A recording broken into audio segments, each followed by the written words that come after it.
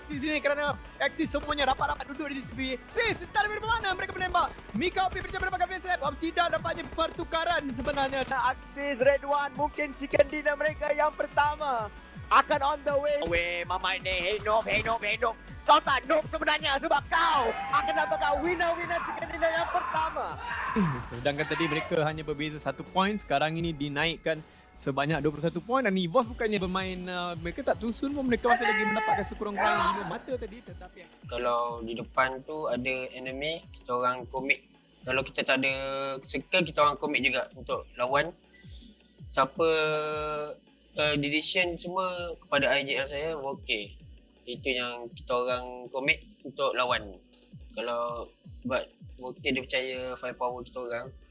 So kalau langgar tu memang langgar sekali ya. Paling busuk pun seorang je kena. Yang satu tim tu semua rata. Kebanyakan semua tu menjadi lah.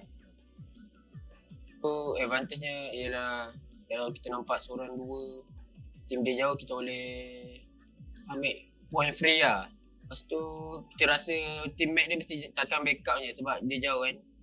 So kita orang anggap dia macam buat online je lah. Sebenarnya saya masuk team ni banyak lah benda yang saya boleh belajar, macam segi cara nak masuk zone, cara nak fight. So berbeza lah dengan tim-tim yang sebelum saya join. Rasa kita orang akan boleh kekalkan lah placement kita orang top 1. Sebab kita orang akan cuba dengan macam-macam skill lah untuk dapatkan first place. Tentang tim Farhan, kita orang tak ada rasa takut apa lah, sebab kita orang bagi kita orang semua tim semua boleh makan, semua sama je. meninggalkan hanya satu sahaja player untuk Axis Red1 dan mereka akan masuk ke depan. Adakah ini pengakhiran kata susu dalam nyawa-nyawa terakhir? Adil Luke masuk begitu garang dan mungkin sekali winner-winner chicken dinner untuk Farang Legend percaya dirampas daripada tangan pasukan Axis Red1. Kami amat berpuas hati dengan result kita orang di Super Weekend yang pertama. Gameplay kita orang juga tidak terlalu agresif. Tapi jika komponen itu kita orang perlukan, kita orang akan cuba knock one dan take over tempat itu.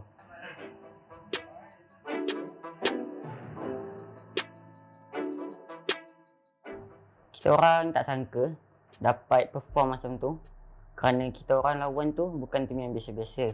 Diorang juga dah banyak berpengalaman. Tetapi semua itu semangat kita orang takkan patah dan kita orang akan mencuba untuk menjadi top contender untuk PMPL Season 4 kali ini. Target kita orang untuk season kali ini hanya untuk mendapatkan champion dan slot ke SEA. Untuk weekend, hari pertama, hari kedua tu kami main seperti biasa. So, masuk pada hari yang ketiga tu, sebenarnya IGL kata nak main barbar, nak main langgar. So, meta tu tak menjadi. Itu yang hari yang ketiga tu kami agak sedikit lost lah. Kami memang fokus untuk dapatkan slot PMGC. So, kami memang cuba sebaik mungkin lah untuk kami punya target, which is point tu kami kalau boleh tak nak cap jauh sangat dengan number 1 and number 2. So kami harap kami dapat pergi ke PMGC.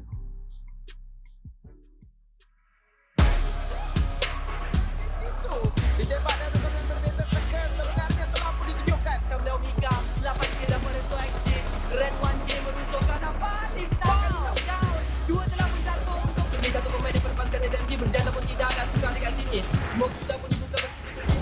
Dia akan dapatkan Axis.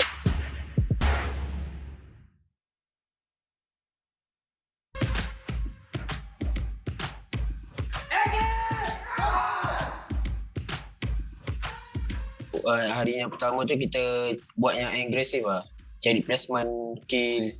Macam hari kedua tu kita dah boleh santai lah. So kita orang main tanpa pressure lah. Kita orang cuba benda baru lah sebab placement pun dah sedap, boleh Super Weekend pun dah lepas masa tu. Tempuh telah pun diketahui kantang susu ada 5 kill dalam poket beliau. Mampukah dia dapatkan chicken dinner ataupun tidak? Put. Dia akan bangun. Dia akan push ke depan. Tembakan berbalas tembakan. Winner chicken dinner untuk pasukan Axis RedONE. Kami untuk weekend yang kedua ni adalah untuk kekalkan di nombor 1 dengan menjarakkan lagi point antara kami dengan tim-tim lain. Look at this dude. Actually kita orang main cara slow lah. Bila circle to shift, kita orang akan jadi lebih agresif lah sebab kita orang fight untuk masuk zone. Farang Legend, do or die untuk mereka. Jatuh ke macam mana? Ada lu. Kalau dia jatuh, dia akan bagi kill dekat 4 rifle yang itulah dia. Bye-bye. Janganlah turun ramai-ramai weh. La ilaha illallah, itu perkara yang sangat-sangat bahaya. Bayangkan Pubg pun turun dan akhirnya mereka berjaya juga. Itulah dia pengakhiran game kita, penutup game yang sangat-sangat menarik. 1v2 dekat sini Snappy akan pegang. Zinbi, Stewart naikkan Bang Mamba, Mika akan bangun. Mika dapat satu lawan satu. Sekarang Snappy nyawa dia rendah dengan DP 28. Saya tunggu timing yang betul lah untuk nak ambil take fight tu. So saya tengok dia tengah angkat revive member dia, so saya tembak dia. Game yang mereka nantikan untuk melayakkan diri ke Super Weekend dan Zisto akan dapatkan kill beliau yang kelima dalam poket 3v1. Bagi saya tak ada tim yang bagi masalah kecuali kalau tim tu tiba-tiba tukar diorang punya pattern lah. Sebab kita orang dah buat research and kita orang dah tahu apa pattern tim ni buat. So kita orang just ikut based on information and adaptation. So dapatlah chicken ni lah. Mencari chicken dinner mereka di match yang keempat pada hari ini dan Noob hanya menanti saja lawan kawasan zon biru dan winner chicken dinner untuk tim SMG dengan jumlah kill sebanyak 10. PUBG is a game of 101 ways of factors, you know. Maybe there's one day you have that 5% or maybe 10% of luck of the circle keep on shifting on you. So you may have a good game. I just tell them what needs to be happen inside the game, but I need to give credit to my players. They are all 4 incredible players in terms of decision making, in terms of what needs to be done inside the game, how to rotate, how to play against the enemy. It's all on them. Mungkin situasi akan menjadi lebih mudah sebab 1 lawan 2 saja, tapi Fredo akan ditengah oleh playzone. Pemburu akan nampak ke depan. What I just tell them, I just give the general idea on what is happening inside the game, and from there on, they already know what needs to be done. So I need to give the credit to my players. 3 pemain select yang berbaki untuk pasukan No Boys. Farang Legend, mereka ada 9 dan adakah ketika ini mereka akan melakukan satu gerakan agresif ke hadapan? Mereka ada circle, mereka tak perlu pun untuk melakukan tindakan yang terlampau agresif ke hadapan. Masuk Super Weekend 2, kita orang try main secara agresif lah. Kita orang try fight team lain tu. And kita orang buat strategi lain lah. Rapat dengan circle yang seterusnya untuk pasukan Farang Legend. Adakah ini akan menjadi comeback untuk pasukan mereka? Sebab mereka boleh dikatakan King of Comeback ni. Diorang selalu macam tusun. Dan pemain yang terakhir adalah Kacang Susu. Kacang Susu. Ini dia yang begitu mantap sekali dijaga oleh beliau. Dan macam biasalah, dihabiskan, ditamatkan dengan sorakan kegirangan dekat sini. Sebab saya rasa dia tahu bahawa pasukan yang terakhir tu ada full squad, plus pun dia tak ada nak masuk pun. Take over kawasan lereng ini dan mungkin mereka adalah pasukan yang ada probability terbesar untuk mendapatkan win-win chicken dinner. Tu sebenarnya game 1 to 4 kita orang tak ada point sangat, point sikit. Jadi I told them to maksimumkan point the last game. Time tu saya cakap kalau rasa tak boleh masuk zone, anything in front you guys, sapu je. Match tu memang match yang intense lah sebab kita orang nak masuk zone memang post fight punya, semua zone post fight. So memang game tu game yang best lah untuk main sebab game-game sebelumnya kalau nak chicken dapat zone dah tunggu kat zone, lepas tu nanti chicken. Game ni tak ada different, ni kita orang kena fight untuk dapatkan zone. Okay, dia memang tak takut siapa pun depan dia. Dia memang kering hati. Langgar seorang pun dia still berani lah. Macam split semua tu memang dia yang buat. Secure circle pun dia ambil awal. So dia memang berani lah. Let's go! Let's go! Okay, actually sebenarnya bukan saya buat call, saya as a support. Saya sebab kita orang tukar-tukar strategi dan Putra yang buatkan call untuk fight rumah tu. And then disupport oleh Deb apa semua.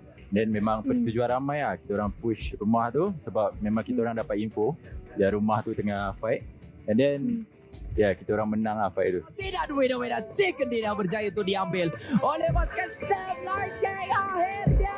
Menang tetap menang. Bagi salah tipis mana mereka langsung tidak akan kehilangan sesiapa. Ya, sekarang ini ada kedudukan yang terbaik. Salah seorang pemain telah pun terjatuh iaitu si Mato, tetapi chicken dinner akan ada untuk tim Secret bagi pusingan kita yang ketiga. Winner chicken dinner telah pun dimenangi oleh pasukan sebagai tim Secret.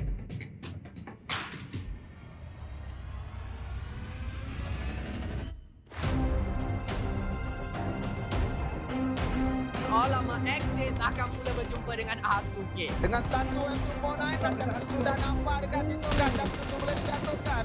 Pasukan Axis RedONE dihantar di tempat yang ke-12. Ini adalah posisi yang sebenarnya akan memakan diri untuk EVOS Champion sendiri. Even my players after the tournament, after they finish the tournament or somewhere around 10, 11 o'clock, after that they still playing the game. They still play scrims, midnight scrims and everything. So that is their daily basis. In the short term, basically, they really can play a long period of time playing this game. So they didn't get tired. Game kita untuk weekdays, Wairi masih lagi merangkak-rangkak menunggu Cik untuk memegang diri beliau 5 penyingkiran untuk Ica di match kita yang terakhir sekarang ini. Ica berpaskan tembakan, 9 penyingkiran. Perasaan saya, biasa je. Hari tu takut, ni dah tak takut dah nak buat apa. Nak pergi depan ke, nak di-push ke, nak lawan ke, dah bantai je. Okay, prepare for the week 3. My team actually, how I see my players is, they take some time to get used to the lobby. I mean, the super weekend lobby. Apa yang kita orang akan buat, kita orang akan banyak lagi study rotation and gameplay yang diorang tunjuk, and kita orang akan try harder lah untuk dari segi mentality and dari segi firepower kita orang sebab banyak mistake yang kita orang dah buat. So usually they have this kind of habits or pattern that I see in them. If it's a new thing, it will take some time. Once they are getting used to it, knowing what the enemy is going to do, knowing how the enemy is going to play, from there on they can just take the advantage of it and just play their game. Weekday rankings kita, Farah akan berada di atas, EVOS di nombor 2, For Rivals di nombor yang ketiga. Tim-tim yang ni mestinya nak tahu tim mana yang confirm secara official untuk tak dapat pergi ke weekend yang ketiga. Itulah dia, Anti-Circle, NSP, YSX dan juga Team Bosku. Hanya berjarak 2 mata sahaja dan benchmark itu direndahkan sampai 32 mata sahaja. Sayang sekali kita katakan.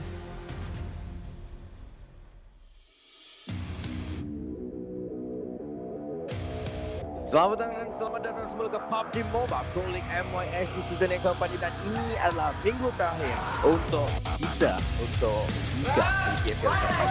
Kemungkinan mereka akan bermain baik tapi ada tim melawan EVOS kali ini. Tapi EVOS kena posisi terlebih dahulu. Tidak menjadi dekat situ. Aku tak ada semua.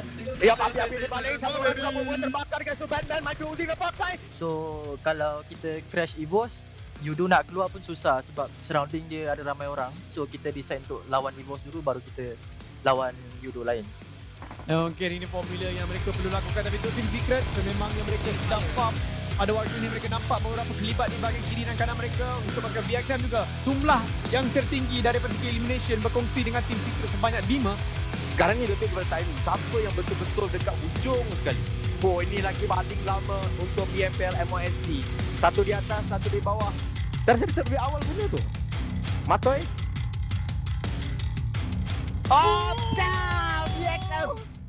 Target VXM kita orang target sebanyak mungkin. Lepas ni 3 map ni kita akan target chicken ataupun lagi 10 map yang akan datang pun esok dengan lusa chicken juga semua sampai habis.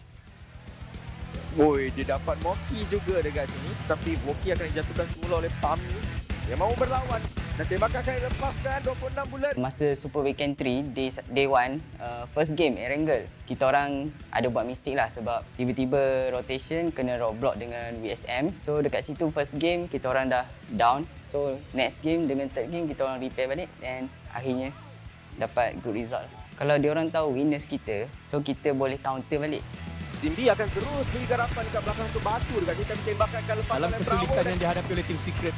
Tak sempat untuk Fredo melepaskan tembakan pada waktu ini tapi ice shot dengan smoke yang dibalik. Itu bantu aku dekat situ. Sarko dapat satu. Putra mencari ice shot di belakang satu smoke. Dia akan nampak dia sebentar saja lagi. Tembakan yang lepaskan ice shot akan keluar. Imo Boys dengan tinggal. Begitu saja. SMG yang tadi mengalami kesukaran dengan EVOS. Kill kelima juga akan diambil oleh Sundan Gang pada waktu ini. Mereka akan gerak sebab mereka tidak ada circle yang terbaik untuk dua player mereka. Sedikit demi sedikit tetapi Sundan Gang dia boleh continue macam ni all the way. Dia boleh capai nombor 1 liga sebenarnya. Double chicken sudah. Dan game ini dia ada 11 kill. Tinggal satu orang saja. Actually memang kita orang dah kira-kira buat kira-kira. Memang susah agak mustahil lah untuk kejar nombor 1 tu. Tapi still kita orang akan cuba sedaya upaya untuk kumpulkan poin sebanyak yang boleh. Kita orang cuba mendapatkan momentum sebelum grand final. So kita orang just cuba and then just give everything we can sampailah kita orang berjaya. Pasukan yang tidak gentar walaupun dua ini adalah pasukan yang pernah bermain global tapi tidak takut langsung. Begitu juga perkesan Gang kalau dari posisi pada waktu ini tinggal 19 rata maka Sundan Gang tidak ada circle, perlu masuk. Okey, ada orang dekat sini. Lagi-lagi dengan smoke ini tapi berapa prima dan tapi ada yang duduk di atas beberapa projective terakhir untuk mereka tembakan yang dapat rata. Jika tidak on the way, triple chicken untuk Sundan Gang. Itulah dia Sundan Gang triple chicken in a row. Wow. Sebelum ni kita orang agak struggle, memang struggle pun, tapi kita orang cuba improve dari hari ke hari dan keep training insyaAllah untuk jadi yang terbaik. So sebab kita orang dapat 3 chicken dinner dalam satu hari tu sebab memang kita orang sebelum start game kita orang memang ada target yang kita orang nak dapatkan 200 point untuk minggu tu. So kita orang akan cuba sedaya upaya untuk mendapatkan chicken dinner dengan semangat yang kita orang ada. And then kita orang berjaya mendapatkan 3 chicken dinner straight pada game ketiga, keempat dan kelima. Yes.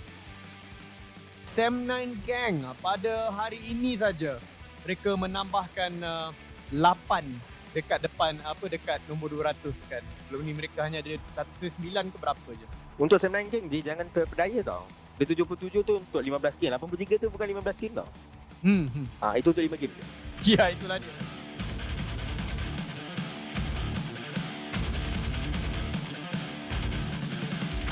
Ya, forever peluang yang sangat tinggi untuk mereka. Kids jatuh oleh EP. Memang premium dibayar dengan emas. Kali ini mereka akan mendayar dengan cara EVOS VIP dijatuhkan. Dua player yang sangat garang. Sen akan pergi ke depan untuk memberikan informasi, tapi informasi terlalu lama sampai. I don't think everyone is consistent, honestly speaking. And as for my team, as always, they did the hard work. They always play this game night and day. And I believe they can become a champion. No matter what people say, they are not consistent whatsoever. I still believe in my players because I know them pretty well since I've been staying with them a lot. Kalau kita lihatkan daripada circle yang berada dekat sini, tapi Sam9 Gang juga telah berkumpul dengan 2 orang bergaduh terlebih dahulu. Alamak malangnya untuk Matoy. Mereka akan cuba untuk mengumpul 4 kill sekarang ini untuk Sam9 Gang. Sama diberikan kepada Man dan juga Drax, dan dia mungkin akan jumpa. Yap, dia akan jumpa winner chicken dinner. Sedangkan gameplay tadi, sebenarnya kita orang sebenarnya memang tak tahu orang buat apa tadi. Tiba-tiba Man dapat idea, jom kita langgar untuk aku nak jadi rusher, nak kill lagi ni. Kita orang pun terus keluarkan meta baru, langgar je. Dia kita orang langgar je kat Rozok tu, mati-mati lah. Gitu.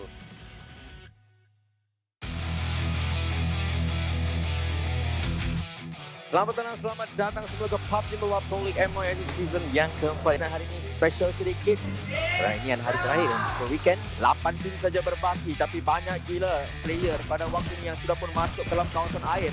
Tembakan akan dilepaskan oleh Mika. Siapakah yang akan jatuh dulu akan menjadi persoalan. M249 tangan cuba dimasuk oleh Mika, cuba untuk dibaling. Topi boleh nampak barang-barang. Yes, dia akan nampak dan dia akan ditembak. Brother Sam9 Gang berjaya naik ke atas SMG dan juga EVOS. So 3 harimau berbaris. Sekarang ni tim yang pertama memecahkan 400 mata, 418 mata untuk satu mata yang besar jugalah untuk mereka kejar. Tadi tu kita orang main PSC lah, anggap tu ikut circle lah. Kalau ada luck circle tu, tu kita orang buat yang terbaik lah kalau ada circle tu. So kita hold biasa lah. Kita orang excited gila-gila lah. Kita orang memang nak GC lah, nak champion liga ni. Jadi kita akan masuk map Wrangle. Untuk Sam9 Gang, mereka confirm boleh kejar untuk kedudukan pertama dalam Super Weekend. Satu dikit berjaya mendapatkan satu pemburu berjaya knock. Tapi Drax keluarkan light machine gun bagi out tembakan lepas. Tapi Drax di knock down. Satu jatuh. Matoy menjadi knock down dekat situ. Death mencari Matoy. Jadi ini merupakan fair fight dan Man dan Kid memberikan informasi kepada dua player ini. Siapa yang akan menang? Dia dapat! Dia dapat! Apa dia yang berlaku? Untuk masa situation tu sebenarnya situation 1 vs 3. Dev dapat clutch 1 vs 3 tu. Dia mula-mula dapat first guy and then dapat kit dekat atas bukit tu and then 1v1 dengan eye shot. Masa 1v1 dengan eye shot tu dia ambil keputusan untuk baling pen tu untuk mengganggu bunyi lah, macam bila pen jatuh dia akan ada satu bunyi macam boleh kacau dia punya step punya sound and then dia cuba nak push tetapi bila dia baling tu eye shot keluar and then macam tu lah, orang kata lucky shot tapi still we got a kill and winner chicken dinner. Tapi kat sini berjaya jatuhkan satu orang. Mika OP, satu lagi akan lompat Batman kat sini. Macam tak ada skop peluru. Oh, tapi alamak malam. Depannya adalah Team Whale. Dia cukup gerak ke depan sini. Kenapa target untuk ditembak? Dia akan approach tapi dia akan jatuh. 4-9 dengan 2 kill untuk suket. Cuba berlari, dilihat di belakang batu. Tapi satu distraction play yang cantik lah. Tapi dua-dua dah terkeluar dah. Daripada ketika ini, Biaksan akan dijatuhkan bertubi-tubi XC Esports. Dia bakal dia berdiri tembak. Dia boleh dapat.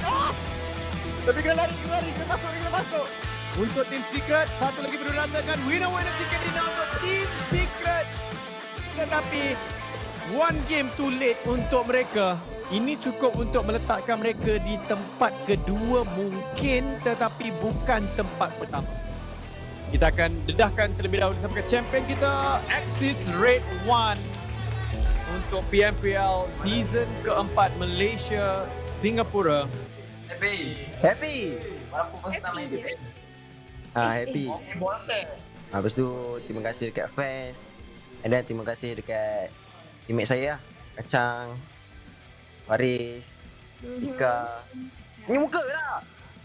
Joget-joget je. Hello. Kita orang akan buat yang lebih baik lah untuk SEA sebab banyak lagi kena belajar. Saya pun first time jadi IGL, Ika pun first time masuk PMPL, so dia orang banyak lagi. Action! Okay, bye-bye. Rasa macam terkejut sebab squad baru buat kan. Line up pun bertukar daripada season lepas. And of course lah happy dapat secure slot C. So grand final kita orang tak ada pressure sangat. Just fokus dapat top 3. Dari segi performance diorang dah western. Kalau yang mana yang dapat secure dia dapat good game kan.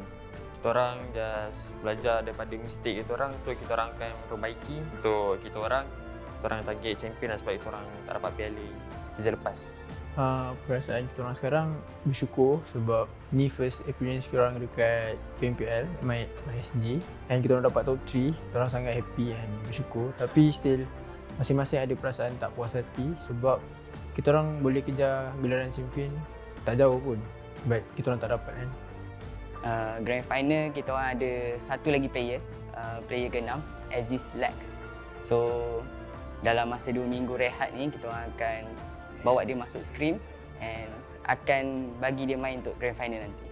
Saya harap dia orang boleh lepas ke PMGC sebab tu impian dia orang untuk main, untuk dapat experience dekat global.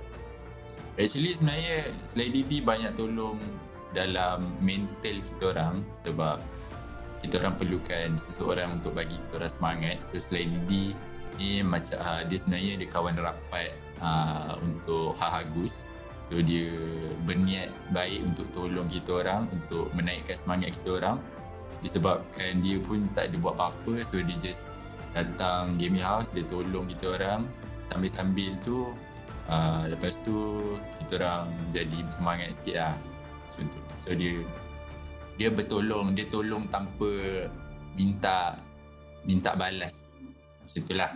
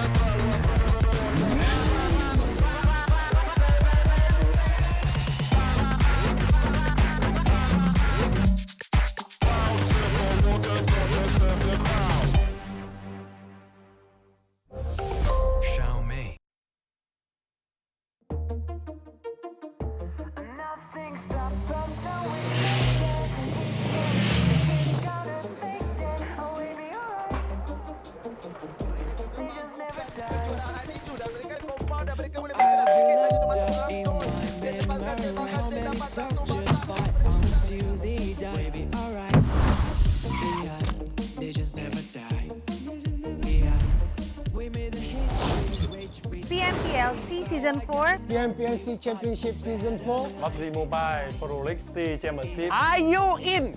Unite to fight! Yeah!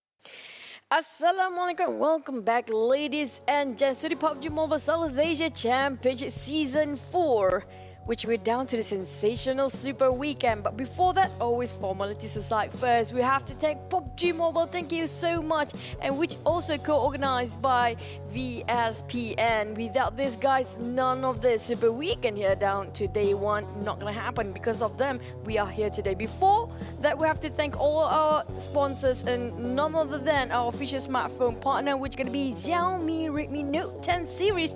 Challenge your boundaries with them, because you know what, this is like one of the longest phone I can play my games with. And also our official media partner, Esports Fight Club. You guys can earn more by watching PMPL live there as well, and also a lot of live tournaments or whatever you want to watch, it will be there in Esports Fight Club, where you can earn more by watch more. Also, we want to thank our official media partner, none other than WeTV. There you go. It's always gonna be more, because it's gonna be Asia's best content in their drama series. Whatever you wanna see, it's gonna be in there. Just download for free. None other than on Google Play Store and also Apple App Store. We're down to the Super Weekend, day number 1 of week number 1. We're gonna be your narrative storytellers here today. None other than me, Chichu, and also Sir Cloud. Right, and it is the first Super Weekend for the SEA Championship, so it's going to be super exciting. The top 16 from the weekday moved on to the Super Weekend, so it will be 3 days of action-packed, ladies and gentlemen. Definitely, this is like the filter through the best of the best coming to the Super Weekend. But also, just to let you guys know, we are running this production in closed doors and under strict safety protocols to ensure the safety of everyone, including the production crew and everyone behind the scenes as well. Well, the door is that way. It's closed right now. Yeah, it's closed. Yeah, it is. But speaking of, it's gonna be the Super Weekend, day number 1. We do have our predictions differently this time. It's entering the Super Weekend. I did ask Clark about his predictions. Apparently, he's not sharing it with me. But what about you guys watching at home? Do you have your own predictions for today's Super Weekend? Because we do know during the weekdays, some teams are not performing as well as they thought. Maybe they are, you know, kind of making sure it's a secret strat just to save it out during the Super Weekend, which is going to be today. And we do have only 16 teams participating this time out of 20. 4 teams biting their nails on the bench. It's going to be NFT, VGMR, Kiryu, and also Onis, hoping and praying that they can catch up, hopefully, for the next week. Yeah, so I don't know how they're going to do it, but we'll see. I guess it's just sitting back and see how many points does these teams gather over this Super Weekend. So it's never fun just sitting at home watching while seeing other teams play, seeing them come up with their own content, or maybe taking their own, I don't know, highlight moments and all that. So yeah, it's not fun to be the bottom 4 out of that. But of course, for us, we'll be focusing on the top 16. Forking works too, but yeah. And you look great today if you guys want to know. Thank God it's Friday. Hopefully you guys sit it quietly at home and just watch with us the entire schedule of the PUBG Mobile Pro League South Asia Championship Season 4. We started on 12th of October a few days ago. We're down to the 15th here today, which is going to be the first ever Super Weekend, the entire Season 4 South Asia Championship League, which down to 3 weeks consecutively to the 31st of October for the 3 weeks long of the league itself. Then we're going to enter the final week starting on 5th till 7th of November. Yeah, so it will be a month of almost non-stop. We can only say that maybe on the 1st to the 4th there will be a little bit of a break between the league as well as the grand finals. But other than that, expect a whole month of action. But what are these teams eyeing for? Of course, besides the Moonlight, which will show up later, the PMPL SEA Championship Season 4 will allow them to have 4 slots into the PMGC. That means from the Grand Finals, top 4 will move on to the PMGC. We have already confirmed 4 teams, as you can see, will be GD, DX, Infinity, as well as Team Secret, because they are the top number 1 accumulated points from Season 3 and Season 4 in their respective countries. So overall, in summary, we will see Southeast Asia having 8 slots in the BMGC. Yep, who will be joining in the other 4 slots then? We are still eyeing it out for you guys. You guys watching at home, do drop your predictions and do tell which team you're rooting for to join in the PMGC later with the higher tier levels of gameplay. But here comes the moolah. Mola.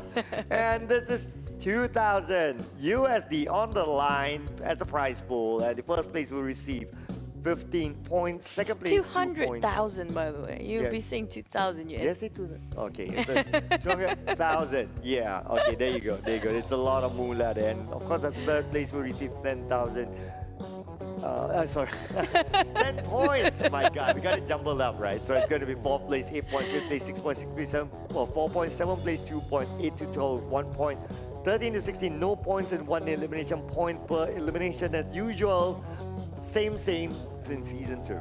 No, that would be interesting, the 4th player getting the 10,000 USD, but it's going to be 10 points here for the 3rd place. But here comes the Super Weekend team. The 16 teams who will be participating this time. We have Vampire Esports, DX Xaviers or D Xaviers, The Infinity, EVOS Reborn, MS Chonburi APG. We have Eagle Esports, Vigatron Rick Ellens, Geek Fam, BN United, GD, 4 Rivals, Team Secret, Exist, RedONE, Faze Clan, and last but not least, Yangon Galacticos. Yeah, so these are the teams and they're arranged according to their positioning in the weekdays. So like what we can see, the Vampires, they were first, so they're on top, and followed by MS Chonburi 2nd place and Geek Fam at 3rd place, and so on and so forth. So this is also somewhat of a recap of how they've been in the weekday. So will they be able to translate the same performance from the weekday to the Super Weekend? Let's see, because all eyes definitely on our 2 Thai teams on the top, Vampires as well as MS Chonburi. Who do you predict it today? Is it going to be the Vampires here now? But here comes today's matches, which we're going to starting off flying into Erangel in a very, very short time. We have a few minutes going on, the clock's ticking, and then I'm going to jump into Miramar for the 2nd match. Back to Erangel, but this time we have something extra for these guys. It's going to be Sunhawk. Are you missing Sunhawk for match number 4 later on? And Erangel match for match number 5, closing of day 1 Super Weekend. So speaking of which, do you think Sunhawk will be very slow or it's going to be super fast? That's where I'm curious to find out what's going to happen in Sunhawk, right? Whether it will be a safe healing game or whether it will be a regular Sunhawk game like what we used to know of in previous seasons. So we don't know. Now we look at, based on region, Vietnam, they played Sunhawk like how Sunhawk's supposed to be played. And like for Malaysia and Indonesia, they like to play the healing game with Sunhawk. But besides the talk about Sunhawk, these are some of the events upcoming for you guys. Yep, starting on Weekendy, we missed this a lot.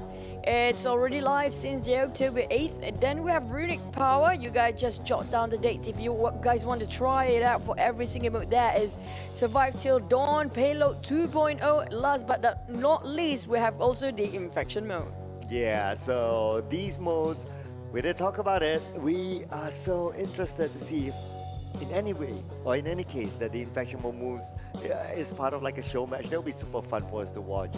And Weekendy is also in the game. You guys can try it out yourself. This is of course like the newly polished Weekendy, so feel free to try it yourself in game. But for today, it will be 3 different maps in play. Weekendy is still parked aside. Who knows, we might see it next season. But for now, we will be focusing on Erangel, Miramar, and Sunhawk. Yeah, speaking of next season, I do want to know if there's any new map. If you guys have any new names for the map. We don't want a disease name map, definitely. Speaking of which, we're gonna jump into match number 1, which is gonna be Erangel very, very soon. But here comes. Oh, he stick to his gun, and it's just gonna be Infinity all the way for Sir Cloud. Yes. So it's Super Weekend, so I don't doubt that they're gonna perform way better than they during the weekdays. Yeah, I do think so. So I do think that the Super Weekend is where we see the full potential of all these teams, not only from Infinity but everyone else. And Infinity has the best record so far in the Southeast Asia regions, among other teams as well when it comes to the Super Weekend. So I look forward to seeing their performance. But what about you? Why do you think MS Chonburi? I'm loving the fact that how Chonburi plays. Actually, I call them the Chonburis because because it's just how cool they are. And the fact that they have been gradually getting more aggressive day by day, even though it's just 2 days of weekdays, it shows that they might have something more stocked up back there. I mean, like, I'm looking for their performance during Super Weekend. We'll be more aggressive, we'll be more explosive than their weekdays, because this is where everything matters, the Super Weekend itself. Yeah, definitely. Regardless whether you get anything like a PMGC slot out of being the league champions or not, that is besides the story. You want to secure yourself, especially for week number 1, because you won't know whether you will be in the next Super Weekend or the third Super Weekend or not. So you want to have a good start so that at least when it comes to week 2 or week 3, whatever happens, you can still tell yourself like, it's fine. I agree with that. The fact that the Infinity, especially when it comes to Super Weekend, they never fail anybody or never disappoint any fans at all. We're speaking of them, when it comes to where it really matters, usually the Infinity will blast off all the way, but since they got themselves already the PMGC slot, so I do want to know if there's any team hungry enough to push their limit and boundaries, like challenge your boundary with no meet and series, and can get themselves kind of secure in the position that they can be a bit relaxed for the next couple of Super Weekends, including like the week 2 and week 3. Yeah, definitely. So we will expect to see the best of the teams. So there were some teams that we expect them to perform, but they didn't, like the Xavier, for example. They kind of scraped through into the Super Weekend. They took that last few games in. So being one of the top teams in Southeast Asia in their own country league as well, so we expect them to maybe perform better this round. Hopefully they can, because I'm sure the Vietnamese, they are rooting for their teams from their own countries, and DX definitely want their best. So let's see what's going to happen. Of course, we're going to jump into Erangel after this. Yep, less than, I have to say, now I'm waiting for the time to take to say less than 1 minute. There you go. We're gonna go live. But bigger question is, we do know the circle these days, as our friend Touch Bunny on the analyst table has been mentioned, she's never a big fan of the circle ever since day 1 or match number 1 during the weekdays. So will she be a fan finally here? So these are the 4 teams not playing. Just to recap for a bit, it's gonna be NFT, VGM, Ryu, and Onyx. But hopefully they come stronger for the next couple of days after learning and revise the enemies when they perform their best during the Super Weekend. It's not all bad if you get out, like not manage to step into the Super Weekend the first week, because you get to see more about what you can improvise for the following week to, making sure that they manage to squeeze in into the next Super Weekend. Yeah, I mean, if they can get into another 2 Super Weekends with decent amount of points, I think we can still see them in the Grand Finals later on. But let's see how far the gap is with the current Super Weekend first. Of course, this is the moment that we've been waiting for. We want to jump into our first map, so we will be playing a lot of Erangels, and this is the first one, our first Erangel for the Super Weekend. Let's go! Cannot wait to see what the circle has to offer, what kind of flight path. Definitely coming out down from the southern side, cut across towards the western. So how far do they have to get themselves to where they want to be, especially those dropping around Yasnaya, Lipovka, even around Milta? It's going to be reachable, but those dropping to the northern side will have to take a couple of vehicles, especially if the circle pops there. Now that's a bigger question, isn't it? Jogopo might be a bit famous for now, but we do question about Pachinki before, about who will actually dominate Pachinki, because it's one of the most strategic places there is. The loot is incredible. It's very luxurious for one team to provide every single person to get their own loot building up. And also it's so easy to reach wherever the circle can be if they drop themselves into Pachinki. So will there be any other teams that try to snatch it away from, I think it was DX before, was it? Yeah, it was DX before. So my eyes are on Pachinki as well, just to see if anyone else is going there besides DX. We can see 4 rivals, but their place is in Rozok, so it's on the way.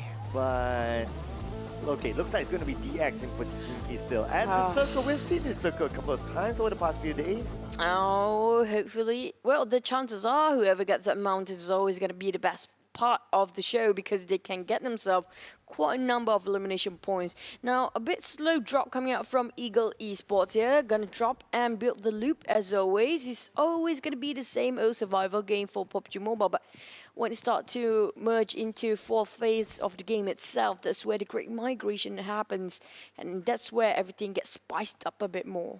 But talking about spicy, just look at this. So it's the Eagles dropping close by with the Vampire. So Eagles versus Vampire.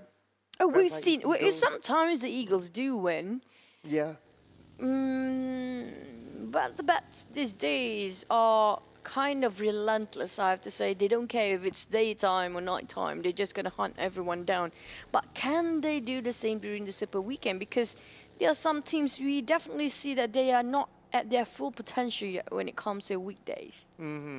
Yeah, because at the end of the day, the weekday objective is to secure the top 16 spot into That's the it. Super Weekend. So you can see some teams, like the moment they got themselves enough points, they go like, yeah, it's fine. Yeah, we can just chill.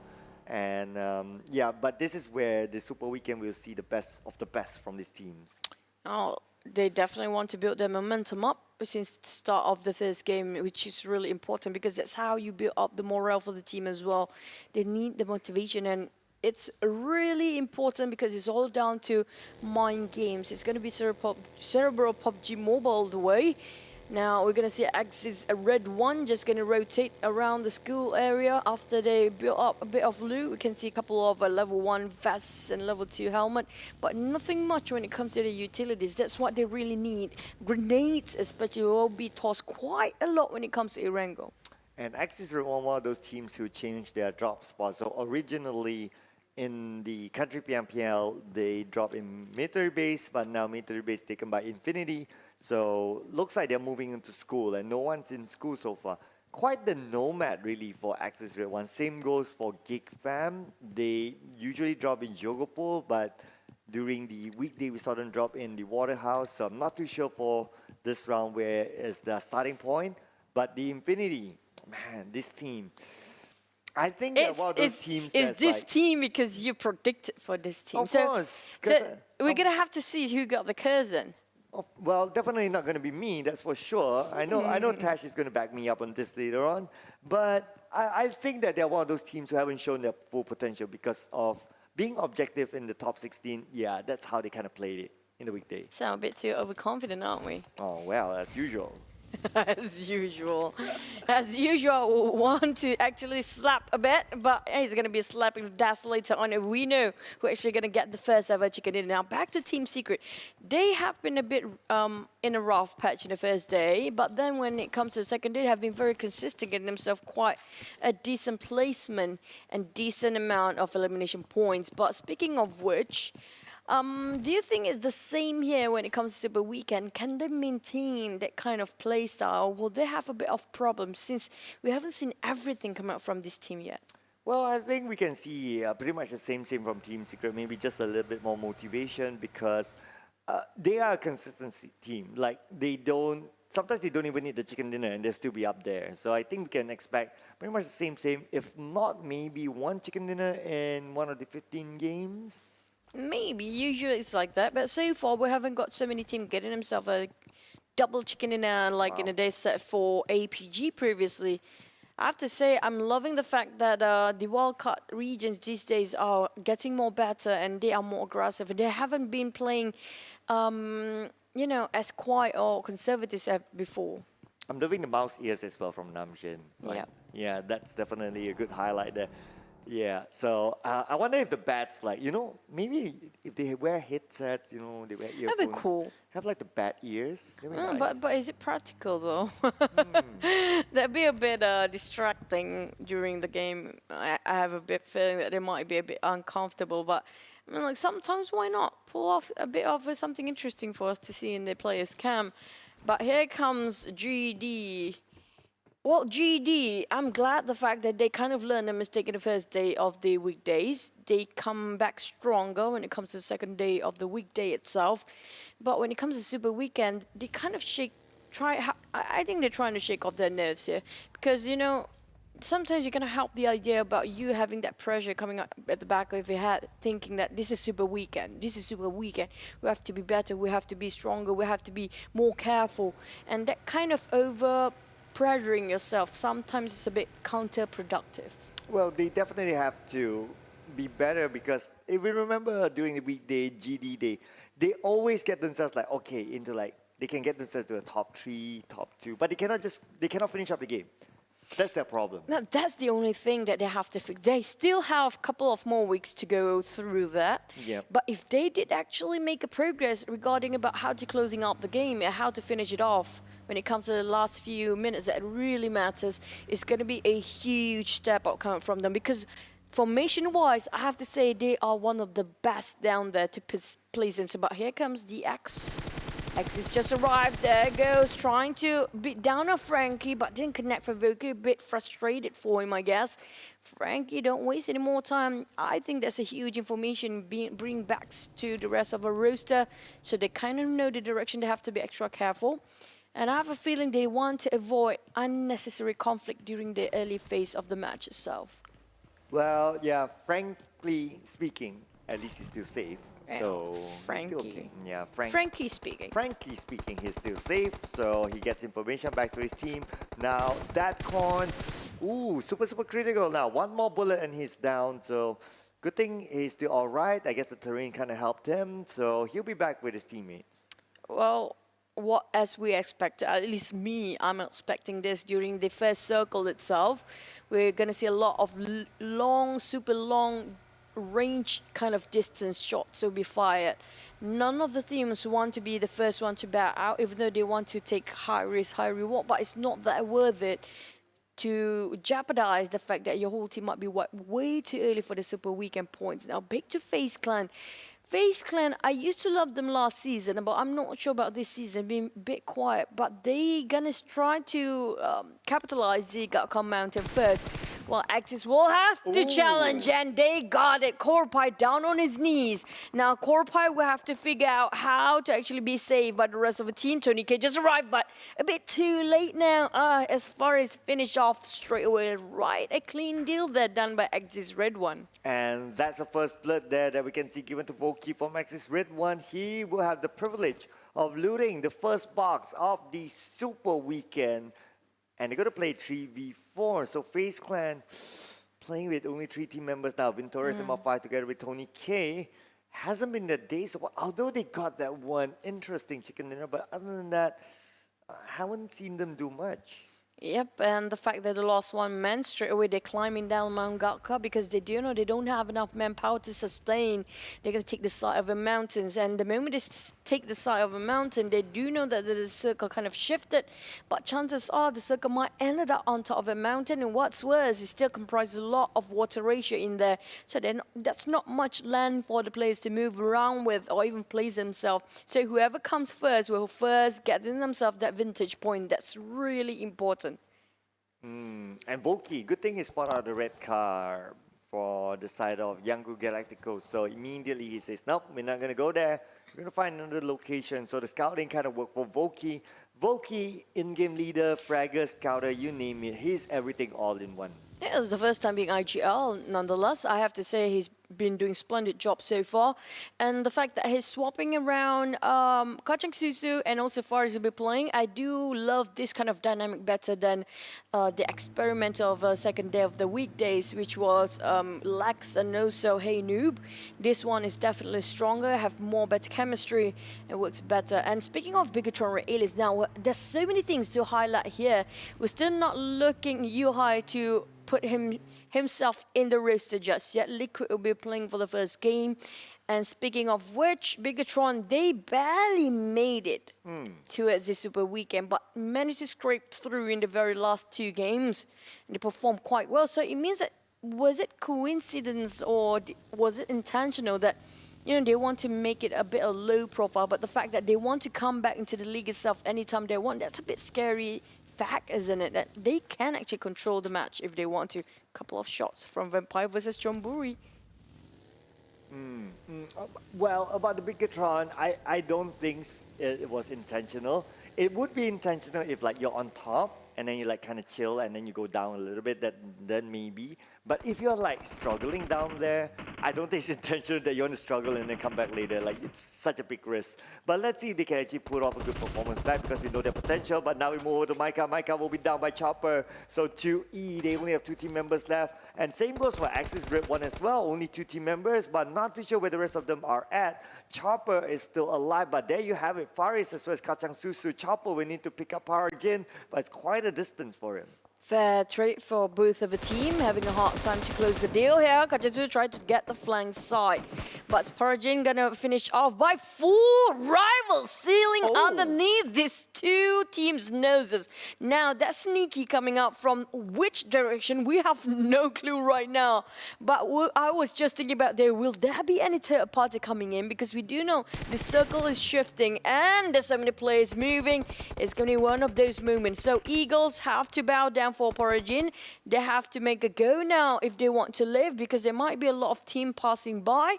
Speaking of which, Mount Gakka it is. So it's going to be Mount Gakka here, just below them. Yeah, most of the teams are currently inside, but let's see who has the high ground advantage moving down. It's going to be a bit easier for them normally. And now we move over to BN United as well as EVOS Reborn. So EVOS Reborn, although they weren't in the bottom 4, but they kind of like hover around the bottom 4, so they're kind of okay-ish. Bigatron Ray Aliens and at the other day, not too far apart. But here's the skirmish happening between BN United, EVOS Reborn, who's going to go? 2 teams contending for same place, same time. BN United, White gets sprayed over, not connect. Just 1 tick away, 1 bullet to bring that person down. So close yet so far. Right across them, still taking up the challenge. White Cat's not giving up. They are putting a lot of commitment, full force going against EVOS Reborn. BN United, will they actually expose themselves way too much here? But they are not in the circle, but very close by. They can just manage to make themselves through at the end of the day, but do they really want to put this much of time to get this fight going on? I think EVOS Reborn just don't want to waste that much. Yeah, plus they are outside the circle. So it's going to be the same concept like what we talked about before this. You don't want to play on the outside. GD sees exactly what happened, and Red Face, we don't want him to get red face now, but he's still safe. Snizzle tried to clip 1 down. They're just going to be okay. A bit late when it comes to controlling the recoil. Well, fortunate enough, EVOS Reborn, even though they just walked into the lairs of GD, but they're still going to survive to the end of the day. They park themselves, might take up a challenge against GD next. But they have to remember, just now they were fighting against 1 more team, which might just join in the same angle of the circle itself. But Gakka, a bit quiet for now, but the storm's coming very soon. Well, GD has a little bit more advantage because they have the high ground, but the nade will be tossed up by Micro Boy will land onto Booms. Looks like not, it will go kaboom, but not onto Booms. So Booms, he will relocate himself back. The good news is that both of these teams are in the circle, so they're not playing like what we used to see, like Infinity and NFT also before, NFT. Yeah, that was quite a disaster. That, luckily we didn't have NFT, so this time Infinity will have to find somebody else to play outside in the blue. So speaking of which, we do see Team Secret lurking over the corners here, and GD might just be in sandwich position if they move forward and stuck in between. Now they got themselves a couple of compounds and a couple of building to work with. Will they move forward? That's a bigger question. I do hope they stay a bit more for GD while EVOS Reborn start to move. They might bump into Infinity and also Secret, but the circle shifted so hard on the right side. Now, it pretty much on no man's land, but 2 or 3 teams already parked themselves in there. Very lucky for them. For the other teams coming from Western. Oh my, Liza. Liza versus Nuzi now. It's going to be a 1v1, and Nuzi will go down to Liza. Liza will finish him off, and Infinity loses 1 team member, but the long reach are coming in from Gatani. Gatani, counterfire under him, 40% of health left. Oh, YG. And almost taking out KF. Where did that shot come from? It's going to be from the inside of the circle. And this does not fare well for Infinity. They already lost 1 man before, and now another one. It's going to be not enough men for them to trade for the fight. Well, for EVOS Reborn, they're trying to figure out how many teams actually around here. Stone just walk in, drive in, crash in. There you go, even park there. Stone! Too much of a valiant attempt there. Very risky move. Oh, very, very indeed. We can see that Stone is almost down, but Stone will recover himself, no problem. Fluke came together with Traps. We're coming from the side. It's going to be Logan 1v2. Can Logan actually do the business? But Logan gets one. Logan gets two. Wow, Logan! But too bad. Stone just have to spoil the party. The Infinity is out 16th place. No points for them in this round here. Almost got at least 2 points or maybe 3. Oh, double down for Logan, but at the end of the day, he's the one who bows down first. It's going to be too bad for you, Cloud, as the team you predicted. You kind of jinxed it, man. Back to Geek Fam now. It's going to be across the street shooting over the neighborhood. It's going to be Duckcon taking over Geek Fam. Oh, what a perfect angle. Nice, nice, nice. What an angle there coming in for Datcon. And now Datcon will need to finish up the job. Geek Fam is in trouble. Geek Fam is still active, but Datcon, he secures the elimination point onto QB. Instead, we can see that KF will knock down one team member from his opponents on the other side. And 4 rivals. Is that a kill still? Happy, you naughty boy. It's not the first time they're doing that now. EVOS Reborn march into the Axel, ringing on the door. Right in the face. It's going to be right Faze KF trying to toss out the net now, counting and calculating the angle. Hopefully it's gonna be somebody there, but not enough. Lamborghini finish off. Reborn, wait, Reborn couldn't hold the stand, couldn't hold the fort, and they might have to back out quite early. One member left here. They might place themselves 15th if they were to wipe out right at this spot. Oh, but check this out. The Vampires on the GD. GD now takes out 1. GD takes out 2 of the Vampires. Looks like they are almost out, but at the same time, we can see that there's a third party coming in from BN United. BN United on the other side, they're so close with each other. GD, only 1 team member left. This still the only one. Can he pick his teammates out the smoke? Will be popped out, but we move over to Kachak Susu. Gets 1 more for himself. Oh, YG, last person. All they need to find is that one person playing at 2 pick at one time. Faris is on the other. YG, they're trying to smoke up, but that's so close yet so far. Faris trying to give the pressure on the side of YG. Can they pick the members up? A bit too late now. Lot finish of Kachang Susu. As the rest of YG trying to spot where Faris is, but I think they need to save Tamyo first. Yeah, they can pick up Tamyo at the same time. Faris, does he want to take this risk because it's a 2v1 scenario? The zone will move up. Looks like the Eagles, they are in the zone at this moment and they have a compound. But now we get focused on the Yangon Galacticos. They will manage to pick up Tamyo so they can restart this up. But the shots coming in from the high ground and one of them have been knocked down. And now YG, this is a tough spot from them to get out from.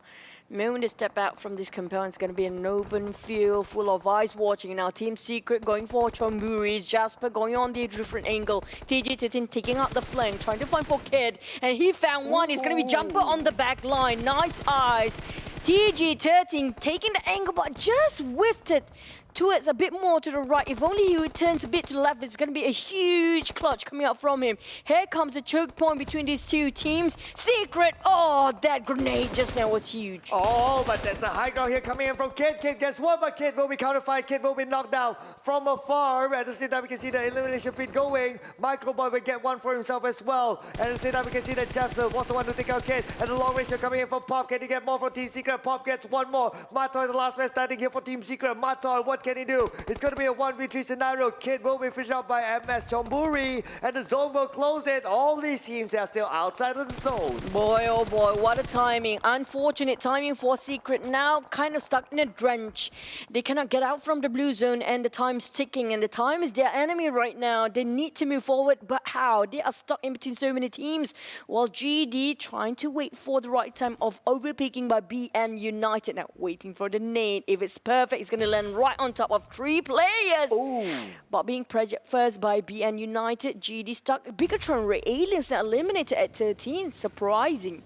Still not a good start for Bigatron Red Aliens. They need to find a footing here into the Super Weekend. But talking about finding footing, it's also DX. They need to find it. And boom, so take out Zunos from another angle. Lamborghini with the long range on the Capone. Capone now 40% health. Capone still proning safely. But demolished volley will be tossed up by Lamborghini. Will it land on the Capone? At the same time, we can see that Duke will be knocked down and behind from Booms, and the zone will start to be cruel to our players. That snipe coming up from Car, and now going for Faze against Geek Fam. Geek Fam only have snipes left. He needs to survive, but the blue is shrinking. The time is not on his side. Finish off clean by the side of Faze Clan. And that is it, Faze Clan for you, ladies and gentlemen. But we're not done yet with DX. Lamborghini is still alive. Geek Fam will be at 12th place, 1 elimination point for them. Lamborghini is still standing here together with White Cat just right from here. Lamborghini will take the shot. Lamborghini gets it out to White Cat. Can he secure the elimination point? Yes, he can. But can he still survive this? He'll need to pick up Doug. It's going to be 2v2 scenario. Capone now down. White Cat is still alive. Lamborghini is still alive. The smoke will be popped down. And there's no more time. 35 more seconds and the zone will close in. That's a bit comical, tossing the smoke right in front of your enemy's face. Now back to BN United. They can have the time to actually revive back Capone, but Lamborghini is pretty low at the moment and too far off from the circle. Proning and crawling towards his way there. It's not going to help him. Lamborghini! Whoa, what a nade there coming in by Lamborghini, and he's still alive. If he can take the ball out, that will be the moment. Now another nade being tossed out to the other side. White Cat versus Lamborghini. Is this White Cat? White Cat just in front of him. 10% of health left. Lamborghini finish up the one. No, he cannot finish up the jump. No, such frustration. Man, I have to say he's pretty devastated right now. Back to GIDS. Nissel trying to bring down what's left of BN to be the housekeeping team. But BN still not bowing down. Wait. Oh my goodness. The vampire is being finished off by a cat. It's going to be the White Cat this time. BN United slowly going down, but they still survive. Eagles taking on fight against YG, who just tried to transition themselves into a better spot, but will be denied their entrance towards the safe circle. Oh, let's see, because now one of the team members from Yangon Galacticos, they're still on the outside. They're playing by the edge of the circle, playing by the ledge at the same time. The Eagles, all three of them is in the compound. They have the circle at this moment, so they control this moment. Just look at this, Lord together with AK. How are they going to get out of theirs? But the good thing is that they are still in the circle. Now, Faze Clan is lurking behind. You can see two team members, Faze Clan, still playing on the outside of the circle. Lucky enough, YG, nobody's creeping behind, which is going to be a problem for them. White Cat will be their bane at this point, but White Cat, he's just running around against the blue. Chopper getting one on knockdown. White Cat still survive. How can you bring this guy down? He just don't know when to bow out, and he keep on saving his own self. It's always his own revival. Here's Nissel getting his views on White Cat, but White Cat just denied to die. Look at that. Oh, looks like White Cat, living like Cat's life, had 9 lives here. How long is he going to stay out there? And White Cat now down to 10% health. White Cat, the zone coming in. Looks like his 9 lives is out. White Cat will be eliminated together with BN United. 7 place, 4 elimination points for them. Is willing to bow down to the player instead of a player. That's a nice thought there coming up from White Cat just now. Faze! My God! And now getting one on Shroud. What a perfect spray just now. Didn't even miss any bullet. MR5. I have to say, Faze, they are pretty greedy, taking 2 angles at one time. But you reap what you sow. You attract way too much attention. But Vintorious going for the front ones. Eagle Esport. That con also gone. Now they have 2 more members left. Chopper and Namjoon have 4 wall to take covers from, but a couple of nades small enough to flush them out. And somehow, Yangon Galacticos, they can still slip into the zone, aka, just look at the minimap here. They have the zone now, and those on the compound, the Eagles, they may need to move in a little bit forward, but for sure, Faze Clan will need to move forward as well, so they will start to fight with each other very, very soon. MR5 with a long reach out to the MS Chonburi. MS Chonburi, they are still in this. 3 team members, 2 still active. MR5 trying to do the miracle shot again. He got himself quite an angle that we remember always, as his grenade toss was remarkable last time. But can he do the same thing? Can he clutch with the side of Venturis? It's going to be only 6 teams left, and none of these teams have more than 2 members to work with. MR5 Oh, I'm looking at APG just gonna bow down here. It's gonna be last 8 kid just now. Can he find one? yeah. He found one. I'm not gonna go down easily. I'm taking you down with me, but that's gonna be the end. Such a valiant attempt just now, but still managed to end it up with 6th placement. Not too bad, not too shabby. But there's also not enough time for Ventorius to pick his teammate up, so he needs to abandon here. Unfortunately, MR5 will be left behind, finished off by AK. And now Yangon Galacticos, the team that has 2 team members together with the Chonburi's 2 team members, Eagles 2 as well, GD together with Faze Clan 1 each. So all down to, oh my god, Chopper burn, baby burn. Namshin on the other end on the outside, so he's gonna be safe a bit for now. Chopper, how can he revive his friend? And Ventorius trying to finish it off straight away, but it's not a very easy task. The moment he overpick himself, so many teams upside still. Lurking around the end of the blue zone, Namshin versus 1, Ventorius finished off. Eagle Esport will still survive. Wow, what a reaction play there from them. Really, really good there. But now, let's get focused onto those within the zone. Yangon Galacticos still with 2. Chonburi still with 2. And now GD with 1. And the range shot coming in from Snizzle managed to get 1. And Eagles out at 4th place, 7 elimination points for them, down to the top 3 teams. Jasper trying to force them out. Oh, finish off TG13 just now. That's a nice trade there. You reap what you sow. And Jasper making sure they are reprimanded. Can Jasper clutch this? 2v1. He almost got one. Lost really a slither of health left. Now down to AK only. YG versus MSC. MS Chonburi. He's trying to play around the corner. Rosie Roya. Oh, wow. YG. Yangon Galacticos. Advantage in terms of man, managed to clutch with a chicken dinner just now. The first 7 Super Weekend, that's going to boost a lot when it comes to their morale boost later on. Oh, no doubt. That is going to be a big one. Although it's only 4 elimination points. But Yangon Galacticos, if you remember, they got number 16 in the weekday. So this is redemption for Yangon Galacticos. But one more thing, Chichu. The Chonburis, king of number 2. Oh, it's just... Well, who needs chicken when they can get themselves atop of a chart without any? Yeah, exactly, right? Like, that's what happened in the weekday. No chicken, no problem for them. So, it's still a good one. It's still a good run for them. Same goes for GD again. Coming into the top 3, but they cannot finish up the job. But this round, we give them the benefit of the doubt. I mean, there's only one person. It's 1v, 2v2. But Yangon Galacticos, I'm happy to see them. That's a team with a mental coach. Yep, you definitely need a mental coach, and it really shows there for YG. And I'm loving the fact, like I mentioned before, we haven't got a lot of wildcard teams kind of under the spotlight that much, but it's very different this season. And the fact that average for this round only kind of have 4 to 5 elimination points for most of the teams. So the kinds of events out for, I can say everybody's up to par when it comes to their mechanical skills. So it's down to where the circle favors just now. And those actually climbing up from the Gapka Mountains have to have a long journey to climb down and being shot down by so many teams already down there at the foot of the hills. And the ending was really tricky to actually place yourself and your own team because it's such an open field of Gapka. Yeah, that circle was kind of open. So that's how you can see that there's a lot of crawling towards the end. Yeah. And they were forced to. They were forced to, definitely. There's not much room for them to play. But here it is, Yangon Galacticos, the young guys from Yangon Galacticos. How do you know they're young enough? Don't they look young? Everybody looks young. We're Asian. That's pretty much it. That's pretty much what you have to agree. All right, I'll take that as well. Thank you.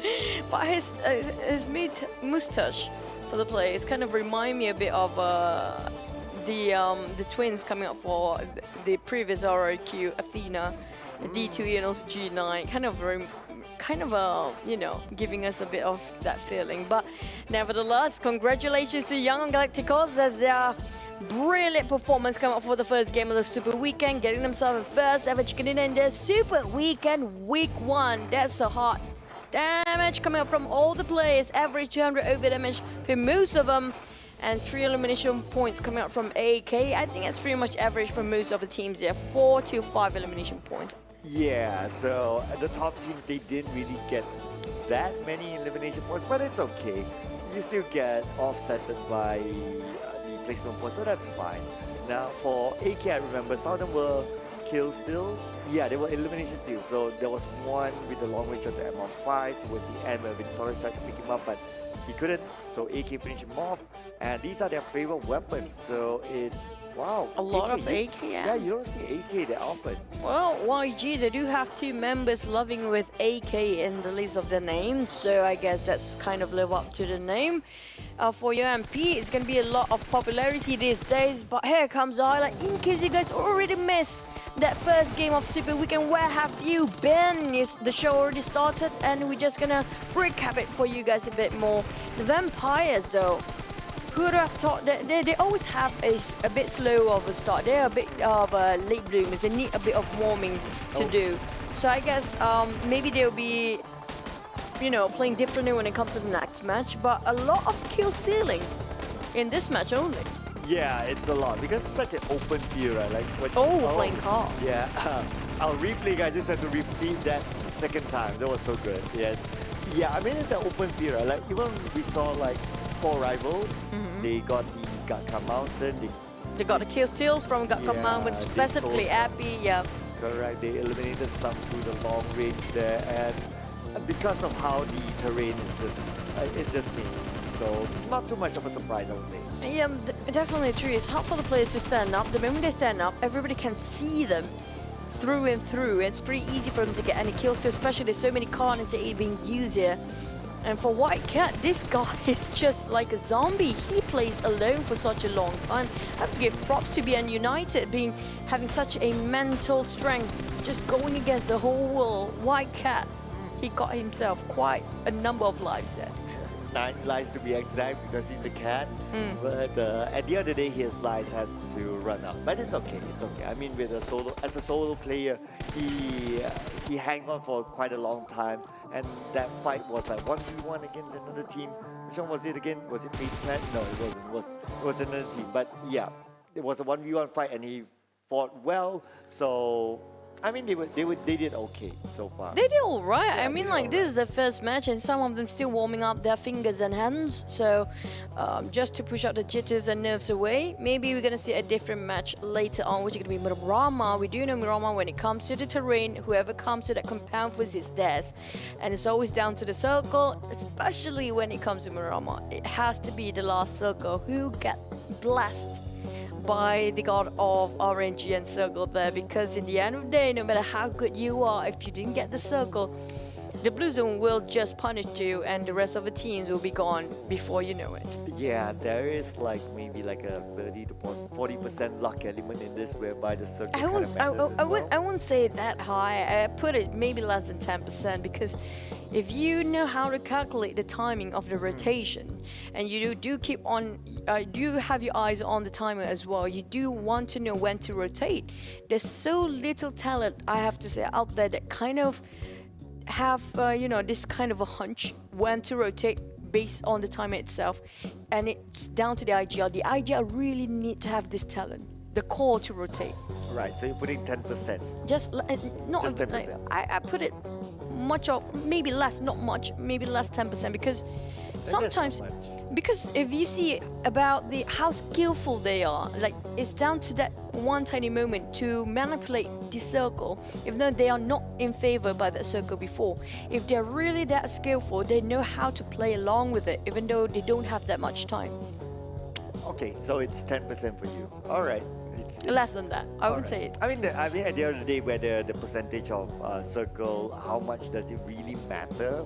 Maybe it's kind of subjective sometimes. Yeah. Yeah, it depends on how you actually manage it, and then what kind of circle is it as well. Like if you talk about like circle, like military-based circle, and maybe the percentage goes up. Yeah, that's true. That's true. Yeah, if you talk about like a middle of the map circle, then maybe the percentage goes down. Something like that. Since we're gonna go into Miramar very soon, I have to say Miramar, most of the matches that we've seen during weekday and Super Weekend is gonna be very different for most of the teams, especially during Super Weekend. For the weekdays, most of the team that got themselves at Chicken Dinner, usually the circle, I mean, like the Chicken Dinner's team usually will be the teams that kind of very close to the circle, so they don't have to rotate that long. They are one or two teams that not really getting it by the circle, but they still managed to get the chicken dinner in Miramar because of their IGL know really how to rotate based on the timing and based on the distance to how much time they need to get into the circle before the blue shrinks in, and when they start to move again, they never get out from there. That's a very rare talent now, but most of them getting themselves a chicken dinner in Miramar will be the teams that the closest to the circle that the first circle pops in. So is that a bigger percentage for Miramar? So you're dividing by maps? Possibly, yeah. Right, so it's Miramar, it's going to be a bigger percentage. And definitely true. All Maybe like 11%. Well, that's not that big, but maybe. Well, I mean, we can just come up with theories of like whatever percentage of it. At the end of the day, it's just theories, right? Oh, So it's it can be PUBG any Mobile. number. That's the beauty of PUBG Mobile. There's so many possibilities and there's so many uncertain stuff that we cannot predict, like how the Infinity. Well, it's just game number one. To be fair, I have to rub it in. I'm so sorry. to be fair, the prediction is based on after the three days. So to be fair. I mean, okay, Tash, you saw the first game just now. Do tell him that his cuts, by the way. Let him realize that, but here comes our MVP. Nope. Refuse. Lord. Nope. One elimination point is more than enough to get yourself into MVP because they got themselves that chicken dinner. Oh yeah, but anyway, what matters is it's a team game, right? So Yangon Galacticos on top, 15 elimination points. 4 elimination points and 15 placement points. But wait, Faze got themselves the most elimination points. I have to say, Faze, Eagles, and also D Xavier are one of these three teams. Look at how much they got themselves the elimination. I thought no team's getting themselves double digit, but Faze just say no to my face right now with 10 elimination points. Oh yeah, so a lot of it was like through long range shots because they played with 3 team members for the most of the game. So even if we saw in the replay just now, they were like a lot of long range. So I wouldn't be surprised if any of them were like coming up as the top long range eliminations. But of course, Vintores and MR5, now we get to see MR5, the guy who did that no-look knee in the weekday. No look, but all is. But here comes the damage output for both of them head-to-head. It's going to be their own teammate between Vintores and MR5. Vintores survived quite long enough, and look at the distance between the I have to say the shots being fired, but the fact that they survived, 3 members are getting themselves such elimination points, you have to give props to these guys. It was sublime performance coming out from them. If they're no chicken, look at the damage output just from Faze. So whatever that they gave, they got back, right? So they had the most damage output and then they had the most elimination. So all in all, I think it's fair game for them. So well deserving. Well deserved, definitely. Let's see who's a little bit naughty. Maybe DX is a little bit naughty. 8 elimination points, about 1,400. Like the difference between Faze Clan and DX is like, you've been a naughty boy. Well, as long as they got themselves the elimination points, nothing can go wrong at that. I mean, there's no wrong way to do it. Why would you waste so many resources just to get a couple of elimination points? That just couple of elimination points will make a huge difference when it comes to the overall rankings later on. But I have to say, the teams that didn't get themselves any elimination points and bowing out quite early is going to be good for Red Aliens and also the Infinity. This is going to hurt them quite a lot as we have 4 more matches to go. Yeah, 4 more matches for today, and of course we have 14 more to go throughout the Super Weekend. So still plenty to play. So I wouldn't be too worried for now. Oh, 1 person and 1 person only for the charts here. Nobody else. We don't see anybody else here. There's no number 2, 3, 4. No, there's only Faze Vintores all the way. I'm making sure that they are not like triplets or that kind of twins, right? Just to see, okay, it's Vintores. Okay, that's fine. So most damage, 915, most eliminations, 6, and most knockouts, 5. Okay, to be fair, he kind of like, he got tied with his teammate, MR5. So it could have been MR5 up there as well. But then just to make it fun. But that's true. That's true. Right. And also MR5 pretty much squeezed himself on every chart there is. But Vintores, you're the man here. You can be the myth, you can be the legend, but can you hold on for the next couple of games? We have to say, FaZe really show us how aggressive they can get when it comes to the Super Weekend. Sensational game just now, but we're going to jump a different map later on. And mind you, we do have additional Sunhawk as well, so might be a bit different when it comes to tempo. And you did mention the fact that some teams have a reserve play just for Sunhawk.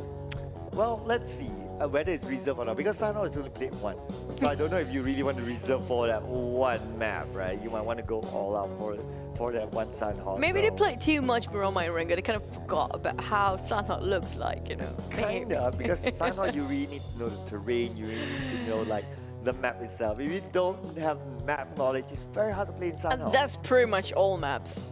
Well, I would say especially for Sunhawk, for Miramar, because it's big.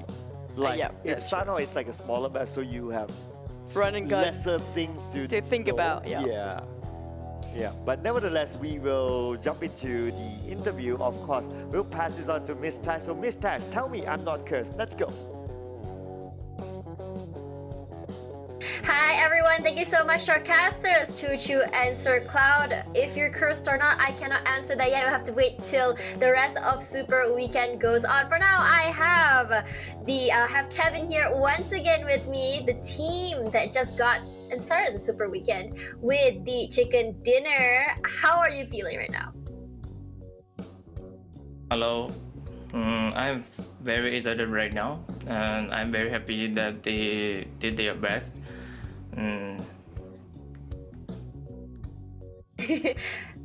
Okay, so just now we chatted a bit, and then you mentioned something about you guys changed like your way of playing, and also you mentioned that you also did some breathing exercises with them. So let's talk a little bit about the breathing exercises first.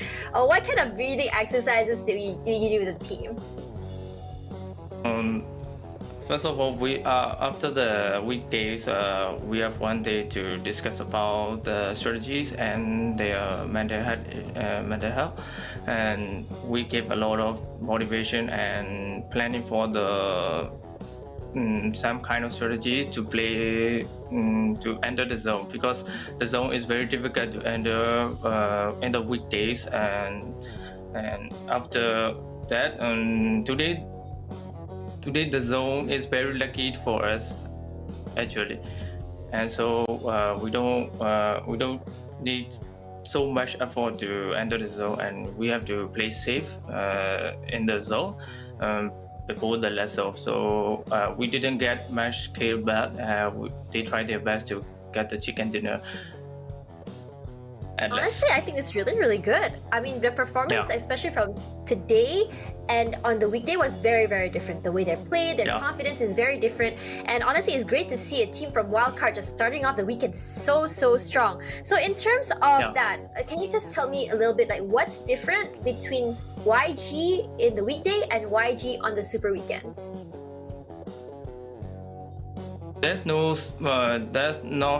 much difference between weekdays and weekends, but we try to fix our errors, and we have to find out the errors, and we also discuss about the strategies to play in the weekend. Sorry.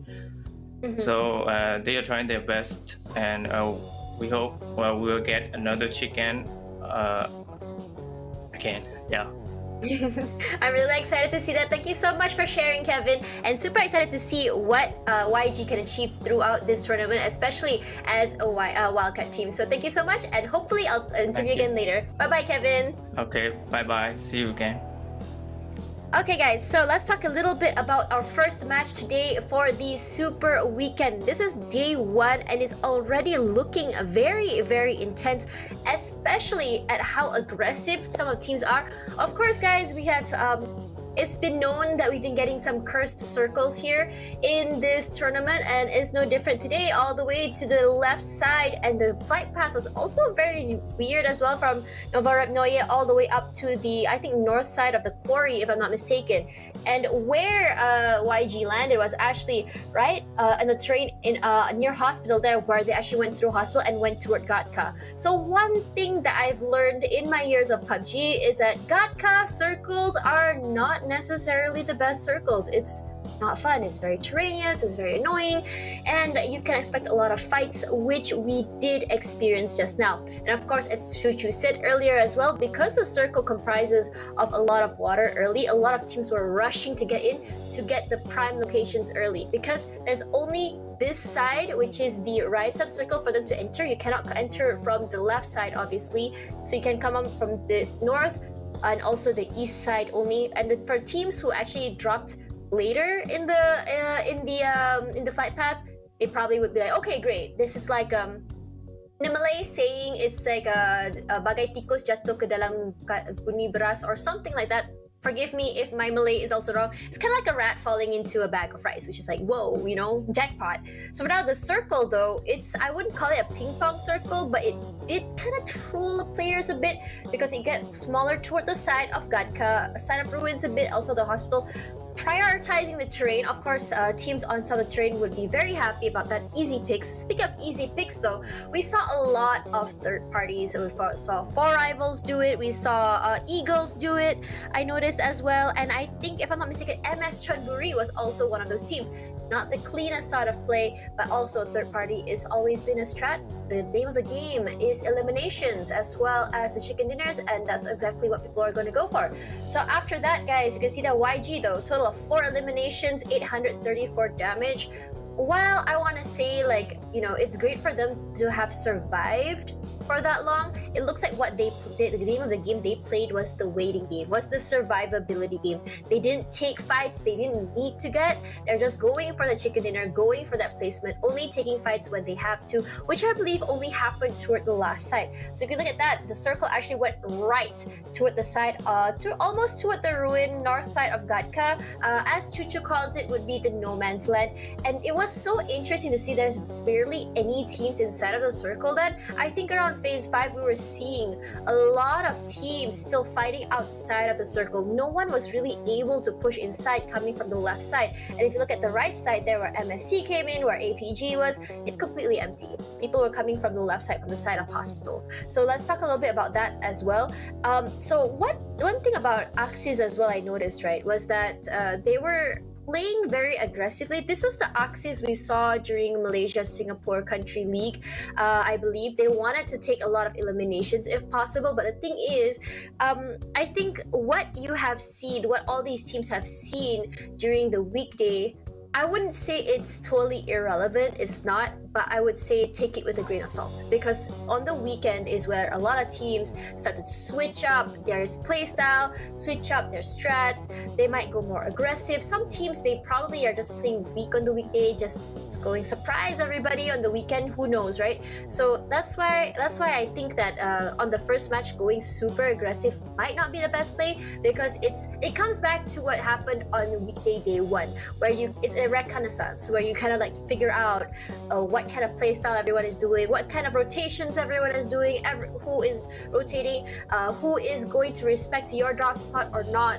It becomes sort of like a toss-up once again. So it comes back to that, especially as well because weekday is more grouping compared to weekend. On the weekend, you are playing with the 16 best teams, which means that everyone will be thrown inside of the Pandora's box of Erangel, and everyone will have to fight everybody. So looking here as well, how the circle is like, it looks like all the teams were spread out. You still have one more player for Axis on the north side as well. And I did notice a lot of times there were a lot of teams, or players rather, they will be the last player around. They will be like, a lot of sprays were coming out. They do get like a double down knock and stuff like that. But the thing is, they never finish their food. I'm seeing that so many times.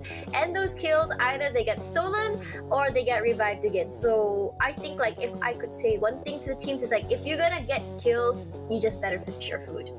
I mean, that's the best way I can say it. But looking at where everything is like, you can see there, where where the teams were. You can see that two Eagles, they had like one compound here, while the rest of the teams or on the bottom side had like one whole area. That whole area of the bottom side of the map just kind of like held down. They really held down the area. And what's more interesting about this this fight is that usually we would see one team with like maybe 4 team members still alive.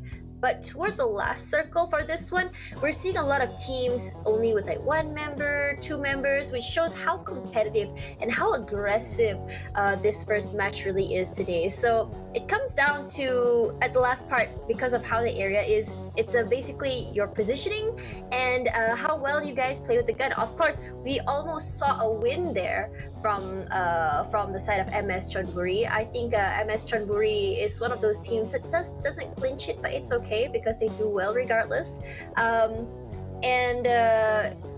It be what it be. I'm just very thankful that YG didn't allow that isolation of players to happen. If MS Chonburi managed to isolate them one by one, I think it would have been a clean and easy kill. But I think next time it could have been cleaner though if they did a double peek together. That's just how I feel. But for now though, that is all I can say about just now's match. It's hard for me to really pinpoint what kind of strat everyone is playing, how they want to play, because it's just the first match. As I said before, it's still the reconnaissance stage. It's still the stage where people are relearning about each other. It's like imagine Choo Choo and Cloud, their first time casting with each other, trying to figure out their chemistry. Yeah, that's pretty much that again for day 1 of the Super Weekend. But anyways, guys, we're gonna head on to game number 2 in a bit. So I'm gonna pass the mic over to our awesome casters, Choo Choo and Sir Cloud. Really excited to see what you guys can cook up. I don't ever feel like, do we have a reconnaissance kind of, or whatever she calls it? I can't even word it. Reconnaissance. Yeah, there you go. Yeah, I there can't you go. word it right now. But Yeah. How was the first time again? yeah. Did I actually punch you? Almost. Yeah, almost. That was down memory lane. So we're gonna talk about that a little bit more. He's already with pain in my neck since the first day, so we don't. That chemistry is already exploded way back then. I mean, like in a south. Going south. Yeah. They are number 1. So. Never mind, but we're not going south after this.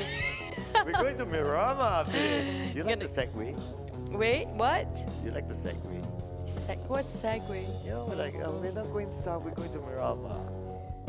Oh, come on! Come on! Am I the only person who doesn't get it? It was smooth enough. Come on. It was smooth. Come on, admit the segue was smooth.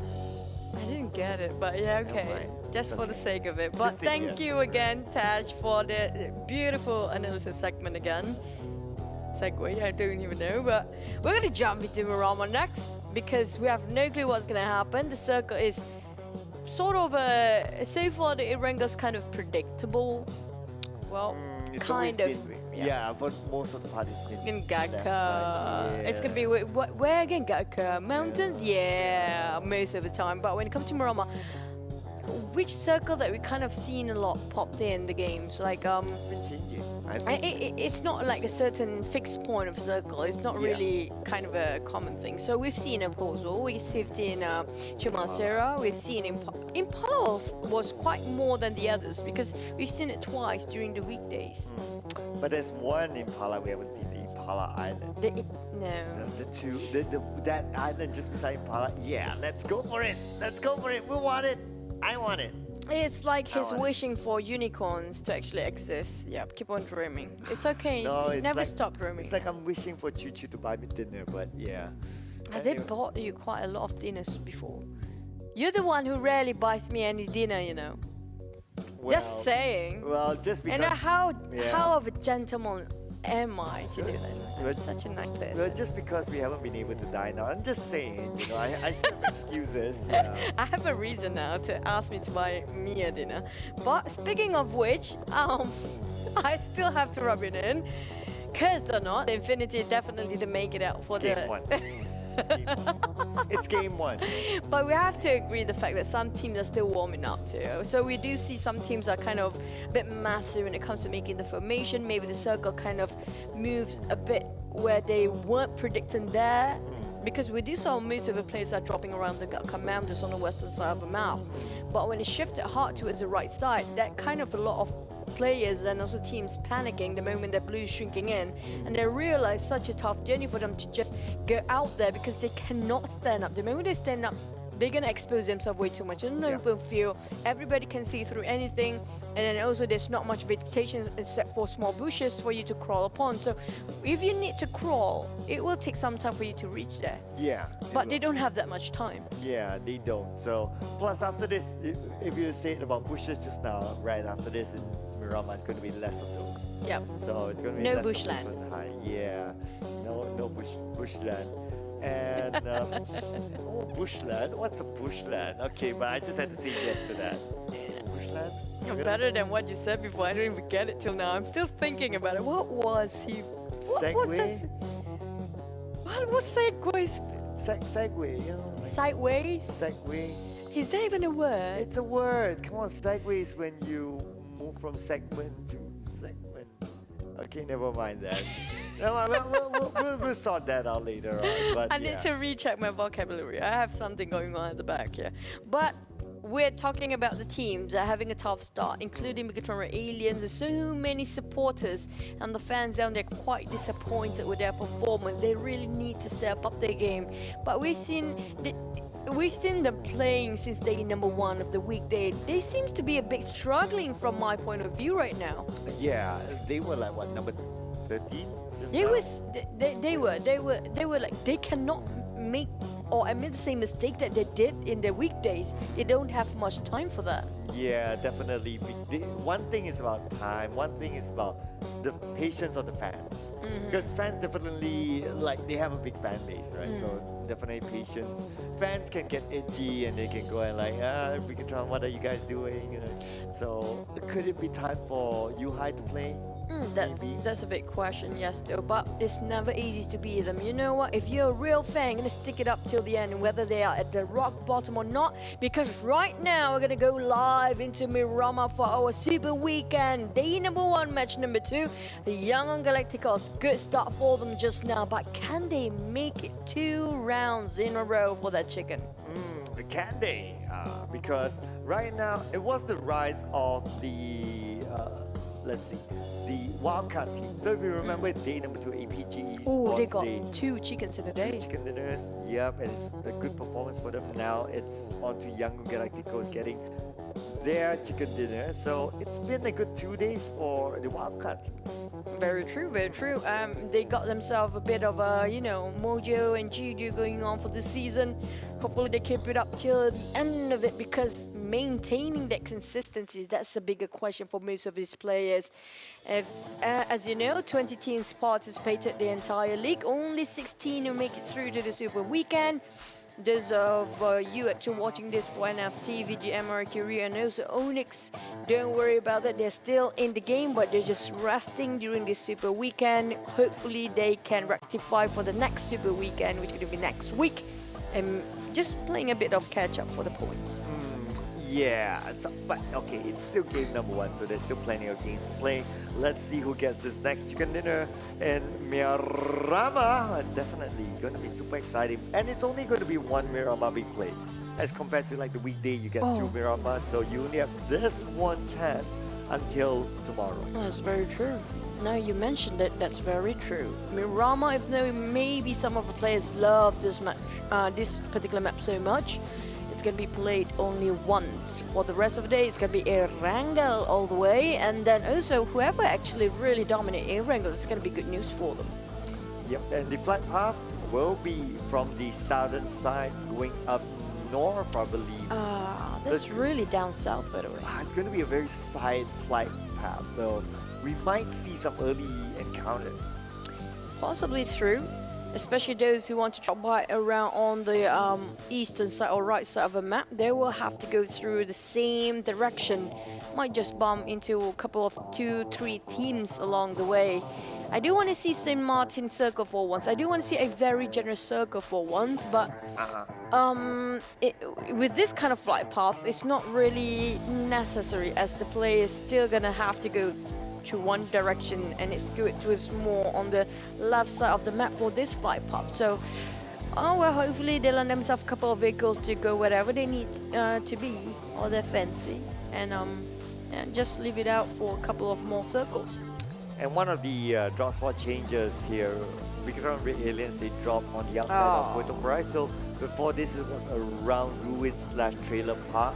So, and talking about the circle, it's going to be, again, we have seen this we have seen this for a bit. So it's going to be a Monte Nuevo circle again, at least as a start. Is it really going to end it up there? Because we do know the circle shifted quite hard sometimes. So. Yeah. At the center for this first circle pops, yes, it seems to me like for all of us, it seems to be a bit kind of clear it's going to be Monte Nuevo. But when it comes to the fourth circle or even the second and third, henceforth, it's going to be different sometimes. That's what disappointing and frustrating for most of the players. It's just so hard to read and predict the circles. EVOS Esports, they just landed, they got themselves already in a predicament, but they're gonna live by for another few more minutes. Hopefully it's gonna be till the end of this round because it's a rough start for them, but they got themselves quite a number of elimination points in the last round, didn't they? Yeah, they're like, they're like one of like those teams like, you find it hard to describe how their play style is, but they can still bring in the points somehow. So that's the Eagles for you. Well, that's kind of portrayed. They are pretty flexible, if you ask me. They adapt pretty good. They adapt pretty fast. And they know how to survive, and they know how to rotate, making sure that they can position themselves quite well, whatever the situation is. That is what's really needed as a PUBG Mobile player. Because there's so many things that's out of your control, like whoever passing by, however the circle will be at, or even the flight path itself. That's what's needed as a good team, to be that flexible, and not many teams can execute that. Yeah, versatility is definitely something that the teams need, because you wouldn't know like, okay, flight path plus circle plus sometimes what team will drop where. So you need to be ready for all sorts of scenarios. So talking about teams that are ready for scenarios, like Team Secret is one of them. Obviously, I would still think that Matoy is one of the best IGLs around. He is very adaptable. Give him any circle, he'll find his way into the final circle. I have to agree. He was one of the best in the ties back then. And now, but wait, we have a bit of a crunch time between four rivals and Geek Fam. There you go, finish off. Snipes. Execution well done. Rith straight away back towards the rest of the roster. He doesn't want to, lurking any more longer. He might fear that there's some of other team members coming up from Geek Fam. Might just finish him off. He doesn't have any utilities just now. Not much. Maybe a couple of bandages, I guess. That's it. Yeah, so I guess it's very, very early. Maybe they drop down, they loot in this small house, and then they just happen to bump into each other. And Riff, we have seen him in Season 2. He had a superb performance in Season 2. Going up against Snipes, I mean, Riff is a pure fragger, so going up against Snipes, so the odds definitely favor Riff. And Snipes, unfortunately, the first one to go out for Geek Fam. And yeah, Geek Fam, they had a very good weekday, I would say. So far, game number 1 was kind of okay for them. Let's see if they can come back in game number 2. Oh. Hopefully they just don't get themselves caught in such a sandwich moment that what happened before, and kind of caught in a drench, having a hard time to get out. Even though they got themselves a lot of smoke to utilize with, but that won't help if they stuck in the same pit for such a long time. Now YG got himself last chicken dinner against GD right now. Now we've talked about GD quite a lot. When it comes to getting that, how do I say it? When it comes to fight, they are not up there yet, honestly, for GD. But when it comes to tactics, they have the brains. Yeah, that's why we haven't been able to see them close out games. And that's GD's issue right now. Like, I want to see them close out games, get the chicken dinner. But this guy, Appy, we have to give him a highlight. Yesterday, during the 2 days ago, during the second last game in Erangel, he actually fought the entire Axis Red 1. If you remember, it was a 1v3, and he won. So, Appy, I would say one of the most improved players this season plus last season. You can have that award later on, the most improved player the entire season. Oh, yeah. I plan to like have a compilation of like, okay, who's like the best fraggers, who's like the best, most improved player or new player and so on later on. But of course, eyes on consistency as well. Can Abby keep on consistency in this round? But here we have it. Sattar almost getting this knockdown. And He yes, got he it. can. He definitely got it. Executed quite clean. Didn't even waste way too much of his resources. You've got an upgrade of loot just now. EVOS Reborn, on the other hand, they took quite a lot of fight in the last match, quite early on as well. I don't think they want to make the same mistake here when it comes to Marama. They want to avoid as much conflict as possible because the way they rotated, the way they played themselves, their drop spot, kind of occupied by other teams as well. They're always being surrounded by so many teams. So they have to make sure the timing of rotation have to be really precise to not bump way too soon. Infinity this time. And same goes for Infinity. That's what happened to them for the last match. Yeah, so they got eliminated early last match.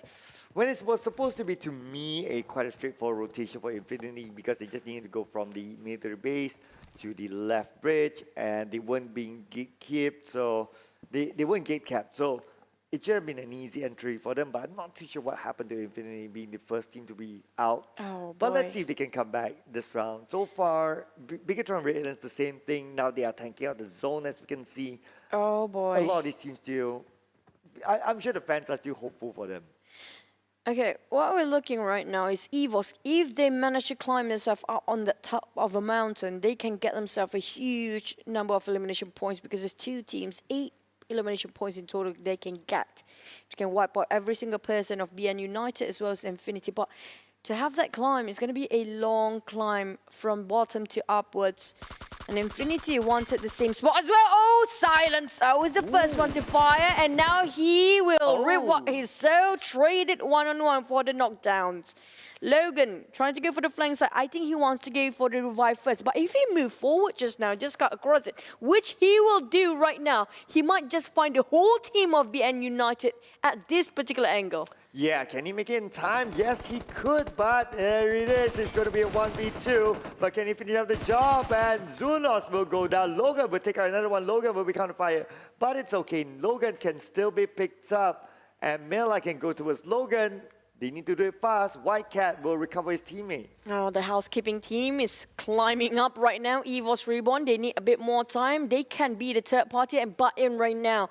But the next circle will be Pops very, very soon. KF. And also, we have Red Face hoping to make it on time just to be the housekeeping team. BN, they're giving a lot of pressure towards Infinity with that grenade just now. Enough to disengage Infinity, reposition himself. But Silence will be revived for now, but another knockdown on him. Red Face EVOS Reborn, they found the angle. And they're working on it quite hard and effortlessly giving off a lot of pressure for these guys. Like what you said, EVOS Reborn, they get that angle, they can farm elimination points from that area. Silence confirmed, given to Red Face, so the point will be given to EVOS Reborn. So far, 2 elimination points for them. For the Infinity, no one yet, but Rabbit now will try to take down Saint from Geek Fam. The spray coming in with the Scar L. It will not take it down just yet, but the vehicle could be in trouble. And Rabbit cannot finish up the job just yet. But there you have it. Saint is in trouble with the tapping with the Mini 14. Saint abandoned ship, and Rabbit could finish him off this time. Oh, Rabbit, such commitment now. He's a bit disappointed, didn't finish off straight away. The moment the vehicle exploded, it's a bit too late. Geek Fam repositioned themselves to make sure the eyes of the enemies won't land anywhere near them now. But for how much longer? We do know so many teams try to get the higher grounds as a vintage point. It's very, very important for them to get the prime position as fast as they can. But we still haven't seen the circle where it shifted just now. Hopefully it's not that far off from what we've... Oh, well, there you go. Monte Nuevo, it's right on top of that cross. Well, will it end up there or Chumacera instead? Because if it actually hard shift to it the southern side, it's going to be tough for the players to climb up to that mountain. Yeah, a lot of hill sides to play with, or a lot of mountains to play on the side of Chumasera. So far it's going to be Yangon Galacticos there together with another team. Majority of them are on the lower ground. So I'm sure they'll be hoping for it to go to the lower ground. It's going to be super tough if they need to climb. But Axis Red One spots up Pamburu. Pamburu is not in trouble. Heino to go to Faris. They're going to move in. So it's going to be Axis Red One versus 4 rivals. There you go. Hey, Noob is playing this time instead of Micah. So they are swapping players here. Hopefully it gives a different kind of dynamic when it comes to different map. Maybe that's one of the reasons for Axis Red One. But we have Jasper start to move against the Red Aliens. This is not a start for them. And this has been going on as a pattern, as a trend for Bigtron Red Alien, losing quite a number of members early head on. Back to 4 rivals. April struggles to live by, but can they pop a couple of smokes to revive his mate? We have Voki coming up from the flank side. He's coming out for the backstabbing. Voki spot them out. 1 grenade to finish, not enough, but it's going to be the spray. A bit late, but reprimanded. ASAP down to the ground. And Axis Red One, 3 team members still active, but they can still pick up 1 teammate. Shouldn't be a problem for them. 4 rivals, so try to gatekeep them. 4 rivals, at least they have representatives in the zone, so if they need to move in, they can move in a little bit easier. Axis Red One now in trouble. They're all outside the zone. Faris will be knocked down by Riff, and Pamburu is going to cook up the nade, tossing on to the other side. Oh boy. Will let on to Heino. Heino is not in trouble. The Molly will be tossed out as well. Heino down to 10% health. Voki will not be picked up. Pamburu is going to move in on the right side. Heino will recover himself just in time. It's going to be a 1v1. Heino takes down Pamburu. Pamburu didn't finish off the job, unfortunately. Riff will need to finish off Heino. If not, it's going to be a disaster for 4 rivals. Hey, Noob, double down on that. Can he get a triple down? Oh, missed a bit. Just whiffed it a bit. And Riff, 1-2-1. Riff trying to make the plays here. Micro Uzi relay for a bit. With the rest of the team, 4 rivals coming up from the back. Hey, Noob, finish it off straight away. Play zone. Knockdown on Hey, Noob. They are tanking way too much. Now, Riff trying to finish it off. The job execution done. And it's going to be 4 rivals reviving back their mate. But Appy coming up from the back line. They are taking too much of commitment. Tanking way too much for the blue for both of this team. It might be a lose-lose now. Yeah, it could be a lose-lose. But before that, lose first for Axis Red One. The first team to be out. 1 elimination point for them. And they still need to move after this. And we're talking about 4 rivals because they're outside the zone. Now we move over to Infinity. Still 4 team members, but Logan will need to be picked up. Geek Fam just in front of Logan. Closest to Mela, should be okay for him. So far, 3 out of 4 Malaysian team has been going in gunfire mode for such a long time, including Geek QB right now. They're going to have to hold this angle. But if Infinity want to go to the center of it, at the fork of Monte Nuevo, you have to cut across. Now, Geek QB, this is tough for him to get out. He's been cornered for now. Well, the rest of the team are across the street. If he needs a hand, it's going to be a long run for the rest of the team to give him that aid. Now back to Sane, trying to spot out the rest of Infinity, but quite too far for him to see anything at this point. He needs to reposition himself on a higher vantage point or even a different angle entirely.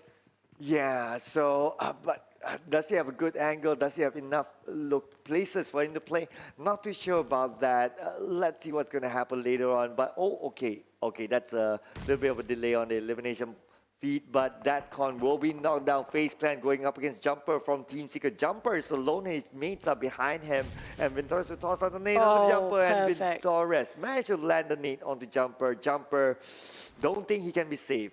Matt Toy hoping to be not discovered by the rest of Faze Clan. But Faze, we saw how aggressive they can get. They have been very proactive since the last match. They want for more.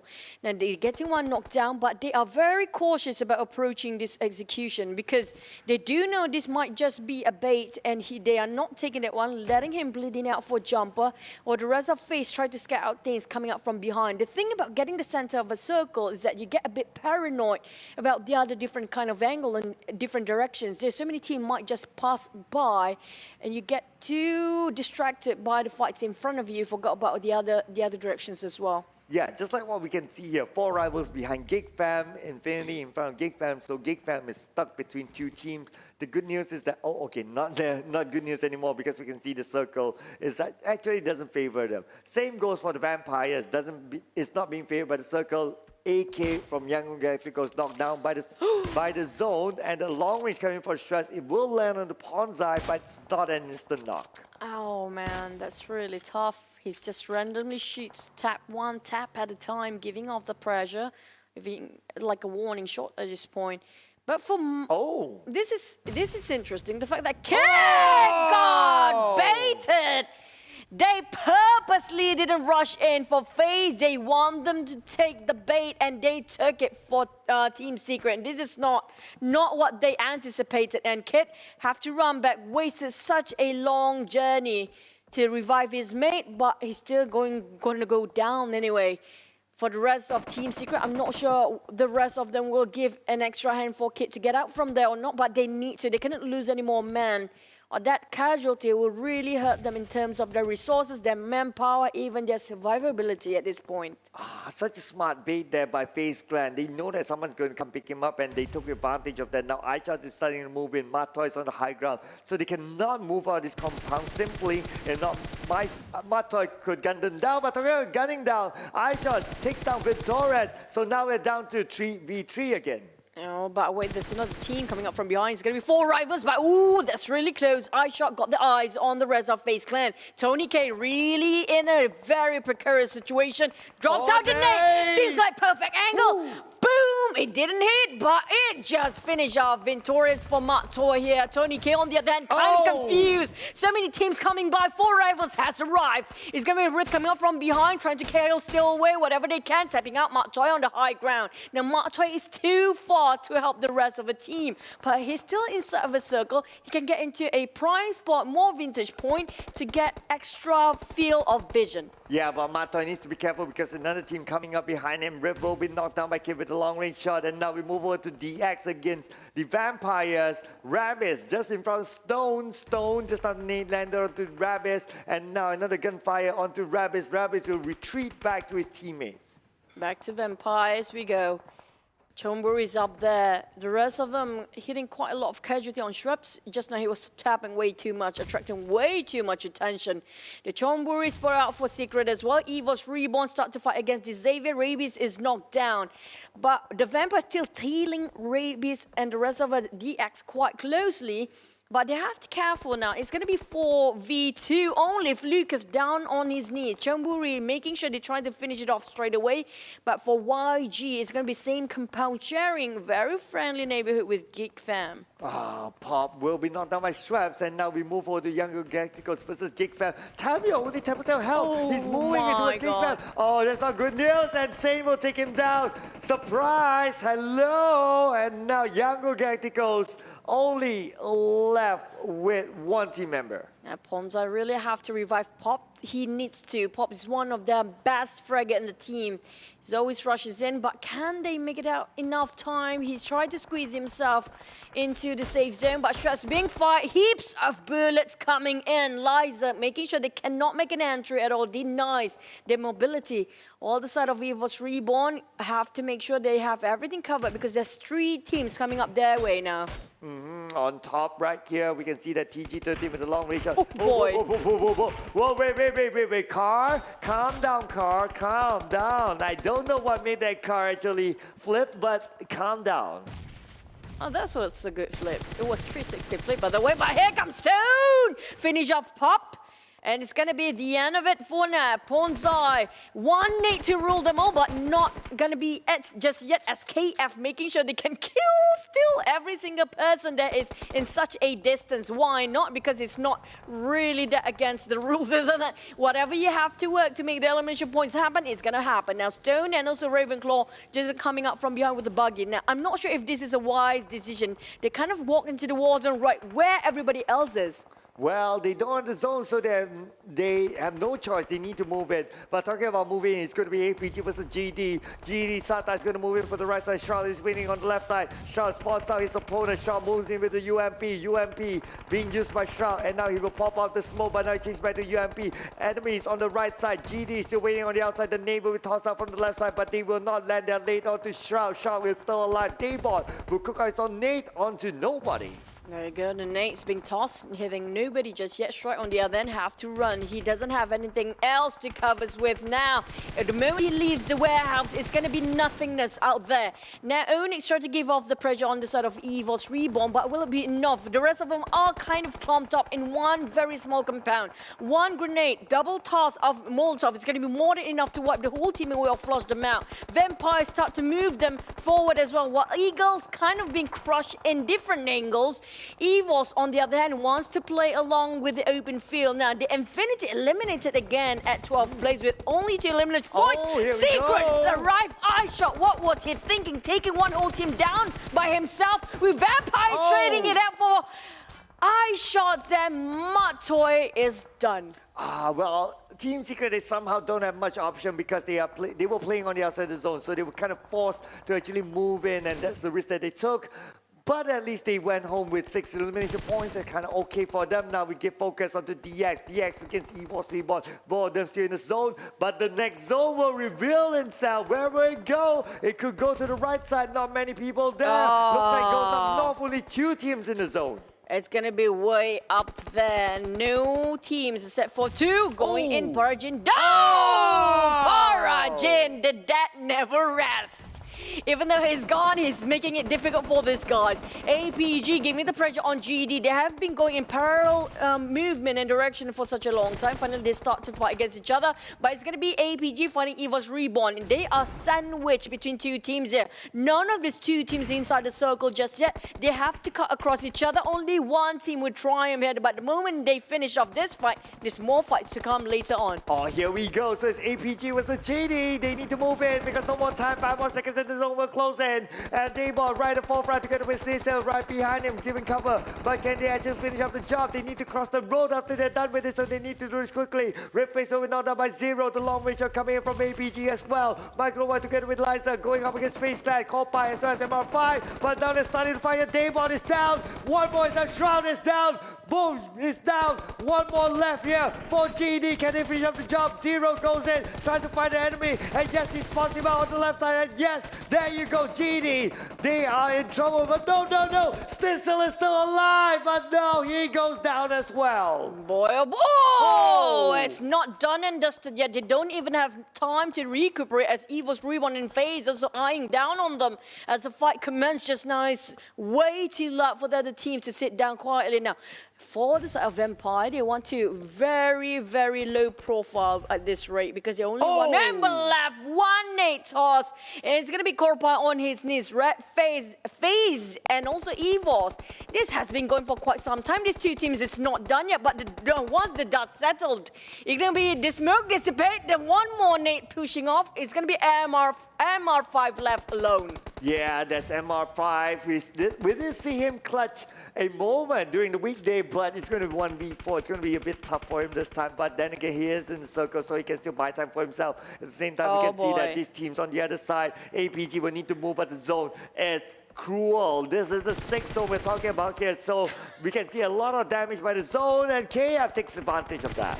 Definitely, why not? Because the moment it steps out, they didn't even try to get out from there. They're waiting for the revival, but that's not enough time anymore. The time's ticking. We hear the clock tick-tock all the way. But here comes the rest of Vampires eliminated. Next one might be APG as he's tanking the blue. Maybe going for the healing game. For how much longer? How does he have? How much does Zero has for his mat kit? We have 4 of us AP for 1 person. Bigatron this time doing so well. 4 person for EVOS Reborn. So the odds are, well, decided, I have to say, a fate decided by 4v3 later on as APG and also 4 rivals stuck in between only with 1 man. It's kind of hard for them to clutch. Well, this is good news for Indonesian fans because out of 4 teams, 2 Indonesian teams in the top 4, and APG using his last 2 first aids, and that should be it for APG. Should be 4th place finish for APG unless AP is gone down from the side, but expect a 4th place finish for them using the last first aid kit, and that's about it.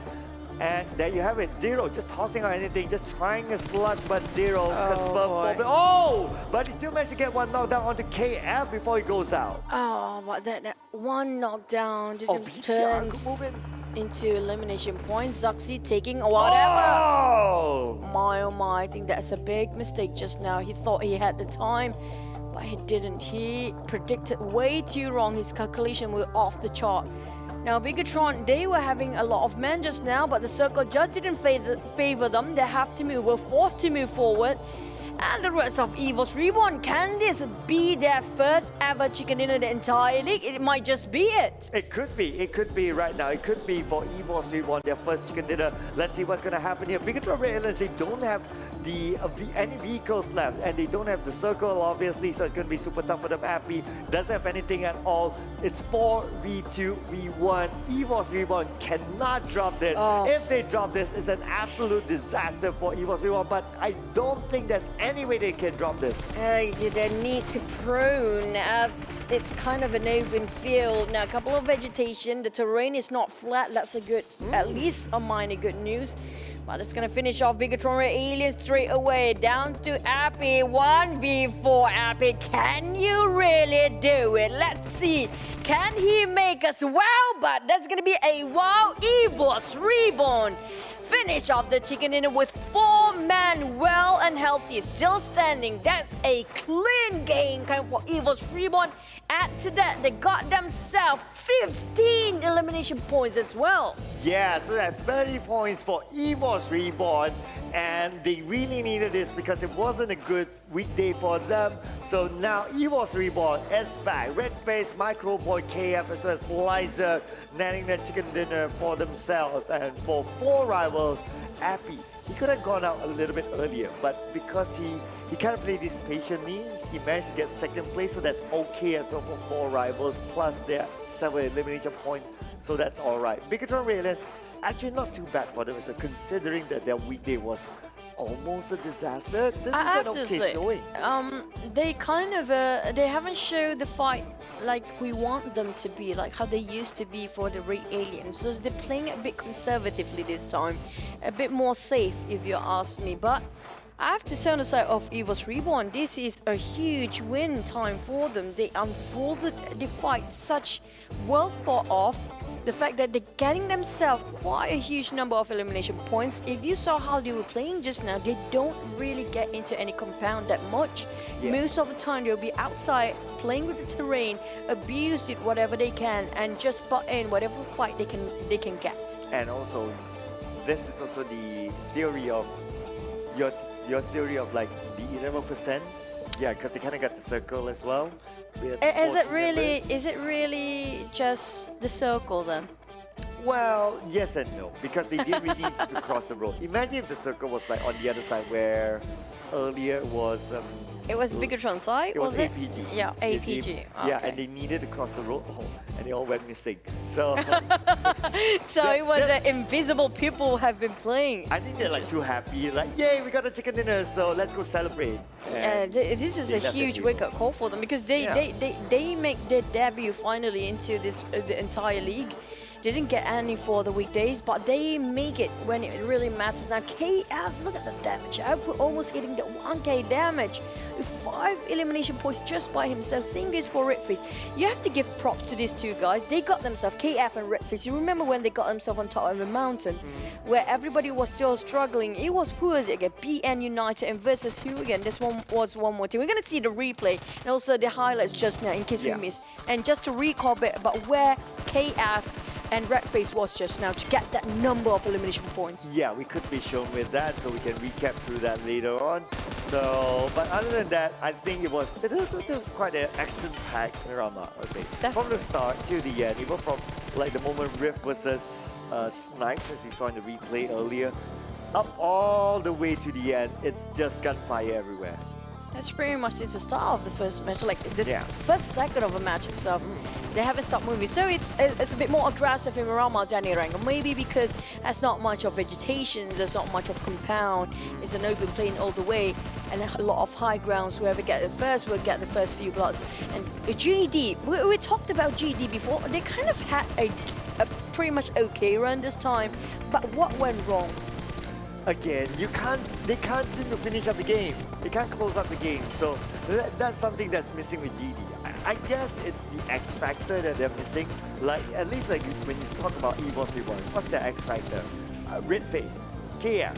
Their X factor is that when they got the chicken dinner. But GD still not yet. It's like they got the plan going on, they had quite right, it was a brilliant idea, but the execution is not there. Yeah. They just couldn't do it. What went wrong that they couldn't? What's stopping them? What side of APG, they had a good run during the weekdays, but this is where I think it's a bit mistake. When it comes to the huge map, like a Murama itself, you need somebody to be your watcher out there. You need somebody, you need to send someone to just make sure they supervise about what's happening outside. Not everybody indoors. If everybody's indoors, they couldn't know what's happening outside. Definitely zero knowledge about that. So it's best to send a couple of, even just one player outside, you know, it would be more than enough to get the information relayed back to the rest of the roster. Yeah, it's just like how like Team Secret earlier, we had Matt Toy on the high ground and then the rest of them played like inside the compound or on the lower side. It's so that Matt Toy gives the information, he tells that, oh, Faze Clan, where are they moving, left, right, and so on. Is it a good angle to the knock and all that? And that is how they coordinate each other. It was just a bit unfortunate that Team Secret didn't have the circle, so it was the 11% theory that you talked about. But we get to see where they. Was good. I think Tash will show us later on where did they drop. So if it's really just the circle, is it just their reputation that kind of, you know, proceed over the circle just now that kind of make EVOS Reborn want to raw all the way to get themselves a chicken? But that was a well-deserving chicken because they got themselves 15 elimination points. Yes. 15. So it wasn't like one of those chickens whereby you just accidentally stayed in the corner and like, oh, I accidentally got a chicken. Oh, no, it's work hard. Like you don't get 15 for not doing anything. Yeah, this time we saw how much effort they've been putting themselves into such a tough situation. Then what's more important just now, this shows us that yes, getting the high ground is definitely one of the main thing that they have to do when they drop themselves in Murama. But they never get themselves in the compound. They only get themselves in the compound if they want to flush a different team. And most of the time they're playing outdoors because they want a bit more, you know, space to play around and making sure they got more space to work with. So that's what was EVOS Reborn doing.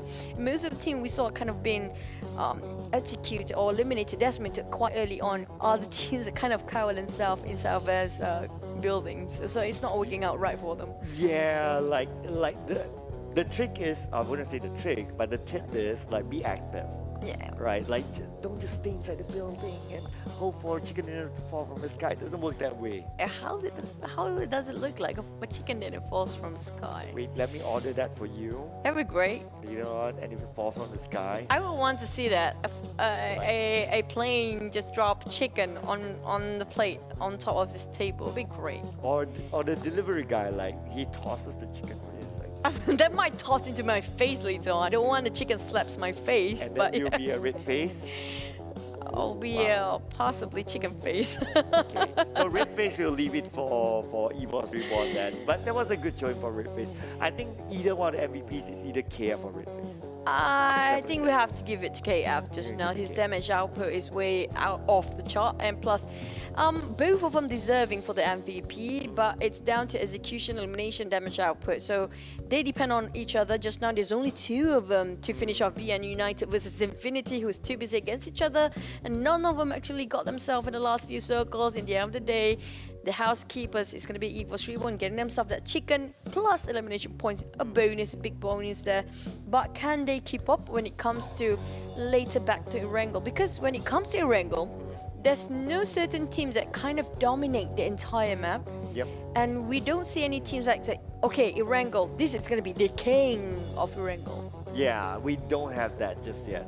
So it's still anyone's game in Erangel. And in Erangel, once we go into the next round, I really want to see a different circle. Please. What kind of circle do you want it to be? Zarki? Why not? We have never seen Zarki. Yeah, we never seen Zarki. I mean, even military base, we've seen it a few times. But not Zarki. Come on, Zarki. Come on. My clown's like wishing rhinoceros turn into unicorns now. I think I'm wishing more like chicken dinners coming from the sky. That is something possible to do. You wouldn't mind that? Like our bosses can just tie up some chickens up here and just, you know, make it falling off like this from Sky. I mean, that's not impossible.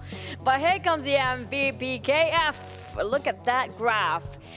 He got himself pretty much ace in all different dispos or even all different kind of field, but 30% team contribution point with that kind of damage output and elimination. I have to say, this guy really knows what he's doing and really is a team player. Yeah, just look at this. So longest elimination distance is like, it's like his graph is like to there. Yeah, it's like touching the edge already. It could mean that this is the longest one. Let's see if it's a new We've seen record. more than that. 3-2, was it 3-4, 3-2 something we've seen during the weekdays. Okay, yeah. We can verify that later if it's a new record, right? So let's see here. So EVOS, of course, they got 15 elimination points together with the Chicken Dinner, so that's 30 points for them. Yee Yahoo, and 4 rivals with 7 elimination points, second place. So that was Appy actually hanging on to that. If not, it could have been like maybe a 5th or 4th place. So this is the best that they could get. And it's really good for 4 rivals as well. That's true, but the feeling of looking 15 and double 15 at point, oh, that feeling gotta feel so good right now for the side of EVOS Reborn. But when you look at the aggressiveness coming out, the average is gonna be 3 elimination points for most of the players. But KF, he does have another contender. It's gonna be from the Vampire Esport Ravenclaw, making sure that he clawed himself up into the head-to-head chart here. With the damage output, I have to say still going over on the side of KF, definitely. But he's more contributing towards team for the side of Ravenclaw, so he's more of a family guy. Wow. Yeah. More of a family guy. Yeah. So in other words, that if anyone wants to hit him up, he's the guy. Yep, definitely true. Yeah, family guy, right? But yeah, we have it. So we have the tower here coming in for EVOS Reborn. Other than that, it's like the next one is like what? 4 rivals with 7. So it's more than half of 4 rivals. It's like literally the only 2 towers of Team Secret and also 4 rivals add up into 1 tower of EVOS Reborn. That tells you something. And it's huge. Look at that difference between the other teams as well. We do have BN United, the only team don't have any elimination points that kind of result them into 0 points entirely because they're one of the first few that get out from the match. But for the other teams, the average is going to be 2 to 3 points, elimination points, and a bit higher than that, it's going to be 5, 7, and 6. 3 teams are acing in the area. I say 4 rivals, Team Secret, and also the Vampire. So Team Secret, I have to say, even though Marta was quite far in between the distance of him and also his teammates, it was worthwhile because he was the eyes for the team, and the fact that he's so high up that he managed to get a couple of elimination points just from up there. Yeah, so and we all know that Matoy is a genius when it comes to handling long range shots as well. Yeah, so that's a perfect position for him. But the downside was when, you know, Kid took up the bait when they were fighting against Faze. He shouldn't have. They did toss the smoke grenade just now, but it was so apparent that it's actually a bait to be taken by these guys, and they took it. And Faze has been waiting there since the start. It's just on the outside of the warehouse, if you remember. Yeah. The moment they took it, everything went downhill from there because it forced the rest of the team to follow Kid towards saving Jumper. If you were the rest of the Team Secret, would you just build Jumper then? Unfortunately, Jumper, I love you, but no, I'm gonna build you. You're not gonna save him then? Yeah, no, because it's like what you say, it's quite apparent it's a bait, right? Like, why? Okay, firstly, maybe they didn't finish off Jumper because he's on the other side of the wall. That's fine, but whenever the car moves in, you can hear, you can get all the signals. You jump. They're obviously going to save Jumper, and you just need to toss out another nade, and that's how they almost got killed. Oh, that's really unfortunate. The plays that have been knocked down, that was a really tough spot to save. But here comes the 57 total elimination points. Total elimination. It shows that most of the players, some of the players are being finished off by the play zone instead. 9-1, 9-1 healing. Luckily, we didn't call 911 for this one. And 62 total knockouts, 273 trays being used, not the highest yet. We're hoping for almost 400, hopefully. 2 airdrops being looted. I'm not sure who. We didn't get to see who. Nope. And also 6 total headshots. So far, we got the highest was like, what, 7? Yeah, 7 around that. Yeah, it was more than that. But the longest elimination, I assure you, KF, yeah, he got himself the highest and longest elimination of distance. But maybe we can see more. But here comes the Super Weekend rankings where everything matters most. Yeah, the first time we see an Indonesian flag on the #1 spot since we started this championship. So it's EVOS Reborn representing Indonesia, 34 points. With that one chicken dinner, second place goes to 4 Rivals, 22 points. Third place, Faze Clan, 21 points. 20 points goes to Yangon Galacticos as well as APG. Oh, the two wildcards are doing pretty good. 4th and 5th place. 6th place, the Chonburi is here, 19 points. Same goes for a GD as well as the Eagles, 19 points as well at 7 and 8. And page number 2, the page that nobody wants to be at. Yeah, I can see the only team at the bottom right now is the one that he predicted. It's going to be the Infinity. So you know who to blame right now, Infinity. Yeah. I told you he jinxed you and he cursed you. So Tasha, I think you kind of can say that now. And next is Gig, BN, Team Secret, DX, Bigatron, Ray Alias doing well this time. Vampire stuck in 9th place. But it's a huge difference of gap points here between the 16th place. I have to say Team Secret, 12th placement until 16. We'll have a lot of work to do for the next 3 matches because, well, that's like what, 20 points around there between the first placement of the gap towards the, what was it again, 13th place or maybe more than 12th place. Yeah, it jinxed. No.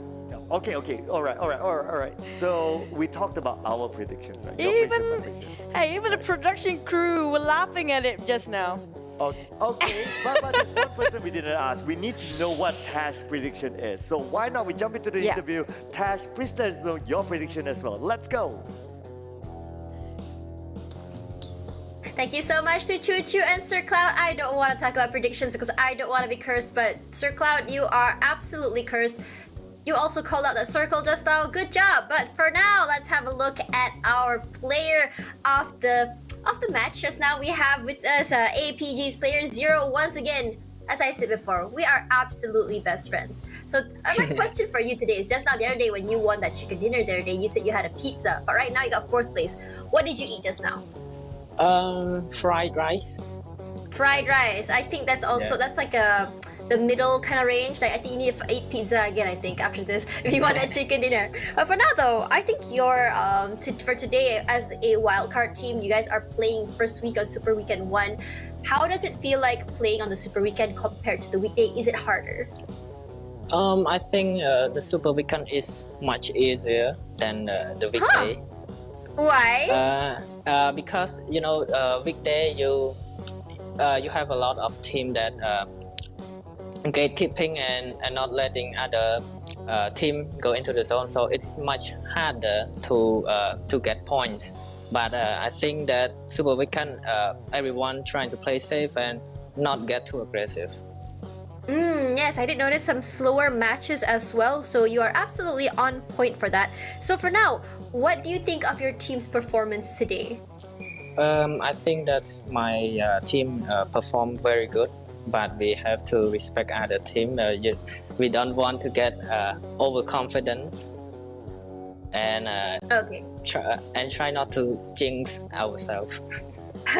Speaking of that, right? I mean, you did talk about respecting other teams. Just now, you guys were stuck outside the circle in a small little house with all your players inside of it. So, what was going on there? Was it too much respect, perhaps? You can say that, but I think that when GD pushed us, I think we I don't say afraid, but we don't want to lose our team then, and we fought well. Right. And then after that, with EVOS from inside of the circle shooting at you guys were not able to push out, so it was hard for you guys to revive or even move forward, correct? Yeah. Okay, but honestly, good job on the healing outside the circle thing. I definitely really gave you some extra points there. So for now, my last question for you is, what can we expect from APG this weekend? Can we expect you guys over on the top spot? I don't want to get ahead of myself, but you can expect us at the mid-table at the end of the day. Yes. Okay. I mean, if you go to first place, that's absolutely fine. We all love a modest player, and basically, if you guys manage to do that, get first place today, that's probably a modest brag. But for now, thank you so much, Zero, for the interview. Good luck for later. Get some pizza. And for now, guys, bye-bye. Alright guys, that was a very interesting second match. It was honestly one of the slower matches. I mean today, if you think about it, a lot of matches today were actually a little bit slower. And if you guys noticed toward the last circle, you saw a lot of teams actually still surviving at the end as well. It's actually quite interesting as well seeing that, because you're seeing a lot of teams just fighting to get into the small little tiny area, but let's get to that later. For now though, let's have a look at the circle here. Looking at the flight path from the bottom side near Los Higas, I believe, all the way up to the northern side of the ruins, and where EVOS dropped down was actually almost right smack dab in the middle on the north side of Monte Nuevo. Sir Cloud actually called it. He said it was gonna be a Monte Nuevo circle. It was sort of.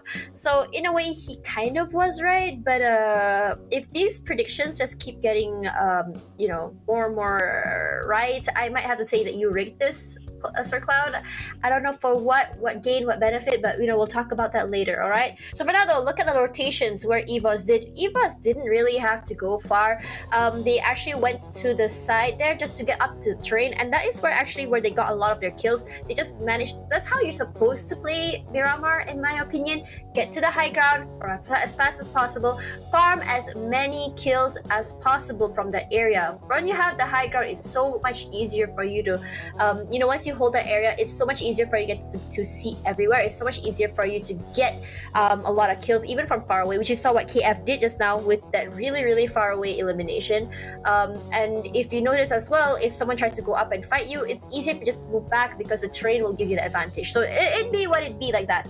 Okay, so for now though, EVOS just stuck all the way there near Monte Nuevo. I don't want to say that it was sort of luck that helped them, but it actually is. Not because they're not good or anything like that, but it was because when you have the luck of the circle, it's a lot more easier for you to navigate around. It's a lot more easier for you to hold on to your area, I believe, and it's easier for you to gatekeep. So because of how fast, or at least how good EVOS's circle prediction was, it gave them that higher advantage there. Okay, I don't think it was luck. I think it was circle prediction. That was the right word I was going for. Circle predictions. So speaking of that as well, I did notice a few things that were happening. Teams, I mean, we did see early game in game number 1, teams were more aggressive, but it seems like this time around teams were not as aggressive.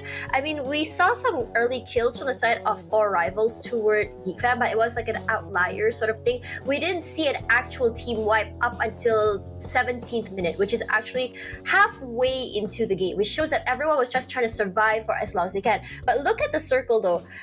Look how small it is all the way here in Monte Nuevo, and look how many teams there are still alive. It's very different to the weekday. And if you notice as well, it looks like everyone was just trying to fight and just trying to survive for those areas. I think 4 rivals though, I think they were very interesting. They did lose a member early, if I'm not mistaken. I think if 4 rivals didn't lose members so early, it might have been a different story for the game. But I cannot discount that out entirely, because despite that, EVOS though, today their performance has been absolutely stellar. It was almost unrecognizable who EVOS was on the weekday and who they are today. It was as though they have been replaced by another team altogether, which is honestly really good, because it does show that on weekdays, some teams, they don't put their full strength. They don't want to show their strats, and perhaps this is the real EVOS that we missed out on the weekday. But for now, Faze today as well, also another team I would really love to highlight. It's a very different team. You can see how they played, their confidence. They're very aggressive. Love to see it. Love to see the bait they did against Team Secret as well. They know how to swing the situation into their favor, and that's what we want to see for most teams. I think Faze on the weekday, I wouldn't say Faze was not strong, because they were actually really good as well on the weekday, but we saw a big and huge leaps of improvement from their side as well. For now though, if you look at teams such as Axis, RedONE, as well as Team Secret's a bit quiet today, very different than the weekday. But if you look at the kill score though, I mean elimination score, you notice that Team Secret did manage to get around 6 eliminations, if I'm not mistaken, which is not bad, and it does show their potential in play. Speaking of that, when you come and play in PUBG, we always want to see teams that have a flexibility. You have teams that has a plan A, which is just survive for as long as I can, and farm kills, which is what EVOS did. You also have teams that are more into, okay, let's farm as many eliminations as possible, which is what we saw from the side of MS Chonburi. And then you also have teams that are more of like, let's just survive for as long as we can, which is what we saw from BTR last game. So for now though, this is how the ending looked like. If you saw here, it is a pretty big area, but there is some terrain for the teams to hide into. From the side of APG just now as well, I feel a bit sad for them because it looked like they were just unable to get to the circle because they were there late. Speaking of that, it looks like teams will have to prioritize getting into the circle earlier because as opposed to the weekday, what Zero mentions, that there's a lot of gatekeeping. But for now though, for in this kind of situation, I feel like it's more of like trying to get your area fast. It's not more about gatekeeping, but just holding on to the area and just kind of hoping that the circle gets into your favor. But you know, honestly, it was a really good kind of game. I love seeing what 4Rivals did. 4Rivals is a very, very flexible team. Love to see how they play, even though they don't have the players in their favor, they're still able to survive and just get as many points as possible. So good job on that. For now guys, let's have a quick break, and after this we'll be back for our third match of the night, so don't go anywhere.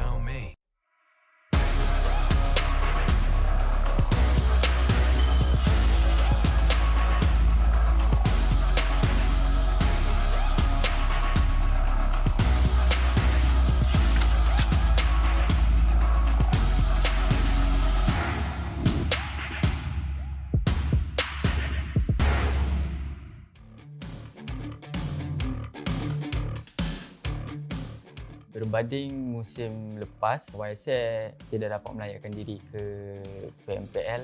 Tapi Alhamdulillah musim ni kita orang nak berjaya, dan kalau boleh kita orang nak dapatkan slot invited untuk PMPL season depan. Target saya dalam season ni mungkin akan nak buat performance yang lagi bagus berbanding dengan season lepas, sebab season lepas punya performance agak tak puas hati lah bagi saya. For this season, we're actually planning on trying to winning the league, but looking back previous season, we somehow managed to get the top 3 in the grand finals. We are only lacking in the league in terms of placement, so yeah, we were hoping to win the PMPL season 4 league. Season ni jadi pro player, saya sebenarnya tak ada apa goal lah. Selain saya nak support PUBG Mobile, saya nak support Tencent dalam diorang membuat satu aktiviti atau event which is tournament. Pada season lepas kita orang gagal untuk menjuarai liga pada season 3. Bermaksud mereka perlu bermain kembali daripada PMNC. Jadi untuk season kali ini, perkara yang paling penting adalah of course untuk maintain slot, dan kita orang akan fokus ke grand final dan mendapatkan slot ke SEA final. Kita orang ada tukar dari segi strategi, depends pada trend sekarang, iaitu melanggar lebih baik. Orang cakap high risk high reward lah senang cerita. Banyak benda dah tukar, rotation, tim-tim lain semua tukar. Memang mula-mula banyak mati lah sebab tak biasa lagi kan. Lepas tu lama-lama okey lah. Season lepas punya performance agak tak puas hati lah bagi saya. Season ni kita orang mungkin akan target untuk ke SEA, ke next level, sebab bosan kan main Malaysia punya liga je kan. So nak ada juga experience untuk compete dengan tim luar. Assalamualaikum, salam sejahtera dan selamat datang ke dalam PUBG Mobile Pro League MYSG. Hari kuisan hari ini diberikan kepada pasukan ini berdasarkan akan berikan terpelon mereka ke granat seperti diletakkan terlebih dahulu. Sebelum ni kita orang tidak layak ke PMPL, and then kita orang start balik daripada awal iaitu PMNC. Selepas kita orang dapat balik slot PMPL tu, kita orang ada azam baru iaitu kita orang akan all out berikan yang terbaik untuk PMPL kali ini. Tapi NSP malangnya dia dah hilang trade yang baik. Tapi serang dia pergi ke depan. Alamak. Untuk dalam tim R2K sebenarnya permulaan yang baik untuk mengimprovekan tim ni untuk season ni dan season depan juga, sebab season ni adalah season pertama untuk Aizen, iaitu player baru kita. Season baru juga untuk NSP kembali daripada cuti disebabkan SPM. Macam season lepas saya kena jadi seorang student dengan seorang pro player, tapi season ni saya seorang pro player je, so saya boleh fokus lebih dekat pro player lah. Kita orang nak buat satu, orang cakap apa, surprise lah untuk season kali ni. So bagi orang terkejut, boys champion grand final. Macam tu. Basically, the addition as Solos to the team is because surprisingly, he is actually good in the game. Solos is like, I would say, the alpha gamer. He is the type of gamer where if he puts some time into it, he can get very good at the game, like effortlessly. He will always be among of the top players because he's a gamer. Bagi saya, semua pasukan macam sama je, masing-masing ada kelebihan dia dan kekurangan dia. Bagi saya, kita orang pun baru first time, banyak lagi kita orang kena belajar. In terms of rotation and gameplay, depends on the new team's drop spots. So there will be only minor changes, that everything else should be the same. Untuk this season, banding dengan season lepas, kebanyakan tim sudah main barbar tau.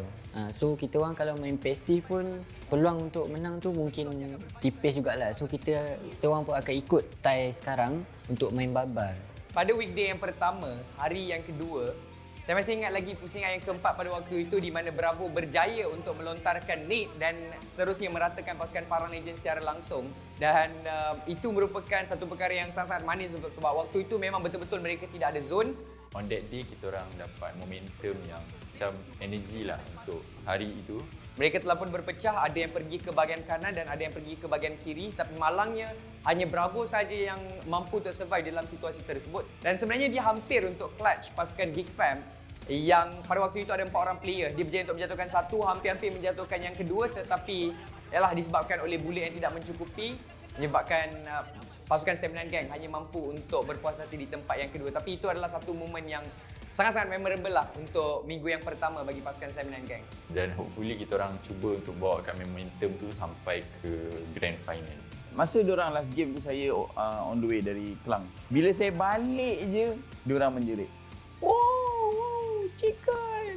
Cuma apa yang buatkan diorang ni mungkin motivasi lah. Diorang rasa macam diorang tak nak kecewakan saya. That's why diorang bagi saya at least lah satu chicken, good placement point. Tapi diorang still tak have a good momentum. Cuma saya yakin dan pasti diorang cuba yang terbaik. NSP, YSX, Geek Fam dan juga Anti-Circle yang berada di bottom 4 selepas hari yang pertama. Season ni memang tak dapat dinafikan tim yang paling perform adalah tim Axis RedONE. Dengan kemasukan Voke nampak perubahan yang amat besar. Diorang sekarang tangga yang kedua dalam point PMGC. Mereka ada kekuatan iaitu mereka ada satu kepala dan yang lain semua itu adalah seolah-olah follower. Jadi itu memudahkan mereka untuk membuat apa-apa strategi yang mereka rencanakan.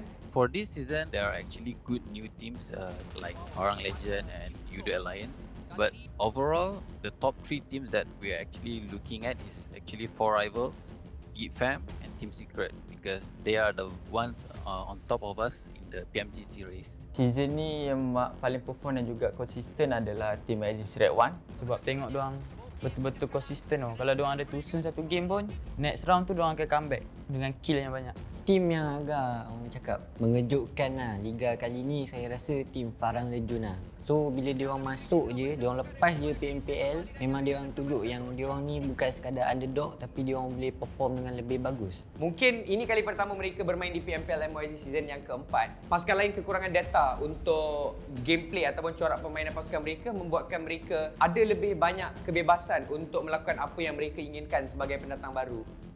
Pasukan yang tidak berjaya untuk melahirkan diri adalah NSP, YSX, Anti-Circle dan juga Yudo Alliance. Saya dah usahakan YSX Esport ni hampir 2 tahun.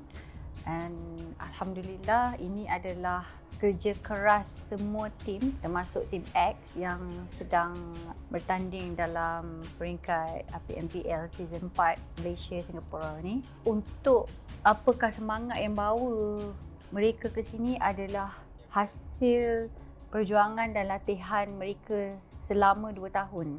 Seperti yang semua tahu, memang fans untuk Sam9 Gang ni memang sangat-sangat besar dalam Malaysia.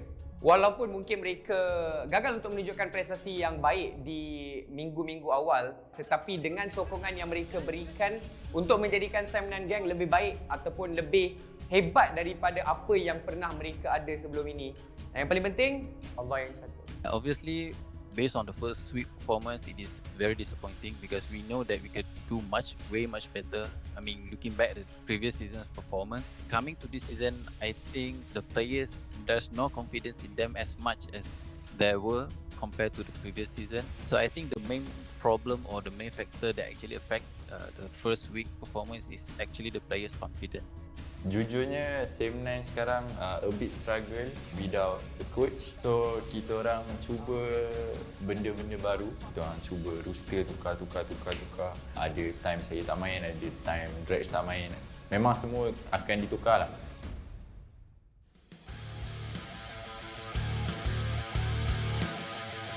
Dan mereka ada 4 orang player grenade balik kali saja macam bunga lah grenade kau. Satu di knock. Secara lurus saja SMG akan dijatuhkan satu player Trinity. Wow. Dan Jenny juga akan tinggalkan Gris bergerak dengan sambil bantu kuat menembak, kuat dapat satu. This season, the gameplay overall is way different than the previous one. The main factor would be because of the circle shifting. Another one, a lot of teams actually now prefer in getting spots in the circle. Teams like Axis and Farang Legend, they have this mindset where if they win this one fight in front of them, they can win the game. Untuk season ni kita orang tak ada banyak sangat strategi yang kita orang ubah dan kita orang cuba untuk memantapkan chemistry antara player dan hopefully kita orang dapat berjaya pada peringkat yang tinggi lah. Weekend pertama memang performance sangat-sangat tidak baik. 3.7 saja poin diorang purata. And 15 game diorang kumpul 56 mata. Itu satu performance yang sangat buruk pada saya lah untuk Homeboys. Since diorang semua player berkebolehan. Tapi tak apa. Saya yakin dan pasti di minggu kedua pun diorang nampak improve and saya yakin minggu ketiga diorang akan bagi full blast lah. Wales, RSG, Sam9, Wolf dan juga Homeboys di tempat yang terakhir dengan 8 mata saja. Satu hari yang tidak begitu baik untuk Homeboys terutamanya pada hari ini. Dia masang grenade, dia dapat 3 orang dengan SB. SB dia begitu. Boyka mungkin dapat satu lagi interview. Satu di knockdown. PMPL SEA Esports adalah pertama kali berjaya menampilkan diri ke PMPL season 4 ni. Kita orang punya experience adalah bagi kita orang pengalaman baru kita orang lah. Sebelum ni kita orang main macam tournament kecil je. Ni first time kita orang PMPL. Cabaran dia memang sangat susah sebab enemy semua keras-keras berbanding dengan tournament sebelum ni. Semua boleh dikatakan 9/10 semua aiming doang mesti kena. Dengan adanya Bravo, Putra dan juga Dep, gameplay boleh menjadi lebih agresif. Manpara dan juga Dex dalam satu permainan yang sama membuatkan mereka boleh bermain dengan lebih kemas dan lebih berotak. Itu antara strategi lah yang boleh Sam9 Gang tunjukkan dengan adanya 5 orang pemain pada season kali ini. Wow. Memang pengejaran yang begitu menakjubkan daripada Axis. Tempat kedua sekarang dengan 117. Sam9 akan naik sampai ke tempat ke-13 dengan 51 mata. PMPL ni adalah sangat berbeza bagi kita orang. Enemy dia bukan calang-calang punya enemy lah. Majoritinya boleh main lah. So kalau macam itu, kita orang kena usaha dengan lebih keras untuk kekalkan kita orang punya momentum. Disebabkan season kali ini banyak perkara yang perlu untuk diperkemaskan kembali. Target yang saya letakkan untuk pemain-pemain Sam9 Gang untuk mereka belajar dan mereka eksperimen apa benda yang mereka perlukan supaya di Grand Final dan mereka mampu untuk mendapatkan kejuaraan seterusnya slot ke SEA Championship. Kita orang nak buat satu kejutan dalam scene PMPL bagi season 4 ni, bagi satu kejutan yang Homeboys boleh jadi champion Grand Final. Lepas tu kita orang nak ke next level, pergi ke SEA. Circle pattern sekarang dia lain sikit. Pattern circle sekarang dia berbeza berbanding 1-2 season yang lepas. So diorang perlukan pattern yang baru, playstyle baru, meta baru. So kedua-dua tim tak boleh bermain secara macam dulu lagi. Lambat tak boleh. Kita kena cepat. Loot, kill and win.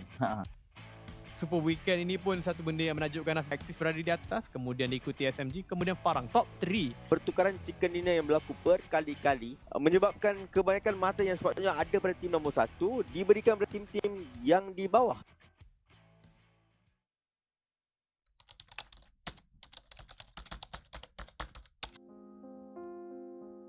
Untuk Hagu, saya sebenarnya dah kenal dia lama. Pada 2018 sampai sekarang. Memang terasa kehilangan sebab merupakan coach kita orang yang beri kita orang moral support untuk kita orang berjaya. I would like to apologize to the family members of Agus.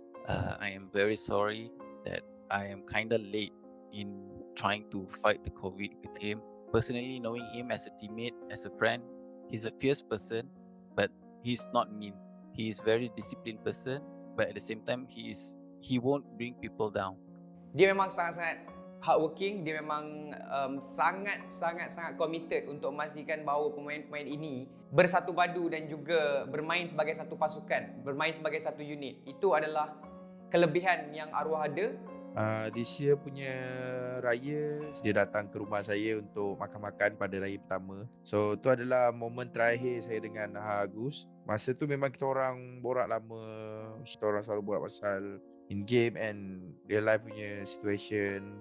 Agus tu salah seorang coach yang kita paling respect sebab kita tahu dia banyak bagi kita ilmu. Dia tak kedekut tau. Dia selain coach untuk tim dia bagi ilmu dia dekat orang ramai juga.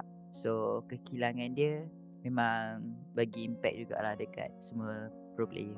Macam korang tahu, arwah Agus bukan sebahagian daripada tim kita orang, tapi kita orang amat rasa kehilangan seorang yang penting dalam bidang e-sport.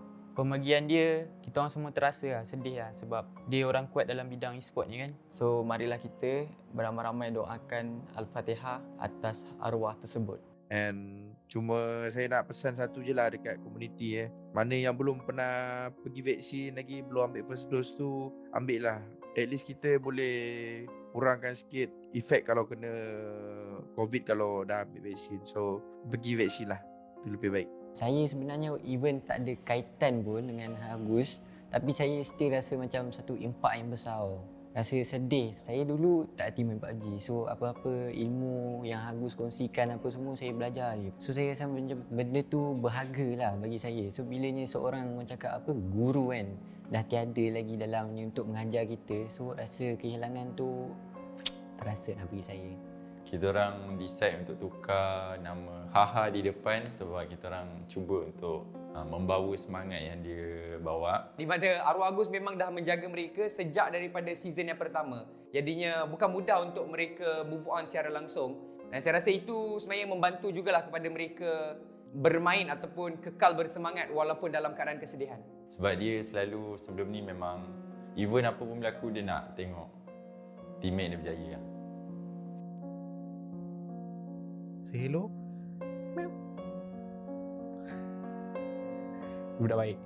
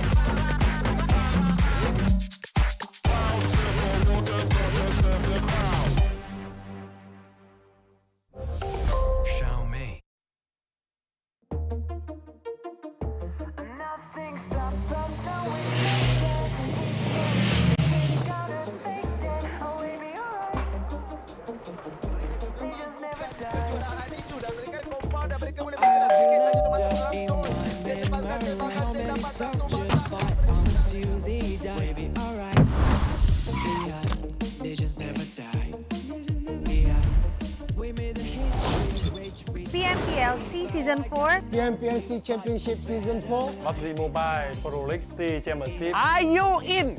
Unite to fight! Yeah!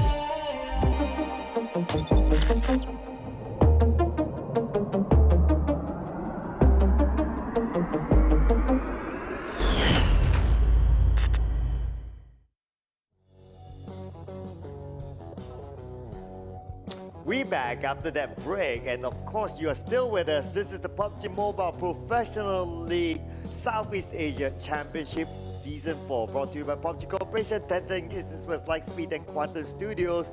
This tournament is also co-organized with VSPN. And we'll also like to take a minute to thank our official sponsors, our official smartphone partner, Xiaomi, with the Redmi Note 10 series, challenge your boundaries. And our official media partner, Esports Fight Club, watch and earn exclusively with Esports Fight Club. Together with us, we are still here, your storytellers. My name is Sir Cloud, together with Choo Choo, and we will be jumping to game number 3 in Erangel shortly. Just to remind you, Tash Bunny did mention that you kind of cursed. She did agree with me. No, it's just game number 2. Come on, game number 2. I'm gonna see the whole day then. It's still game number 2. I mean, like, after that break, maybe we watched out some kind of bad luck of you, or maybe it just doubled. So we have to wait and see, because if it does double, I feel sorry for the Infinity. So you know who to look up to if you want somebody to have problems. I really want to hear Tash's prediction. Yeah, she didn't mention about prediction. Yeah, she's she playing got it like, she's playing it very safe. So we do hope to hear your prediction next. You don't have any choice at all, and stop having so many best friends. We want best friends too. She's pretty much best friends with all the interviews that she had back then.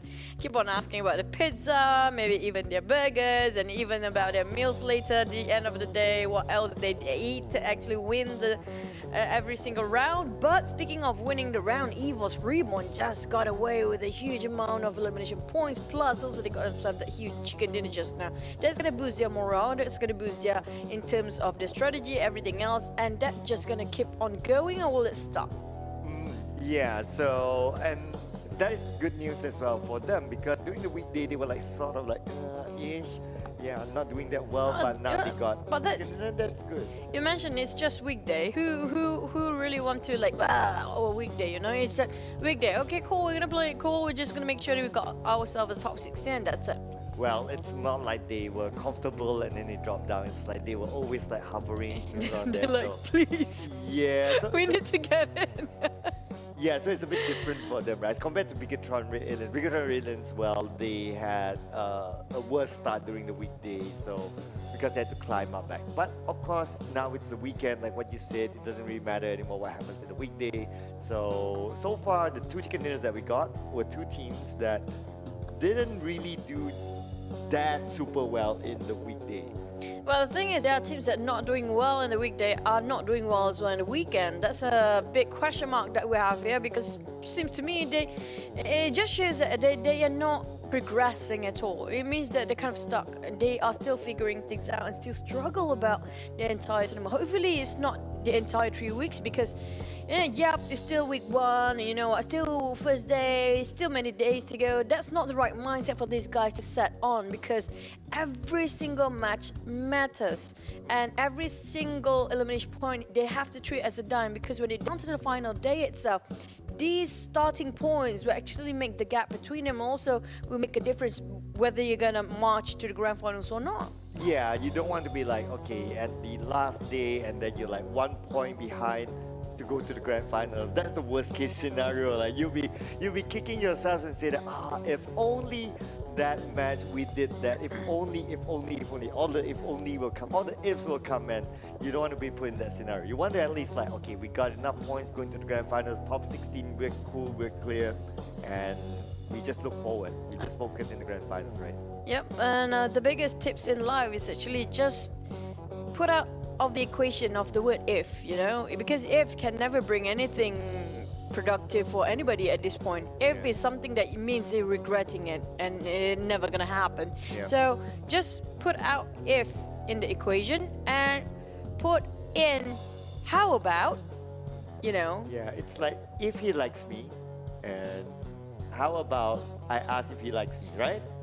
Speaking of experience. I'm like, how about it means something like, can you? I wish I can just elbow you right now, but you know what? Distancing. It's too far. My elbow won't reach. But speaking of which, instead of thinking of something that's never gonna happen or what if, you know. Might as well think of a solution instead, and straight on the dot, they have to figure things out for some teams that are actually still at the page 2. I'm talking about teams. There are still teams not managed to crawl themselves up with the double-digit number. Right now, we still have like what, 6, maybe 6, around 5 or 6 teams that kind of stuck below 10 points, and that is going to be a big issue later on because they have to catch up quite a lot. We have 3 more remaining matches here today. And which means, yep, it might wrap it up like they still have 2 more days to go, but it will leave a huge gap between them. And you don't want to be in that position like we do it halfway, then we start to, you know, march in or charge up. Like, why not charge up since the first start of the day or even the first match here to begin with? Yeah, plus it's a super weekend, right? So it's going to be accumulated over the next 3 weeks.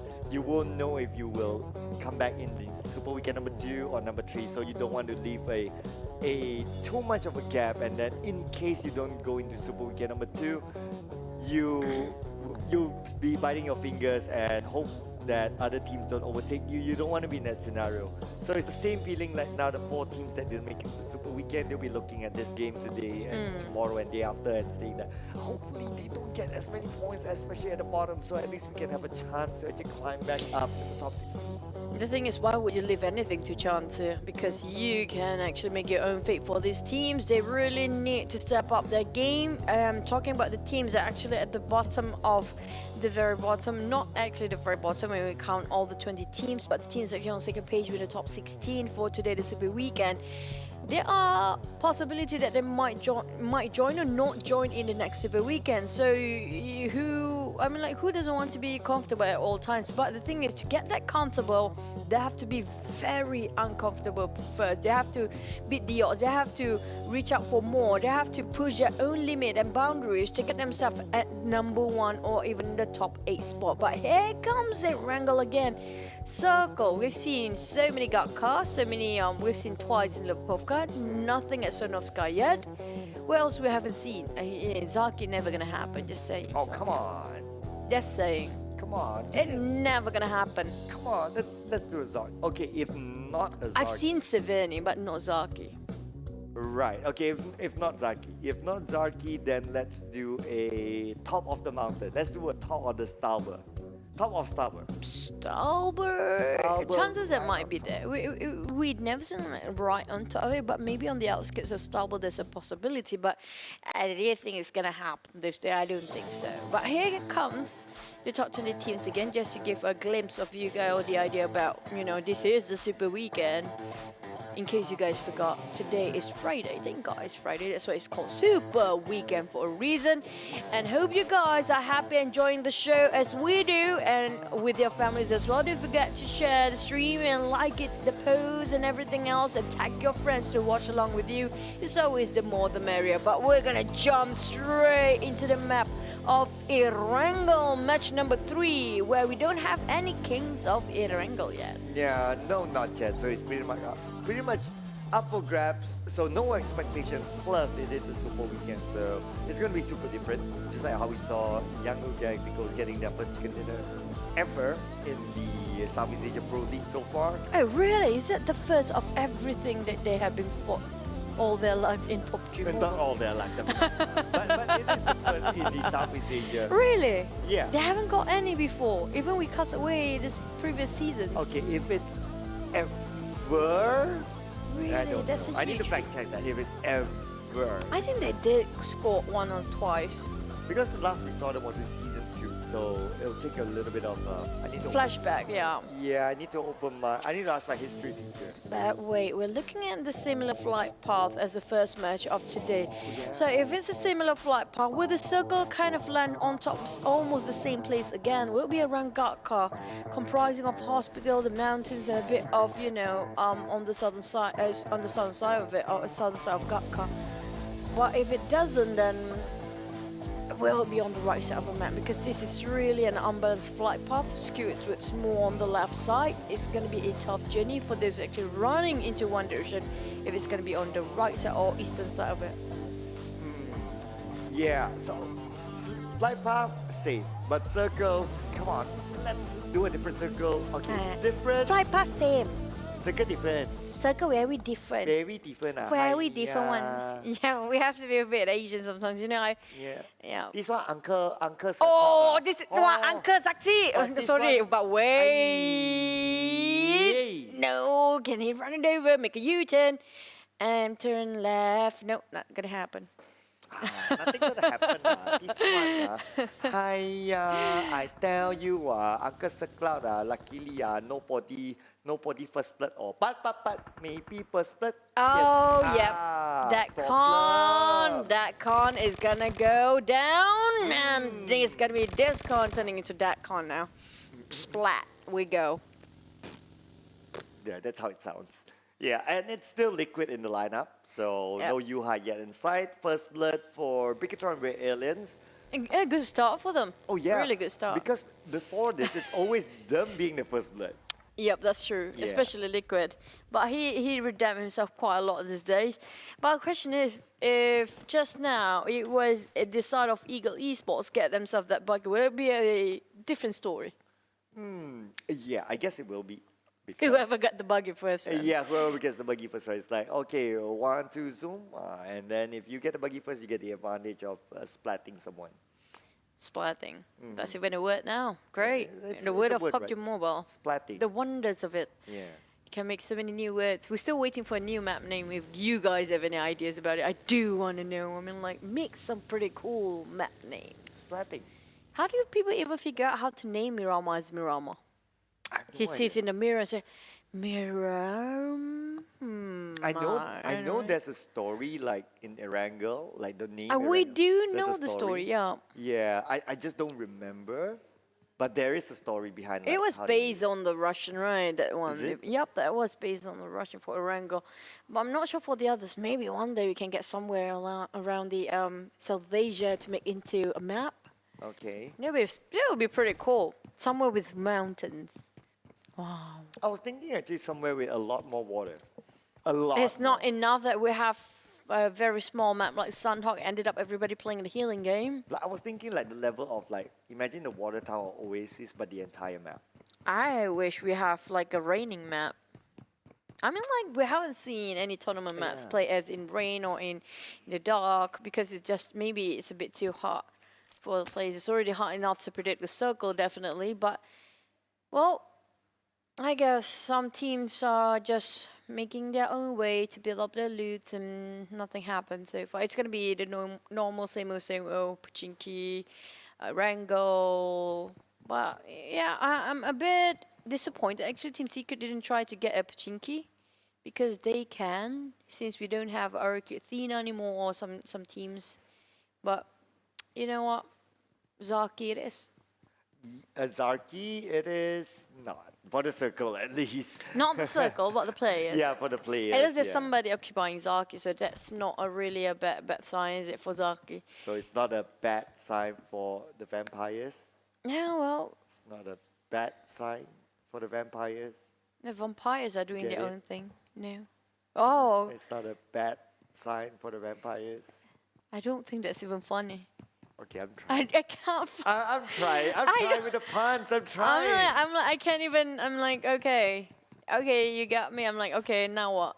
You know, I'm supposed to laugh at that. It's not even funny to start. Well, how I'm supposed to laugh? Okay, so the Count Dracula still wins. Because it's still counting? Yeah, he's still counting the That's points. so dumb. It's so silly. But at least he ain't bad at counting. No? Okay. never Well, I mind. don't drink blood for a living, so Oh. I think that's fine with me. Okay, let me know when you do. I'll stay away from you then. Thank you. Okay, we're back to Four Rivals. Now, Four Rivals, they have huge potential when it comes to their rotation. Sometimes it works, but it's just when they were rotating into a mass amount of team right across them, it's kind of hard for them to breathe. We have Eagle Esports team been pinning down, hunted by the rest of... What? The Eagles been hunted by the red aliens. So they saw a chopper just jump into the sea just now.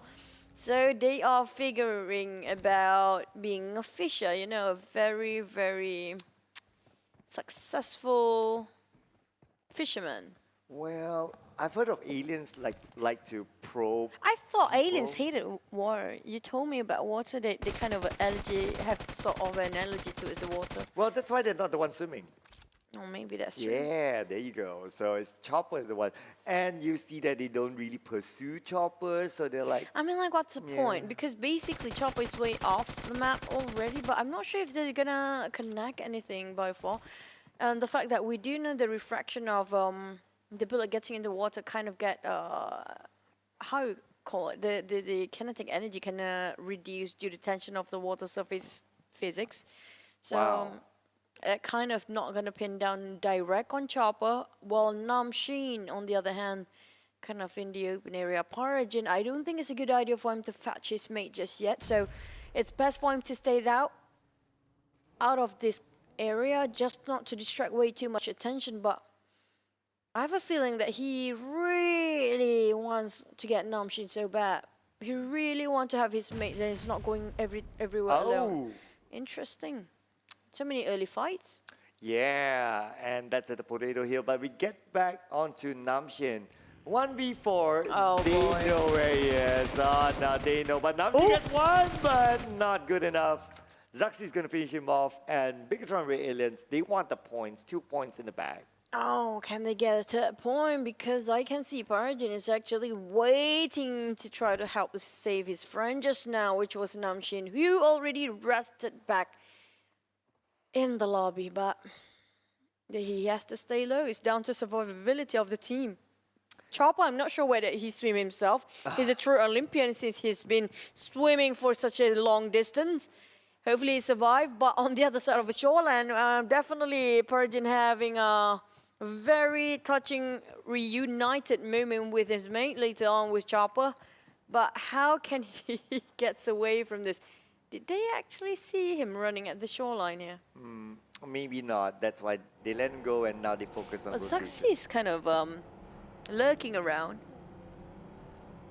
Still alone, left back there? Okay, maybe just to be sure in case he finds one. But I think it's about time that they focus on rotation. But Such a long Chopper- swim. Okay, he's no longer Olympian. He is a... If only there's a bicycle, he'll be a triathlon athlete. Like, because he ran into the water, now he's swimming. It's only now down to the bicycle, but too bad we don't have that. And maybe a motorbike works. Yeah, I'll take that. That's a triathlon athlete. Oh boy, the circle might just end up at the Medusa intersection. This is a very classic circle, but this is a very generous one if you ask me. We haven't got this kind of circle for such a long time. It's reachable within the reach of all the teams down there, but it will get tricky the moment the teams reach around the corner or even on top of this hill. Is already enough for them to play with. I like the terrain there, that's not much compound if I'm not mistaken. The buildings there are not that much, but there are a couple of structures they can take covers from. And usually when it comes to the intersection, it's down to who get to see who first. You know, it's kind of an open field. But here comes Infinity, trying to tell it down to GD. Well, we have also Faze being chased by DX. Wait, that's really aggressive coming up from them. Really wanted to commit this fight, and Faze were running away from it. And Corpai is down, so it could be Papai for Corpai very, very soon. And DX will definitely make sure of that. And the buggy will be exploded, at least, or smoked up. And yeah, there you go. Corpai will be Papai, that's for sure. But one thing I noticed about is that when it comes to the rotation, Geek Fam changed their rotation. This time they go through the Potato Hill. They no longer go up from the north, so it's a different change for them. I'm not surprised, honestly. Why not? Have you seen how many fights the Malaysian teams have been fighting each other for quite some time? So basically, they kind of read each other's out rotations. If you look at Geek Fam, they have been fighting a lot with Actives and for rivals, and also these three are always kind of bumping into each other when it comes to having a rotation. Sometimes when you play in a certain region, like any region at all, when you have been training in that certain region for quite a long time, you kind of get used to that kind of rotation. You play at your comfort level zone. So they need to get out of their comfort zone. If not, they might just bump into each other all over again.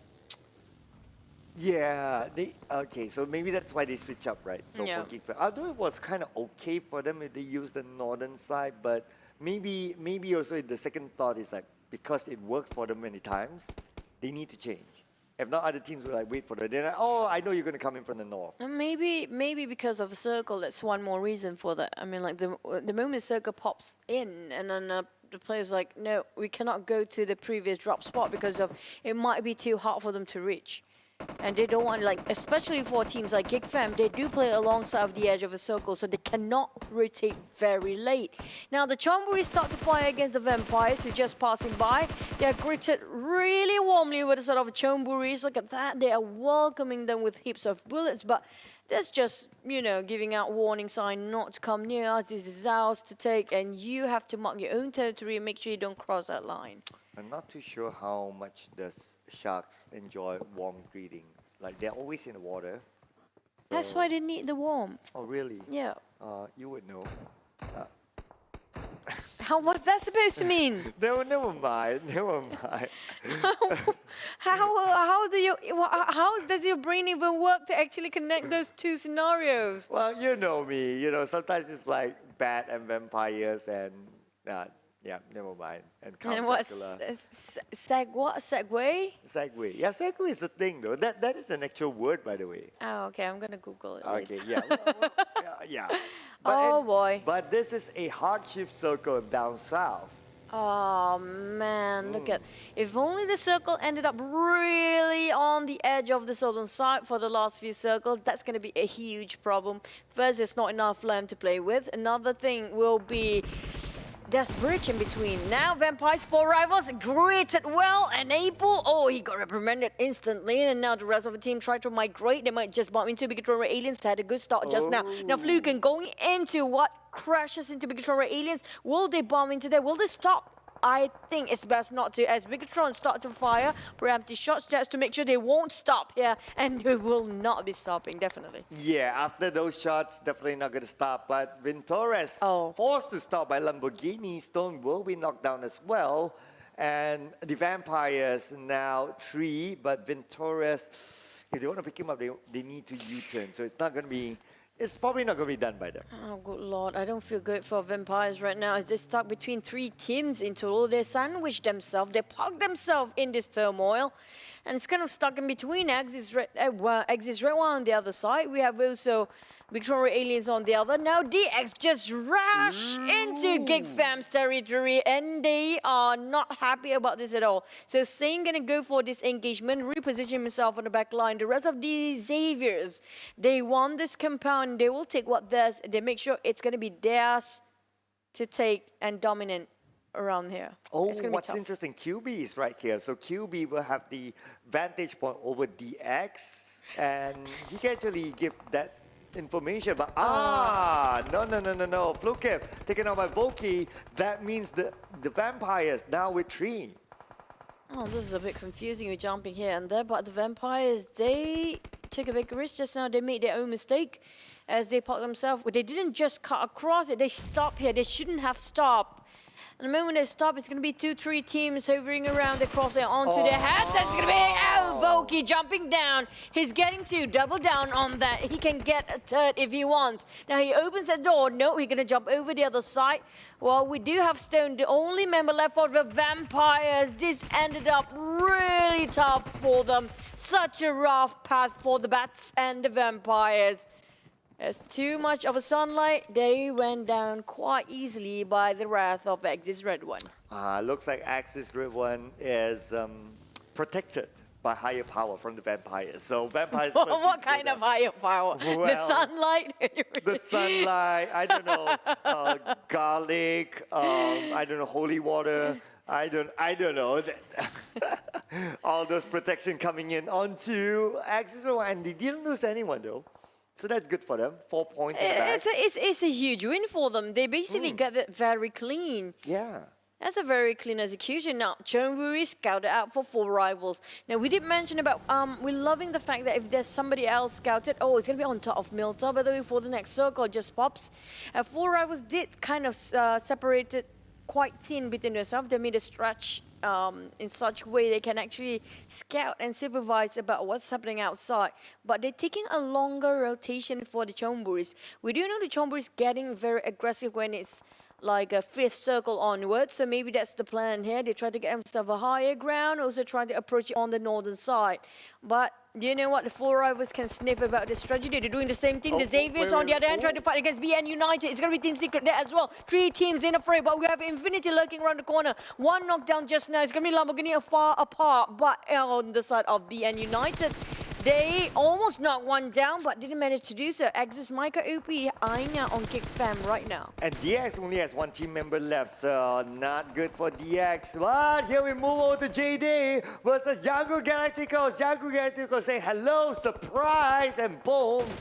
Gotta get away from this. And now 1 side with the long range shot with the DP coming in onto Sata. Sata is still alive. But just look at how they're splitting up now. GD, they are desperate to survive this. GD just running away from somebody else. Never do the initiate to do something first. Now Faze on the other hand, APG just giving out a warning shot. Nothing connects. It's going to be them being returned fire by the side of Team Secret. But the X passed by without anybody harmed them. Faze, I'm not sure where are the rest of the team of Faze. They already gone and dusted. It's down to only MR5. Can he do the miracle again?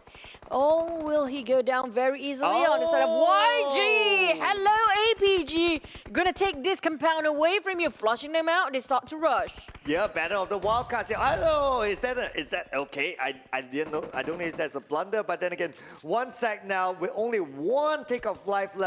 Rapids will be knocked down by Logan from Infinity, and DX is actually out. So 3 elimination points for them, and that's about it.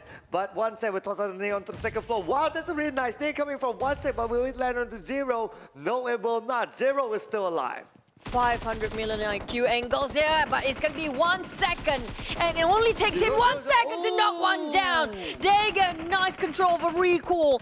On the side of 1 second, they are not done yet. They still have a whole member, 2 more members of APG on the other building to work with. And not just that, they have a couple more teams to deal with the moment they step out from here. Tamio together with Lord is now in. And now they're in the same compound. Tamio just on the left side. He knows he sees 1. He gets 1. Only 1 more left on the left side. Going up to the 2nd floor. Tamio now popping up the nade. But at the same time, we can see that Lord now counter fire on there. Lord down to 50% health. Tamio opens up the door. Trying to find a good angle. But we can see that 27 tries to get away from this. Onyx will be out. 27, the last team member standing together with Shroud.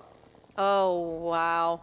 Such a zigzag manner. There's still 1 more member up there in the watchtower, the mushroom tower. GD fighting MSC. Really close. Jasper kind of frustrated. Pop is bleeding out. Can they save him? Can they? Okay. So we got TG13 just behind there. Bonsai as well behind, but now Bones will toss out the nade onto the right side. Pulse will be knocked down. Will be finished out by Sata from GD. TG13 now having the high ground advantage. Good thing is that this place is somewhat within a circle, but maybe a little bit on the edge. Okay, let's see what's going to happen here. So now Booms is still active. He has 1 teammate behind him, so they cannot overly focus on the Booms. Sata can actually take advantage if they actually show themselves on the wrong angle. I don't think Booms can get out from here, honestly. Look at that tap. Overpicking straight in the hat. That's going to be a hat shot straight away. Shredded almost helmet just now. And Bigatron Ray Aliens joins in the fray. EVOS Reborn would triumph just now. And now they kind of stayed quite hard and not even... It barely survived. They're quite out in the open. We have BN United crushing into EVOS. Bigatron Ray Aliens taking a fight. Axis is there as well. They stuck. They cannot even move. 1 more? One more. Oh, but QB looks like he might go down to the zone. Then yes, he will go down to the zone. Long range coming from RedONE onto Saint. Saint now down to 10% health. RedONE main feature of Saint. Saint just a little bit more, but the zone is just too cruel. So Geek Fam goes out at 12th place. Oh, where did the circle ended up? Seems to me kind of in the center of everybody that's fighting inside the blue. Look at Axis, they're trying to... Voiku just gonna bail this one, but cannot. RedONE making sure he denies his mobility there. And the whole team being obliterated, placing themselves 11 plays with 5 elimination points. Bigatron Ray Aliens rising up to the occasion, but KF stops him there. And there you have it, EVOS Reborn going up against their own countryman from Indonesia. Takes out one, but we move on to Microboy. Microboy will be down there to try to go on to BN United. Whitecat with a high ground advantage, but Whitecat goes down. 9 lives not enough for Liza will finish off Whitecat. Will there be enough time to pick up Microboy? Looks like not. Liza will need to abandon ship. KF will be behind as well. Red Face is still behind, still active, but Bigatron Red Aliens out as well at 10th place. 5 elimination points for them. Now finish off by Blazer. Now EVOS. Oh, Zyserve. That's such an unfortunate moment. Infinity is still in the fray. BN United. It's going to be them trying to stop everybody as a gatekeeper, making sure nobody moves into it, deny the entrance, while the rest of the team try to place themselves inside the center of the circle. Now we have BN United guarding one angle, Faze stuck between two teams, Infinity and also Eagle Esport. There's also BN United being hovered around Infinity there, but I'm not sure which direction Infinity is hovering over, because it's going to be a big question. They might just take down one whole team. It's going to be BN United first. There you have it, Infinity getting that next elimination point. So now it's 3 elimination points for Infinity, but the zone moves up and they have about 35 more seconds before the zone closes. BN United stuck at the edge, only 2 of them. Team Secret, a full squad at the compound, but then again, all these teams don't have the circle. Where did the circle end up? It in no man's land.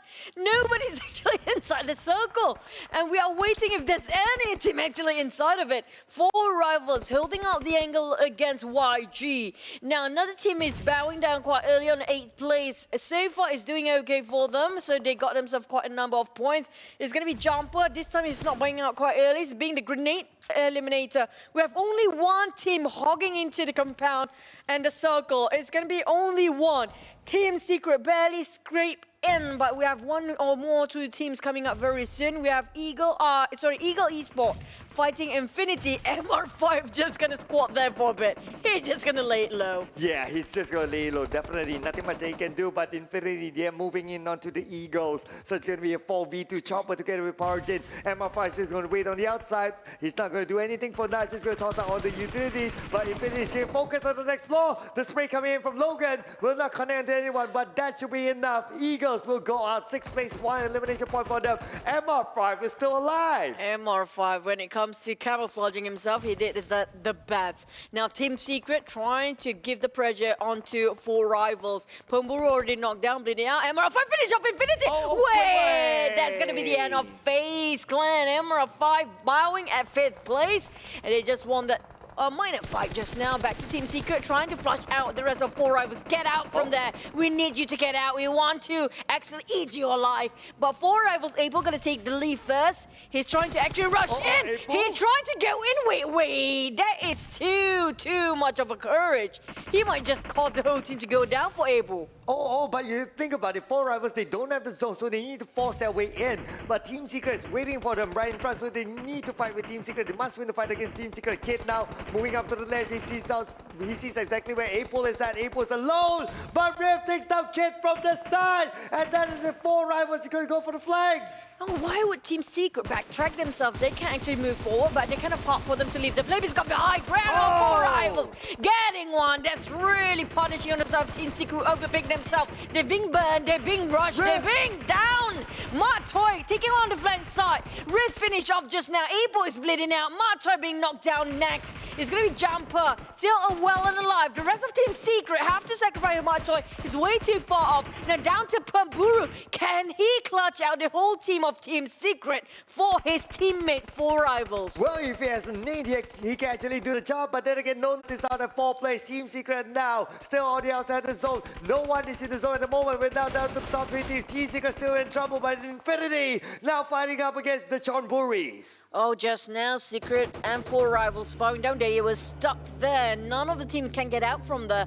Back to Infinity and Chonburi. The Chonburi still have 2 members well and alive. 1 knocked out on Newsy. Now they try to reposition themselves. Big punish quite hard, but TG touching the nice angle coming out from Pawn. He didn't even see that one coming. So look at this. Logan, he goes for the high ground, so he has a good flank there. He sees where Jasper is at together with Pawn's Eye, as well as TG13. Now Infinity, unfortunately, 2 of them in the middle is down. Mela will need to go and pick them up, but will there be enough time? Mela covered up by the vehicle just right in front of him, being used as a barricade and tapping coming in for Jasper, but Jasper will be forced out by the zone. So now it is Infinity versus the Chonburis. This is Circla versus Chuchu. Oh, Logan knows where Jasper is. He's almost got shot down really last tick of health. Now this is the time for him to do whatever he needs to be done. And down to Jasper alone. 2 members out and it's 1v2. Oh. Jasper getting 1. Can he clutch this? It's down to 1v3 just now. It's 1v2. Bang is off. Infinity finally showing us something worth watching for. And they have been really valiant, and that was really remarkable ingenious plays, but they even got themselves, holy smoke, 16 elimination points. Can you say that again about Infinity? Hey, Chonburis are not bad, even though they only got 3 elimination points. They got themselves second again. I'm waiting for it, but okay, never mind. I think because of the break just now kind of washed down. You washed down your bad luck with your dinner, so you owe somebody that dinner that kind of really clear up your name today. Well, Infinity getting the chicken dinner. I'm just saying again. If we didn't have that break, maybe it's a different story. Ooh. Okay. Let's see the overall charts later on. That's where it all matters, right? How many points overall so far? 16. That's the highest by far. That is. But I think it has the highest. I'm thinking that Chonburi could still be above Infinity. Yeah, definitely. Because I'm always above you. Wow. Yeah. Okay. You're not my level. Wow. Yeah, but look at the damage output coming up. Wow. We've seen more before. It was 800 over for one particular person, but this is a team play coming up for Infinity. They got knocked down for a couple of their members, but none of them being executed just now. Oh, by the way, do you notice that it looks like ears? Now it's elf ears. Now you can't unsee it, it's right? like so we have bats and we have ears of elf now. Yeah, I really so like it's how the elf. the logo is being positioned, right? Like it's always at the right spot. But let's check out the highlights from the previous round. Again, such an entertaining round. It's like gunfire from start to the end. It was really an explosive one because just now there's chances that the Chonburis might clutch because of lack of manpower. So sometimes we give the others a bit of, a leeway to get themselves that chicken. But I have to say, I'm a bit happy with this round. One of the many reasons the teams that are actually struggling at the bottom and second page start to rise up to the occasion. We can see the teams that not been performing before. Even YG, they got themselves the chicken previously, really boost up their morale. They're performing way better than the weekdays. Well, at least Infinity got a chicken dinner. I'm just saying. And that's the only one you get. Ooh. Well, we have 12 more games, ladies and gentlemen, so we're going to keep our eyes on that. But I still want to know what's Tash prediction or favorite team or whichever you want to call it. What's her team of choice? Yeah, definitely. I do want to know that as well. But just now, I think the circle was kind of very generous to be ended up in this point.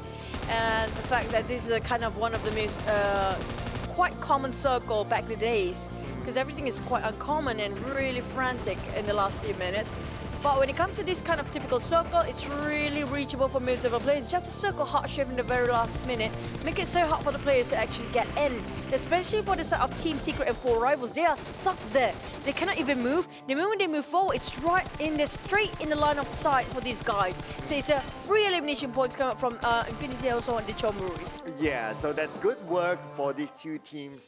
These two teams, they need points because throughout the two games, they were like just okay. Infinity, they were at the last place, but with this chicken dinner, definitely moves them to at least a first pitch.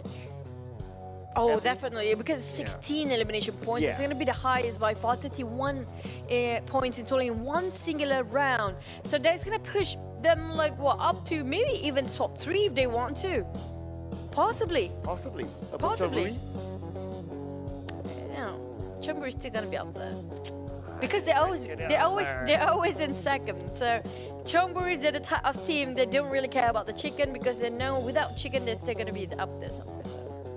Fine. But let's remind ourselves that we really want to know what Tash's choice is. Yeah, that's definitely true. I do want to hear you cannot play it safe. You don't. No. You can't play I'm a neutral party. I cannot pick. No, we are picking our predictions, and you have to as well. Yeah. And no, you cannot be best friends anymore. Okay, ties has to be cut, and no more pizza friend whatsoever. You have to pick one particular team for your own self. And you guys watching at home, do drop by your comments in the comment section as well. We do want to know who do you predict to win the next round, because it would be really fun if your prediction got right. You might be the next Oracle. Wow. Yeah. Okay, the next Oracle. Okay, cool. Or the next Infinity, just say. Imagine the creepiness that you can feel, right? If one particular viewer has been predicting, okay, the next match gonna be this winning. Every single match he predicts quite right in the comment section. That's gonna be super creepy, I tell you. Then by that time, like what Tash called me for a bit was, I rigged this. I don't know where did that come from, but definitely not. No, I'm innocent. I didn't rig this. It's not rigged. I'm so confused what he rigged and he did not rig. I don't know how he even reached there in the first place.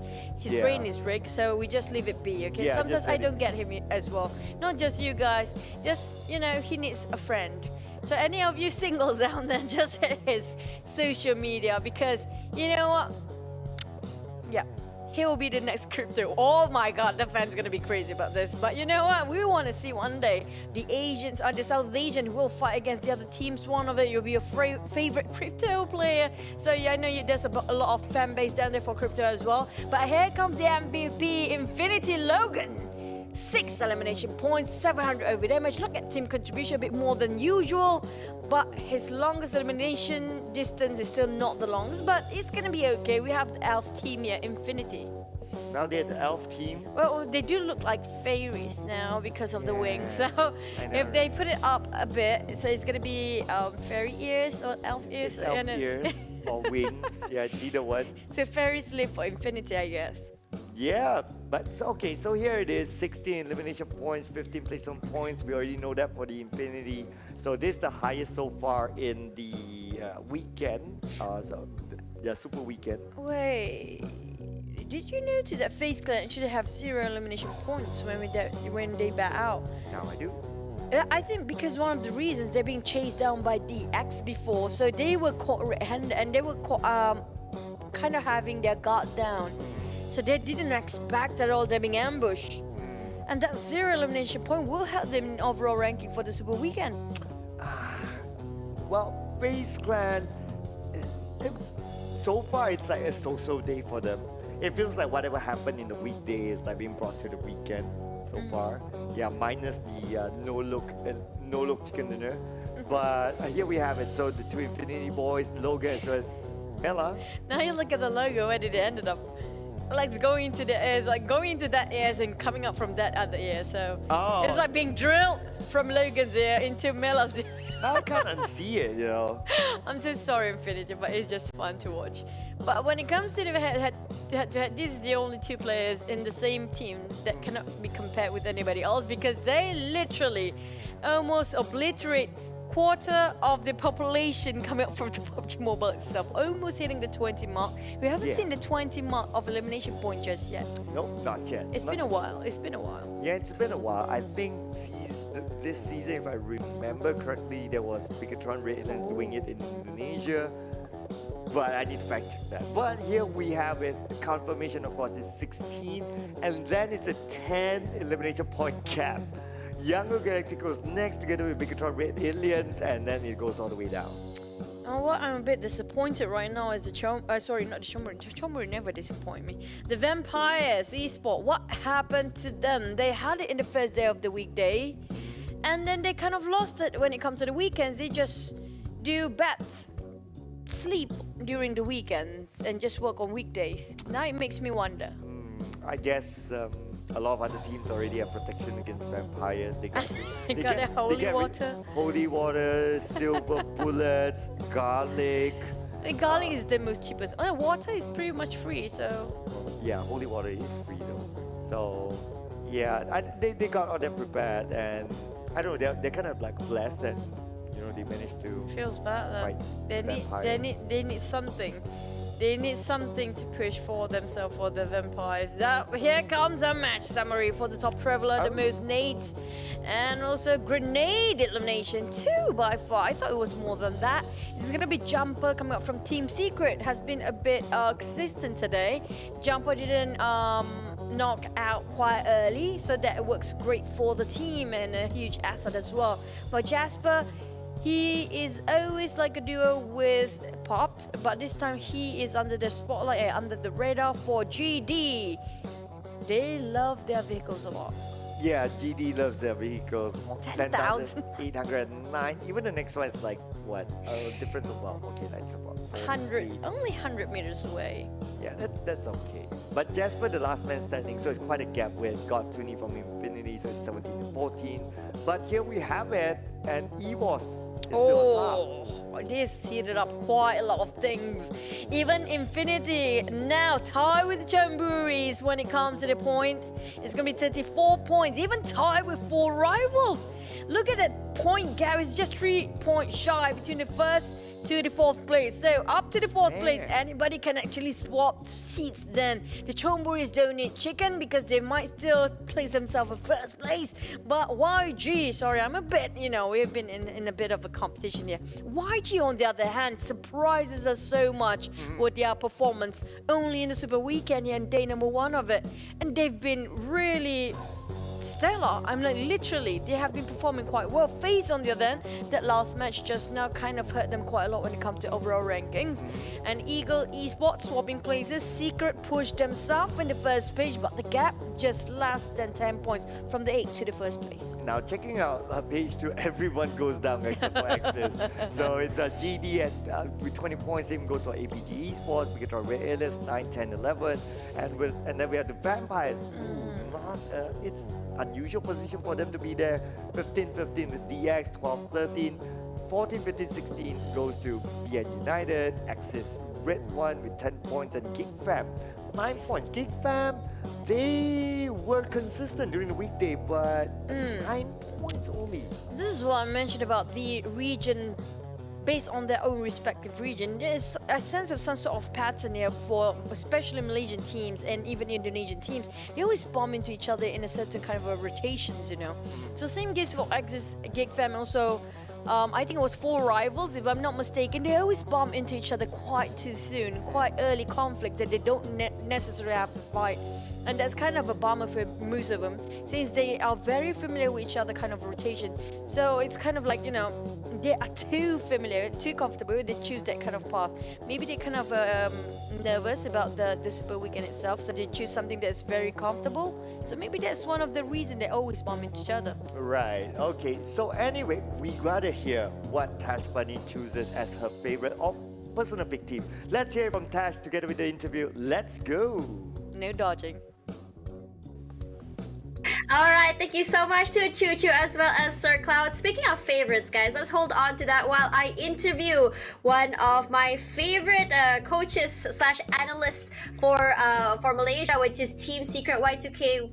speaking of bumping, they always, Tuchu and Cloud were saying like, Malaysian teams always bump into each other. You and I were always bumping into each other as well over on the side of the interview. So technically, we are best friends also. Sorry, Tuchu, about that. So let's talk about Team Secret a little bit. Over on the weekday and the weekend. Weekday, you guys are very consistent. Same goes for weekend. But the difference I see between weekday and weekend is that Team Secret is a little bit more quiet on the weekend. They're very, I wouldn't say passive per se, but they're playing more quiet. Why is that?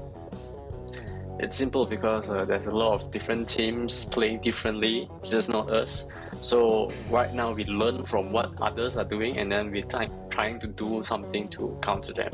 So this is just the first countermeasure. This to learn, before the action part.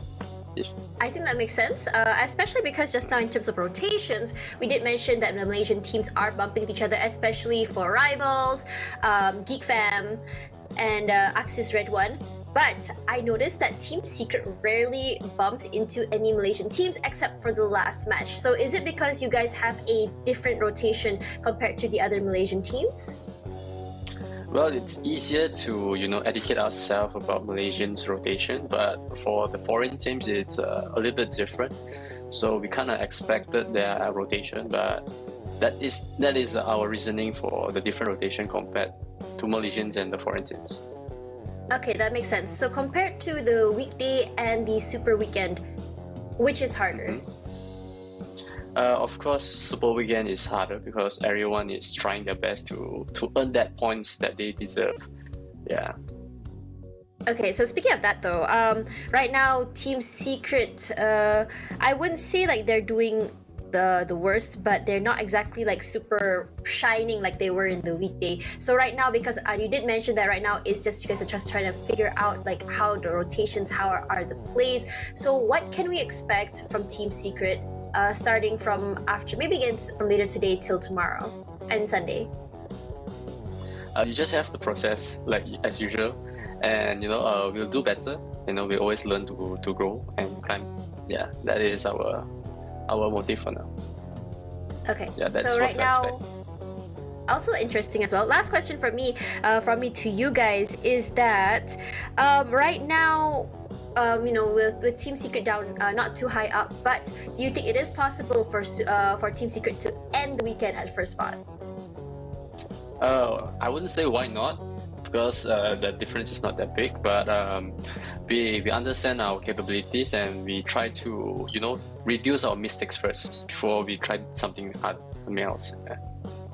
All right, so looking forward to see what Team Secret has for the rest of the weekend. Thank you so much, Y2K, for the interview. I'll talk to you later. Bye-bye. Bye. Alright guys, just now we already saw the very interesting match number 3. We're seeing some heart shift circles, and clearly what I can say is the circle is the evil enemy, but not for this round though. We're finally blessed with a more normal circle. It feels as though while the world is healing from the pandemic, the circle is also going back to normal. PUBG is healing, guys. But jokes aside though, let's have a look at the flight path though. Just now, flight path was Sosnovka Island all the way up to shooting range. It was a little bit more to the left side of the map, but the circle came up to the right. So, it's pretty much balanced and all that. But if you saw where Infinity dropped though, it was on Sosnovka military base, and I think that's where they were. Honestly, I believe if you drop there, you do get pretty kitted up quite well. So which gave them a little bit of an advantage there. From how they rotated was from there, they just crossed the left side of the bridge all the way up to Pochinki. So they just stayed there in the area. The thing is, while their rotations are not super far, but the thing is, when you are dealing with an area with any body of waters, especially because if you're gonna swim, there is a possibility of you getting caught off guard. You're not able to fight back. If you cross the bridge, there is always a worry from my end that there is gonna be a whole bunch of gatekeepers or other bridge trolls. oh my god, bridge trolls. No. Bridge let's just call them the tukang tol lah. Okay, and then so the thing is, because they rotated quite fast, quite early, that is how they managed to avoid all of that. So the circle kept going hard right over on this side, and interestingly enough, I think if you saw toward the end as well, the circle did keep on going to the right toward Milta. I don't know why the bias to the right, but you know, it be what it be. Circle gods be that way. And you can see that the rotations they were playing near the coast over there, which I feel like they were just trying to avoid as many teams as possible, which is honestly interesting. When you talk about the play style of Infinity though, very like on the weekday you would not really bat an eye toward Infinity. You're just like, okay, they're not playing so well, I don't know how they're going to be coping with the weekend. But today though, we saw a very, very different side of Infinity, which makes me wonder though, were they only playing that way just to kind of hide their strategy, just to kind of, what they trying to do is their goal was to just, you know, qualify, and today was the day they unleash a secret weapon. Who knows? Because right now 16 eliminations from them, which is one of the highest we've seen for this weekend, and I don't think they're done just yet. But you see there, even though they're already inside the circle, they did still rotate toward Milta. I think they already predicted that the circle will continue going there, which is also a nice treat to see. So also nothing as well in terms of rotations, I think Chuchu spoke about this, Cloud spoke about this, I talked about it with Y2K. Malaysian teams, the rotations keep meeting each other, and it's actually very interesting to see that even on this time around we are seeing that as well. So speaking of that though, we saw 4 rivals and Team Secret take each other. While Team Secret does have the advantage of the circle, what 4 rivals had in their advantage was the high ground, and they really used that to their advantage. But after that, they did eventually lose, because eventually after that, I believe there was a third party, but I'm not too sure which team it was. I can't remember if it was MSC or not. Speaking of MSC, surprisingly, we saw them glittering in all their glory for the weekday, but on the Super Weekend, we could actually see them struggling. We have seen them finish games with only 3-4 kills, which is very unusual, especially after the trend on the weekday where they got a lot of kills. It's very unusual. So going back to this graphic here, you can see because of the hard shift of the circles to the right, you can see so many other teams still stuck over on the left side, and they are just struggling to get from the farm area, from the shelter area to the circle. And the thing is, that is what I mean, I want to say that Infinity was early to circle. They're really not. They were playing toward the coastal side, which I believe gave them an advantage because they didn't have to worry about what's coming from any shots coming from behind them. They had just to worry about what's happening in front of them. So because of their rotation, while it wasn't the most direct or the fastest, it was good enough to give them survivability. And through that survivability, they were able to play aggressive enough to collect all of those kills. I mean, in most cases that we've seen though, if you were to get a chicken dinner, you will be getting quite a lot of kills. We've seen mostly around 15 kills, but for 16 though, that is something else. It does show how much firepower they have. It does show what kind of strategy they have. And interesting enough, their strategy of rotations also quite chef's kiss. So you can see that even as the circle shrank, 4 rivals actually had the advantage of the circle in the middle there.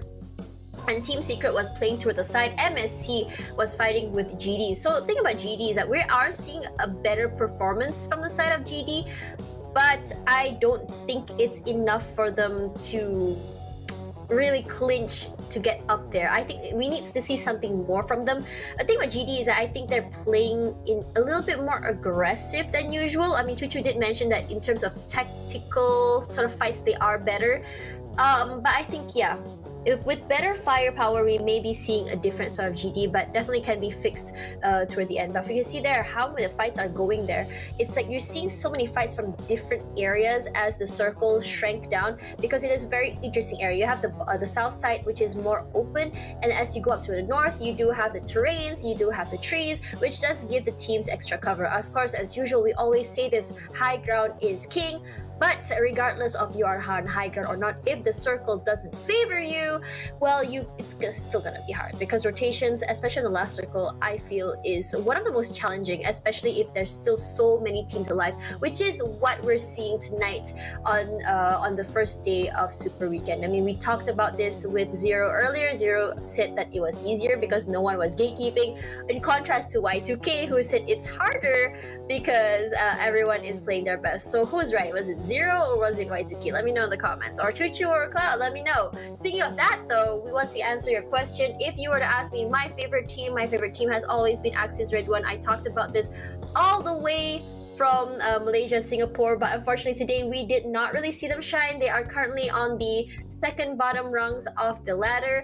I'm really hoping that they do climb up, but in terms of Southeast Asia, it is after all my first Southeast Asia tier PUBG Mobile tournament. I would say right now my favorite is MS Chonburi, because they are always the second place, never the chicken winner dinner. Winner chicken dinner. So yeah, that's all from me. And let's see what Chuchu and Cloud has to say about my favorites.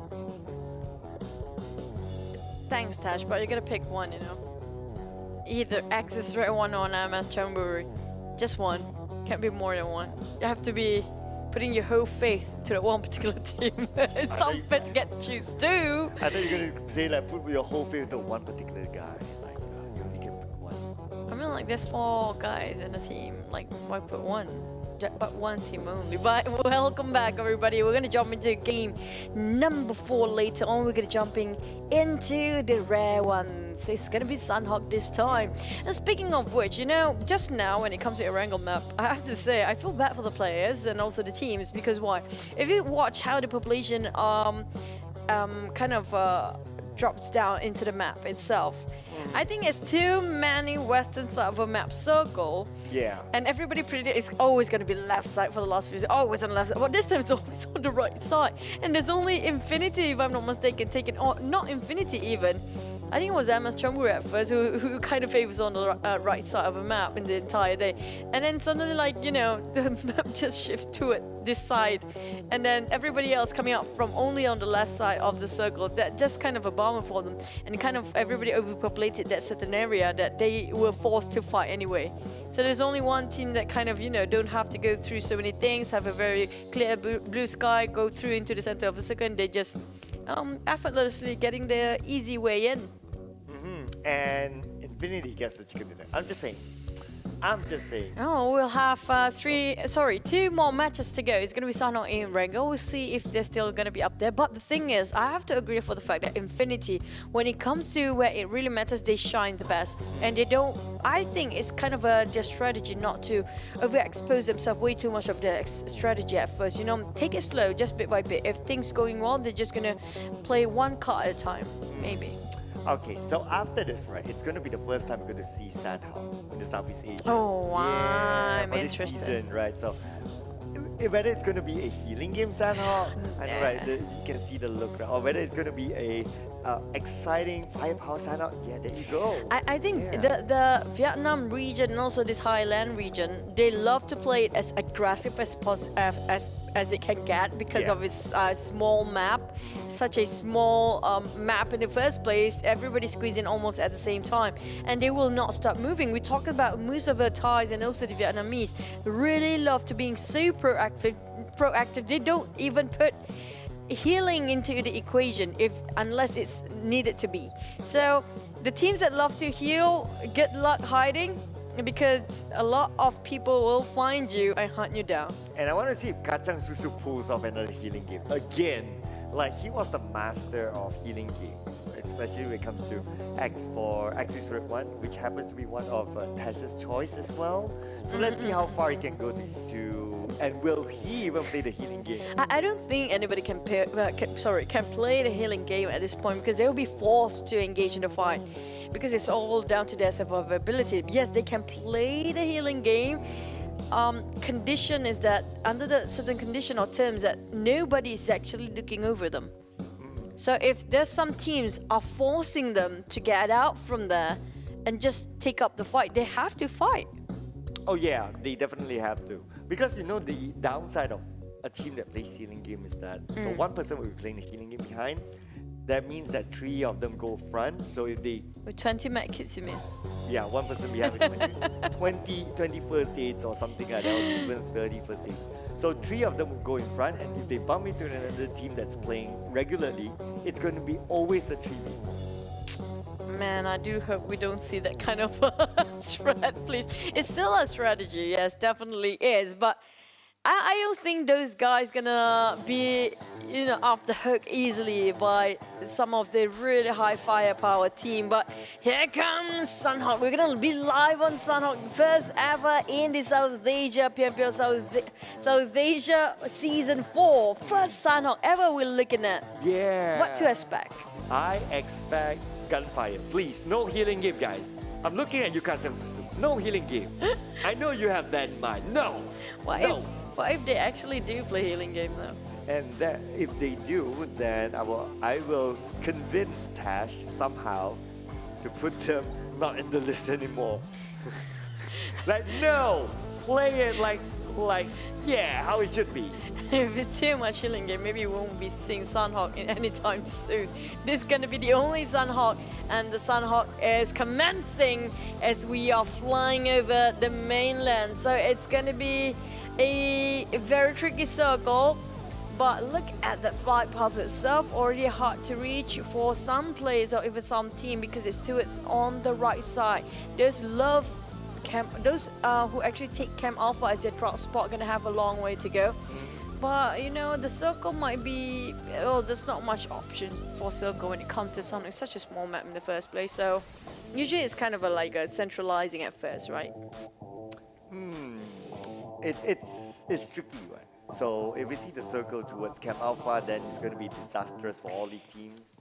By the way, now that we actually mentioned it's kind of a first Sunhawk we play here in South Asia Season 4, there will be a lot of teams might bump into each other, including in Paradise Resort, because this is the first time they actually go into head-to-head in this tournament in this map. So they haven't quite marked up their territory yet when it comes to this map itself.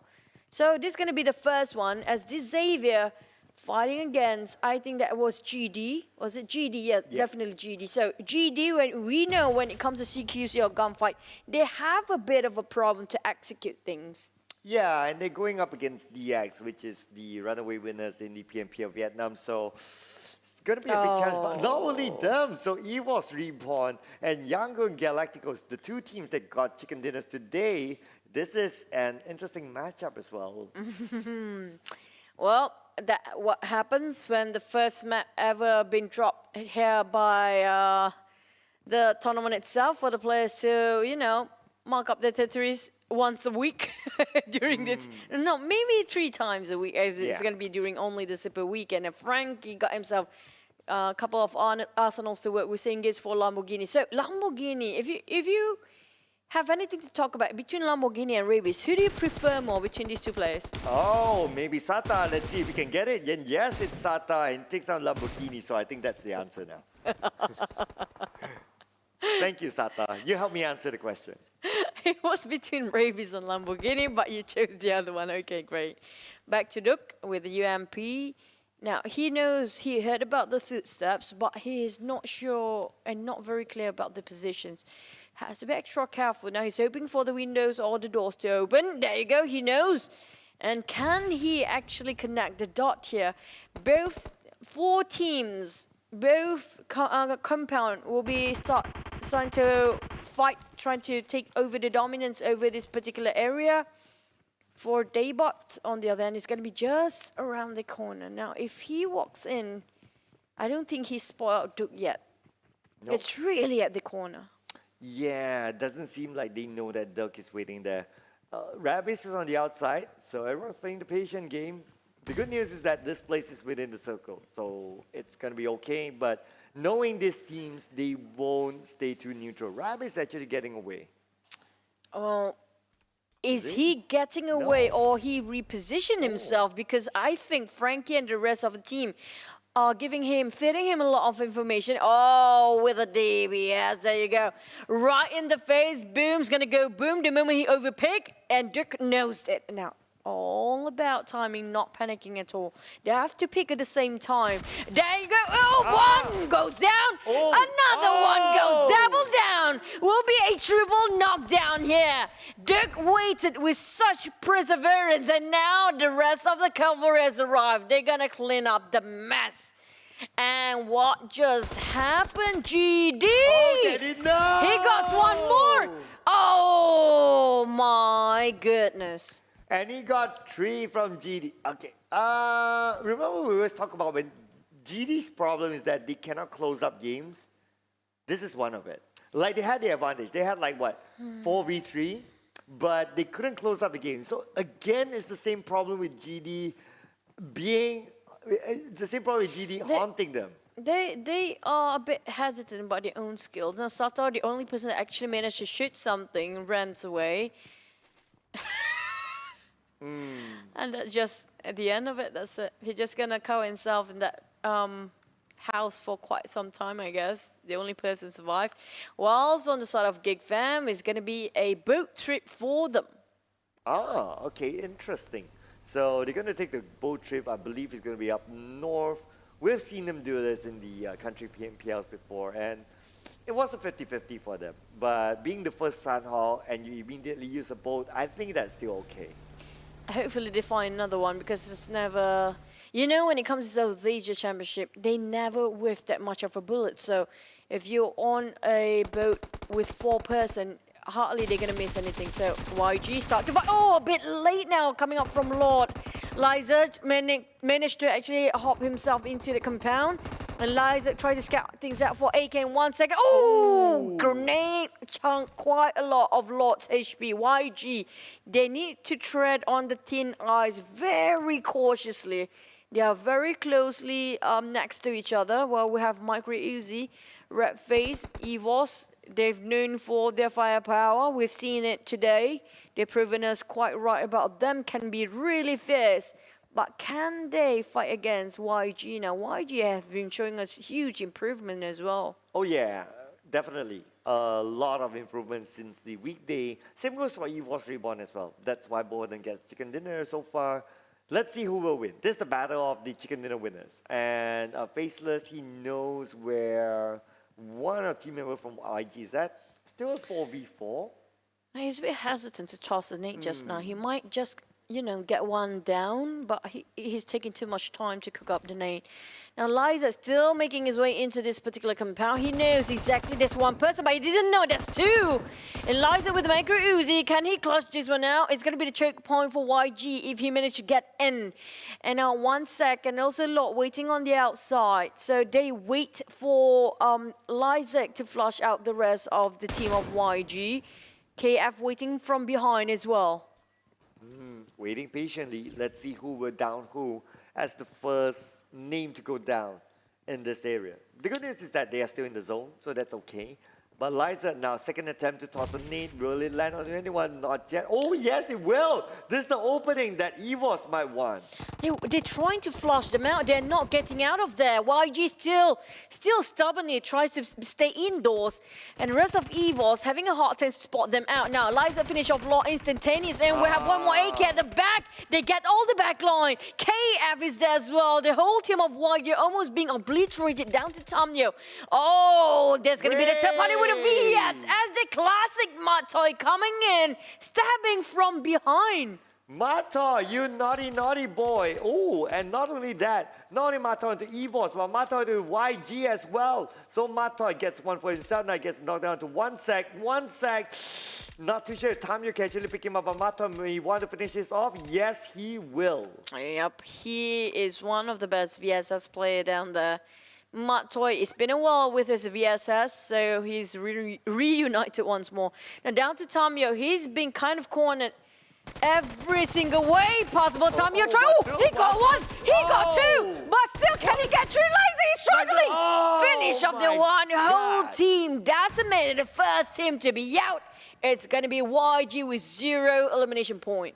YG. Team Secret is taking the advantage here. Oh yeah. You'll be the housekeepers. Third party. Let's go. So Kid is right at forefront.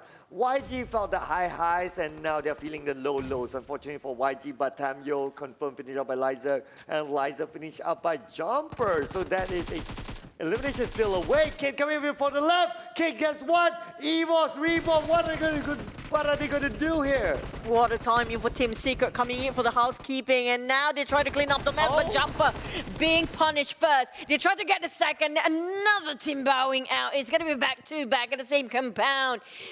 EVOS Reborn, they just wanted to celebrate a bit, but Team Secret, the timing was just perfect. It was remarkable. They came in at the right time, finished off one team, taking advantage of kills to another, and they got themselves quite huge elimination points in the back. And it's already 6 eliminations for Team Secret. Yeah, because they took advantage of the two teams just now. Yeah, I know, right? So 9 minutes, 6 elimination points. That is a lot when it comes to the ratio of getting the elimination points in. So what a good start here for Team Secret. And while maintaining all 4 their team members, definitely the perfect start for them. Now we move over to Paradise Resort. Bigatron Red Aliens is in the house. DX is still somewhat in there. We might or might not see a fight. Well, we might see a fight very soon, definitely, but who will it be first? Now, BN United trying to scout things out, making sure they're having the coast clear. Same goes for Faze. They got themselves quite a number of buildings to work with. They got themselves 4 walls to take covers from. Their defense will be very strong, but if they were to rotate, can they make it on time? Vampires, on the other hand, prefers to run on their feet, and also Fluket will be the scouter for the team. But this circle, oh my goodness, look at the water ratio, comprises 30% out of it, so little land, and imagine if a circle just hard shift towards the left side. Everybody play at the edge of the Camp Alpha Island. Oh my god, which circle? I mean, like, if the circle just ended up north all the way, it's fine. Oh, it shifted, hard shift to the southern, really south, or really on the western side. It's going to be a big problem for most of these teams. Oh, hang on a second. Team Secret is not done yet. So they got silence from BN United somewhere. Are they going to get to their elimination point? Not confirmed yet. What I'm interested in also is that Axis Red 1. If you look at this, they are still at their drop spot. And they kind of open up so big. Axis Red 1 confirmed, I can tell you, just by looking at their position, they're going to play the healing game. Oh, man. Oh, the fact that they are playing a healing game, hopefully they hide themselves quite well. But on the side of Geek Fam, they took a very long boat trip. Hopefully it was pleasant for them cruising around. But back about BN United, they got their eyes on Team Secret, who got themselves quite a decent number of elimination points already. 6 in the back. While they saw BN United just transition themselves right across them. They couldn't do anything much because it's too far. There's just so many structures in between. Yeah, so it's quite a gap here. Plus, the bad news is that Team Secret, they are on the outside of the zone, and the zone will close in at this moment. Kid will be gunned down by White Cat, but Kid is still alive, 60% of health. Kid will toss out a smoke for himself. He knows exactly where BN United is at. Counterfire on the White Cat, but Kid, ooh, that's a headshot onto him. He's kind of stuck for now. Hopefully they can cover fires for the sort of Kid for him to get out from there. For BN United on the other hand, they will reposition themselves to get into a different ground or even get into the center of the circle. They don't want to waste any more time. They did kind of make a couple of mistakes previously where they were way into the blue and kind of late when it comes to rotation, so they don't want to make same mistake a couple of times here today. APG and Vampires are very close by each other, and Vampires will start to fight because it's a bit quiet for Vampires these days. For today specifically, they're not as aggressive as before. They've been tamed down if you compare it with the first day of weekdays. Yeah, if you have like holy water and everything else around you. So I mean, like if like we were talking about, they need a boost of werewolf, maybe possibly as their friend. Actually, werewolf is the enemy of vampires. I mean, but in a different movie, they are kind of friends. Which movie is that? Okay, I need to find that out. Like we both owe each other movies right now, for some reason. Okay, so Volky. Okay, now Volky only has 1 first aid. Meaning that the first aids are at maybe, okay, Kacang Susu is playing, so it's likely to be Kacang Susu. I want to really see if the OB can show us Kacang Susu, we will know for sure. But I can definitely tell you that Kacang Susu is going to play the healing game. I wish that it will be different, but sometimes we don't have a say here as a caster since we're not playing. Now back to Infinity, they got themselves a good run just now. So can they be aggressive again? We haven't seen a lot of Bigatron so far. They have been very quiet. Faze as well. So there's not much of a movement except for Team Secret and DX as we speak. On the side of Zane, he got one. He finished it off straight away. Logan, Damrit finished the job. They got themselves 1 point so far. So it's going to be worthwhile. But can they finish off the rest of Infinity as they spread out quite thin? Yeah, Infinity's strategy is always like, okay, we open up big enough, we cover enough areas. So this is what they are used to do, especially in the early stage of the game. So if one goes down, unfortunately, there's no way for them to pick up. That's the downside of opening big. BN United, on the other hand, just now, one of them, White Can, knocked down by Matoy, recovers himself, and now they're going to make that rotation. We're going to focus on placement or positioning in the next phase. Well, we're still waiting for the circle. Will it be any hard shift? Because it's still kind of tricky to play with. Imagine if it ended up right on the southern side, but it might ended up in the north, because that's why most players are going towards the northern side of a map instead of at the center or even at the bottom of it. It's wise to do so. On the side of Chonburi, they are going it very slow. They're not rushing themselves too fast. They might just tank the blue for a bit. It's not that painful for now. But those coming out on the northern will be overly populated. It's going to be a huge mass later on. And a lot of slaughter moment. It's going to be Infinity News. He started to fire straight away. That's a beautiful straight line of sight, but he got reprimanded. In the side and on the flank side, it's going to be Tani making sure he covers his friend for a bit. I'm surprised he didn't finish off the job straight away, because Team Secret is actually picking the fight over this. In such a long distance as well. Wow, how did iShots actually see what's going on to the other side? It's so hard to see. I know, right? Plus there are trees and that distance. I mean, this is where they always impress me, right? How do you actually see it on a mobile phone that someone's on the other side and you can hit those shots? I can't even see that if it's a big monitor. So we are looking at the big monitor, we'll hardly see them. Imagine those guys looking at such a small screen. Now back to APG, they got themselves quite a number of chicken in the last day of the weekday, but they kind of been shut down here when it comes to Super Weekend. They barely make a breather at all. They barely make any entrance or barely making any elimination points. It's kind of hard to beat them right now, being at the receiving end. Tony, on the other hand, just going to play a bit slow, a bit safe, just around on top of top mock. GD still there somewhere, but they might be surrounded by too many teams if they're just going to stay here for a bit. Because so many approaching while they're transitioning. He got one Mela. Finish it off, kind of hard, too far. Now, trying to spray it down, it's not its way to out in the open, nothing to covers, and down he goes. Yeah, there you have it. So Geek Fam, one player down, which is Snipes, and now Mela will also cook up the nade, tossing onto the side of QB with the counter nade, but it will not reach out to Mela. Mela will miss the nade on the QB, but QB counter fire onto Goduni. Goduni now down to 40% health, will toss his own nade to the other side onto Mela, but that will miss as well. Yeah, we'll wait if anything gonna happen. So far, it's a lot of long distance shots and long distance engagement. Nothing about rushing in. And DX, I have to say, with the Vampires, the DX has been staying here for quite some time. And still not living Paradise Resort, even though it's not inside of a circle, but it's on the outskirts of it. It's not that far off. But how do they get out? Oh, Rabies picking a bit. Oh, got shot on the hindsight there. It's kind of hurt. While waiting for Duke. He's a bit careful, too careful now. He can't actually make the call if he wants to, but it's a bit too late. Miss whiffed and almost got one. He got one. He can get two. He's reloading now. Ravenclaw's right across his crosshair. He's get doubled down. Down to one more. Oh, Fluketh is really low right now. He's jumping over the edge and he saw him.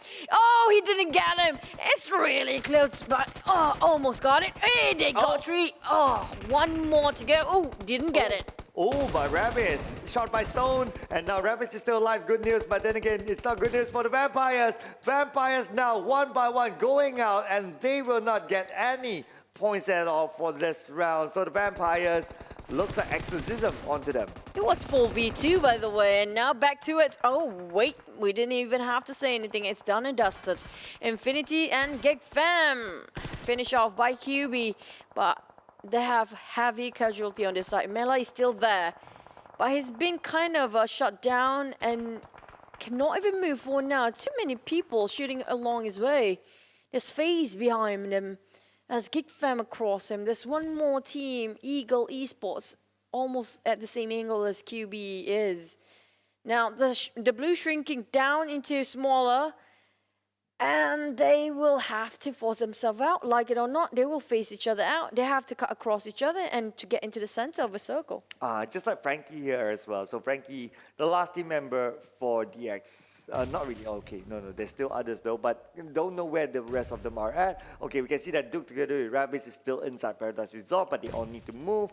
APG needs to move as well, but APG, they can have an easier entry into the zone, but they choose to put pressure on DX. Oh, well. It's better to be careful than just too reckless. Oh, hey! Hello, surpriser. How are you doing? And now it's going to be TG13 streaming for help. The Chonburi did see this one coming. And it's going to be only Voki on this side taking the angle in particular, while the others are still struggling to get into the safe zone themselves. It's going to be APG coming up from the Paradise Resort. They have to cut across DX right in front of them. But the moment they pop themselves into the circle, there'll be so many gatekeepers already waiting at the edge of the circle itself. Yeah, so at this point, I'm sure there are many teams already in the circle, so it's going to be a bit tough. But look at this.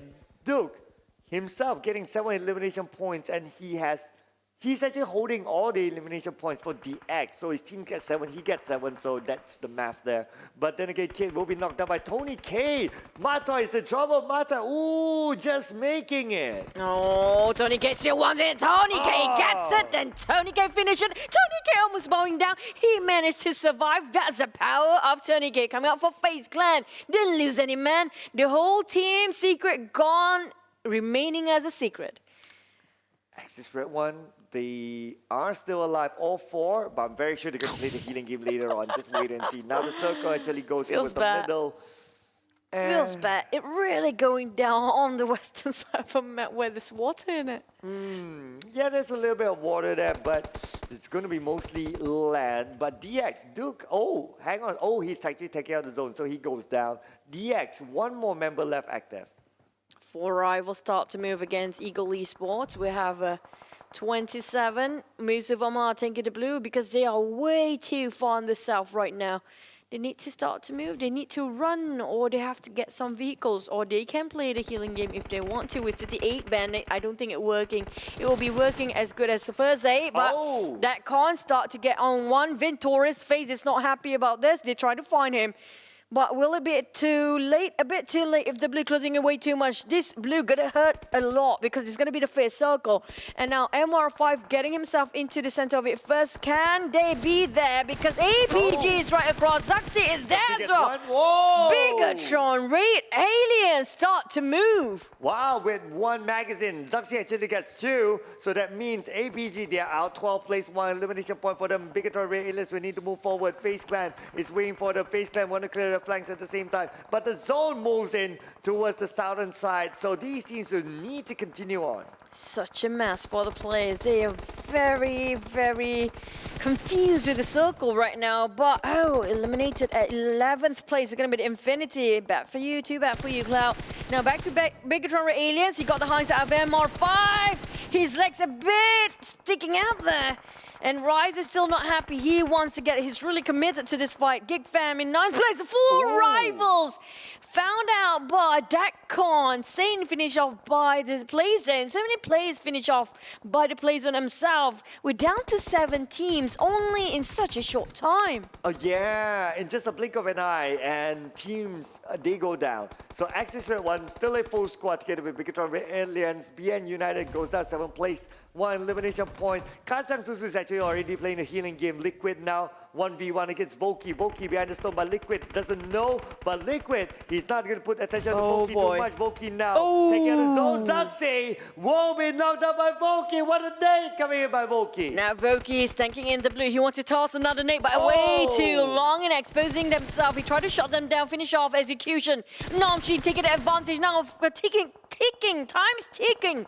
And by he's picking the fight against another team, Eagle Esports. They need to make a move. It's going to be Bigatron Aliens defy them. It's going to be them stopping them into getting themselves into this zone. And now back to Lutzi. Oh, Ryzen next for the victim. Exits Red One, trying to make sure Bigatron Aliens cannot even move, but they will reprimand it. Lutzi on his knees now on the ground.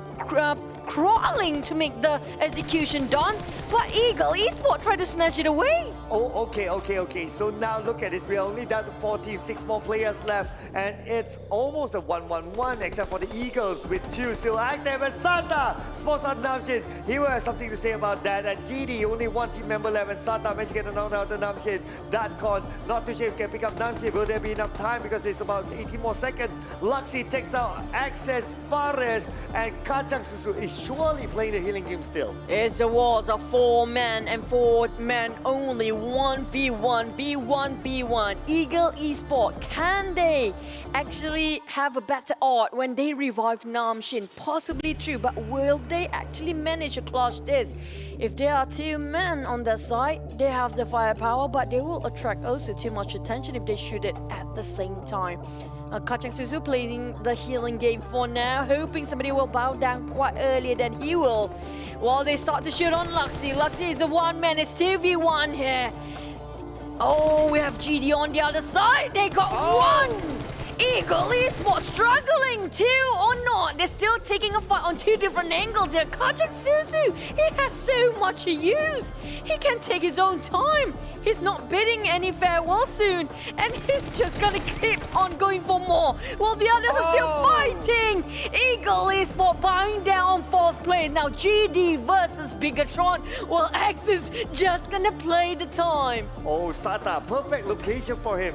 Just look at this. So Luxy, unless he knows that he can go up, yes he can. So he's going to try to take this advantage against Sata. He has the high ground right now. Sata at the low ground, but Sata is going to cook up a nade. Going to toss it out to the side of Luxy. Sata, when will he toss it? Yes, he will now. We're there to Luxy. Whoa! Luxy now critical. Sata we need to move it, but Sata is hesitating. Sata is hesitating. If only Sata moves, he can finish off Luxy, but Sata chooses to wait. Oh no, he didn't take advantage of that. Oh boy, now Luxy back healed up. Well, Kacang is slowly approaching. He wants to get on the back line, but he needs to heal at the same time. He's coming in very slow. Well, Sata being super cautious because he knows the other side is somebody he is taking in very huge respect. Very formidable player. It's going to be Luxy, one of the best in the world. Now, Bigatron Red Aliens, they only have 1 man. Luxy, they're really in the need of 1 chicken dinner to boost up their morale. Luxy getting the lower ground. Sata spot him out. He spot him out first. Kacang Susu at the back. He saw that one as well. Oh, he didn't play the healing game. Bigatron Red Aliens, they waited and waited for such a long time for their debut of chicken dinner. They got it. It will boost them a lot. They needed it. I can hear the fans cheering at finally something is happening for them with 11 elimination points. No, Kacang Susu, that... Why? For Kacang Susu. I mean, like, no, because he saw. I mean, like, I get what Kacang Susu was doing. He wants to play the healing game. Yes, definitely true. And he was trying to get into the fight because he saw both men were standing on one edge on the other, and he wants to be the third party. But he forgot that he has to be healing all the time. Okay, he has used all his first aid, so he has no more healing. He tried to get more in the loot around him, but there's none there. Yeah, okay, there's either none or there's no more time because at that zone you need to press the heal. He did press it, but the moment he's a bit eager to get that last hit of, stealing it away from underneath one of these guys, he just bowed down to the fact that he won't be playing the last healing game. I don't think he has enough to play at the end. We have to see his highlight later.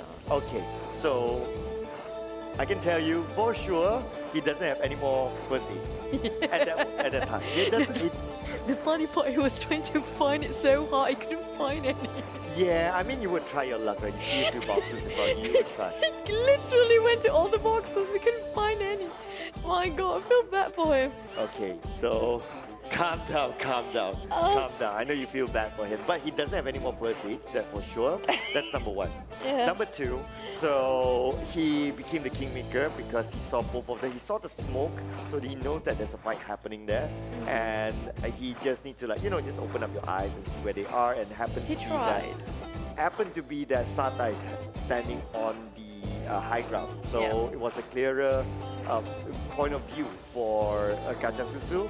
He took out Sata, and that's where Bigatron got the chicken dinner. So it was a surprise chicken dinner. So he could have shot Luxy as well if there was I no thought smoke Luxy detector. took down. Oh, we need to see the highlight because I thought It was Kacang Susu. I thought it was a GD overpeaking just now with a low ground. He can see the hat just on the side of Bigatron. And we need to see that highlight for a bit. Okay, so That was a bit confusing. So Sata was at the high ground.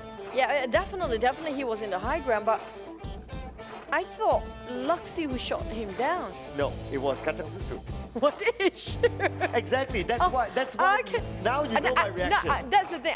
Because he couldn't find any med kits anymore. He was really desperate enough. He wanted to place himself a second place if possible, but he could have gotten the first place. But fate has been. Okay. We're just gonna see the highlight. All right. I'm very sure of what just happened. Okay. You might be true. I'm 2000% sure of what happened earlier. Because you've been watching him the whole time. Because I'm standing in front of the screen. So yeah, because I've been watching him. That's why I reacted like that was insane. That was insane from Kacang Susu. He did almost what Aisha's did in PMWL before. Just that he got second place this time. Now, he could have chosen to shoot either Luxy or Sata, kind of like a choice, but also partly because of who he sees. So he sees Sata clearly, and that's why he picks out Sata, and Luxy was like, hey, I got chicken dinner. Okay, from nothing. But okay, we put that pause until we see the end. Vampire was 4v2 just now against the Xavier. They were 4. They were 4 for the Vampires. They have been very passive. I'm very disappointed with their performance today. But back to it. Okay, we're gonna see almost there. We're almost there. Here you go. Okay, we're gonna skip the Xavier. we want to see at the end. Just want to get to that, so that I'm sorry, these guys deserve the highlight, okay? It has been a great run. It has been a bit quiet sometime. There have been a quiet moment. But okay, here comes Chonburi trying to take down on 4-over. They stacked up. That was not really smart enough. Voki, that was a nice nade. Axis did well. They got a lot of Bigatron Red aliens, but there's so many teams around here. Here comes. Okay. Not the next, probably the next one. This is a Sata getting the... Okay, this is the one. You see? Okay. Yeah. He shot it. Thanks, highlight. I told you. I'm just not sure. I first thought it was Luxy knock him down because he's overpeaking. But you know what? That is very... How many med kits he got himself just now? So he got 20. Yeah, how many left when he started shooting? 0. Yeah, he was desperate. Yeah, there's nothing else that he can do. I mean, like, that was his last move. No, I mean, like, he was trying to get into the zone just now, to the safe circle. The moment he knows that he won't be having enough medkit because he was trying to search for all the deck boxes laying around, he couldn't find any. So he started to move forward when doing this. Yeah. It's like doing this, but I think like he's like, I'm just trying to do my best. That's what you would normally do, right? Like when you heal, you not only like stay there and heal. If you could move forward a little bit, you would, because if you stay too far from the circle, the damage is higher. Yeah, that's true. And also, I mean, like, if he started to move earlier a bit than that, he might have a chance of winning as well. Because he didn't move for quite some time when he started the healing game. And there's still 4 teams left that time. And the moment he started to move is where he realized it won't be enough. This fight is taking way too long. Okay, that's arguable. Because that will be a different timeline by itself. That one, I was watching him, so I kind of know, but I didn't move that time.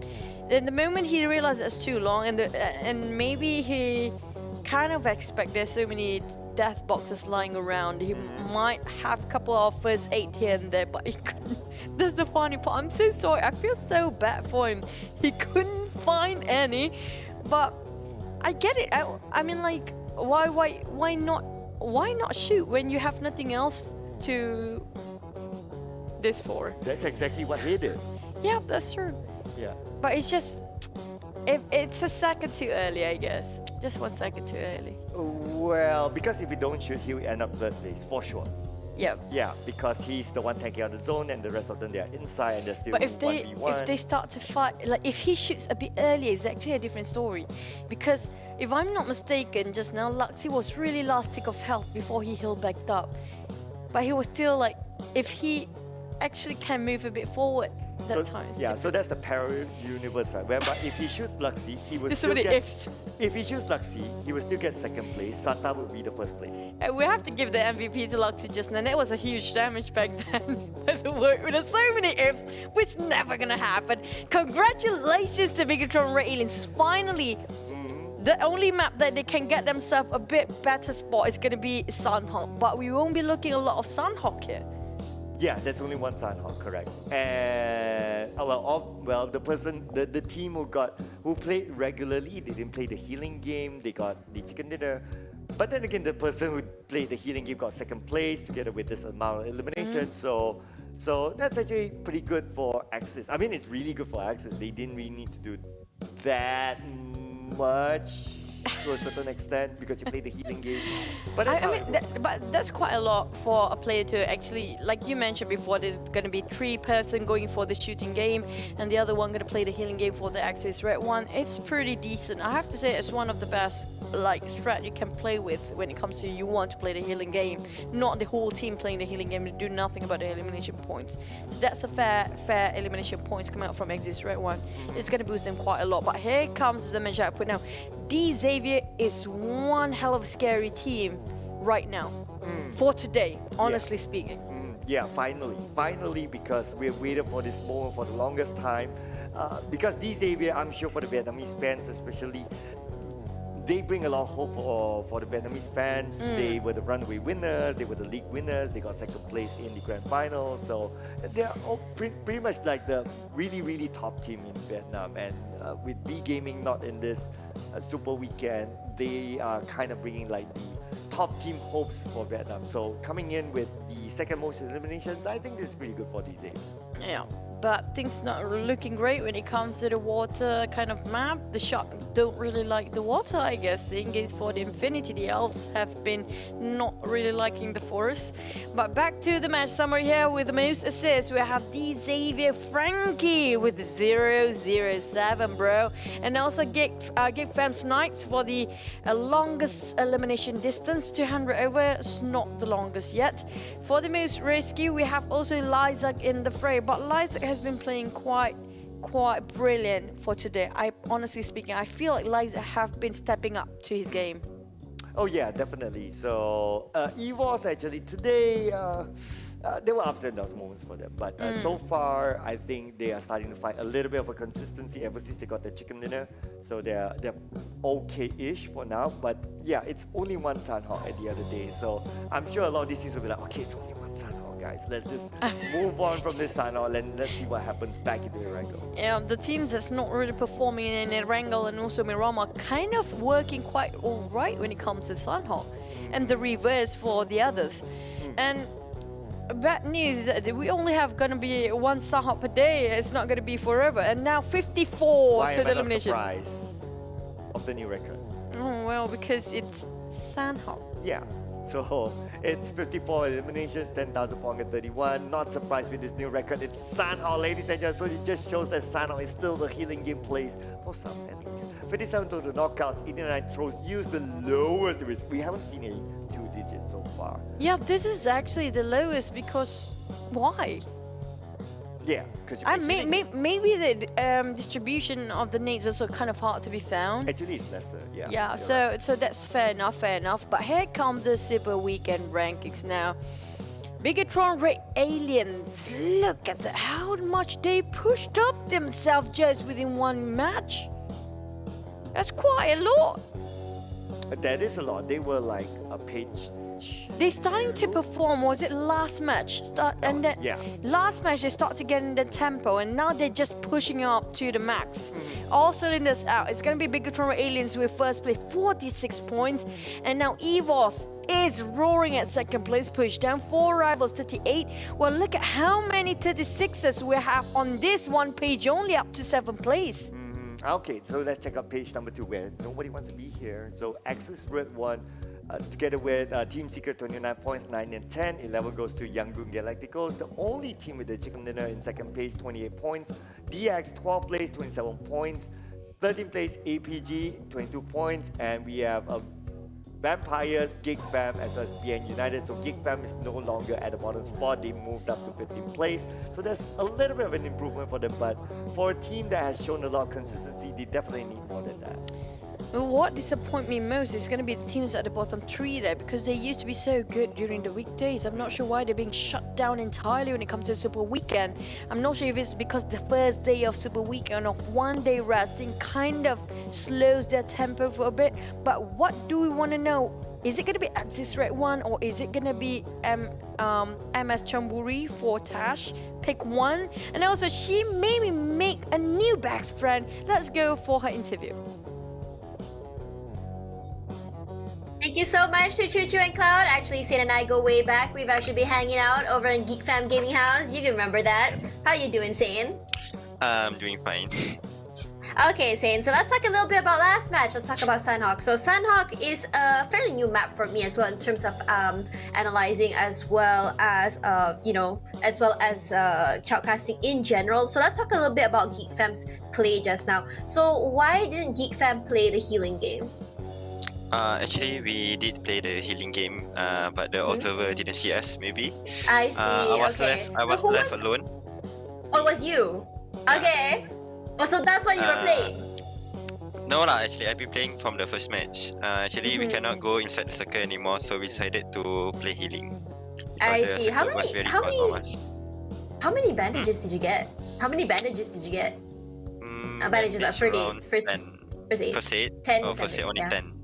10 Oh, you guys didn't get a lot. Okay. Yeah. So your rotations were actually really interesting because you took a boat and you went in through the north side. I think you guys were predicting that the circle would go north, correct? Yeah. But it didn't go north, so you guys couldn't move forward anymore. Yeah, to be honest, today we didn't get any circle. Like, we cannot even take fight or take position from enemy because our rotation currently didn't go well. I mean, like, our rotation is good, but we never get a circle anymore. So yeah, we are trying to study our rotation back to get the circle. I mean, that's understandable because I think you guys are doing different rotations right now because you don't want to run into Malaysian teams. Is that correct? To be honest, yeah, maybe, but not really lah.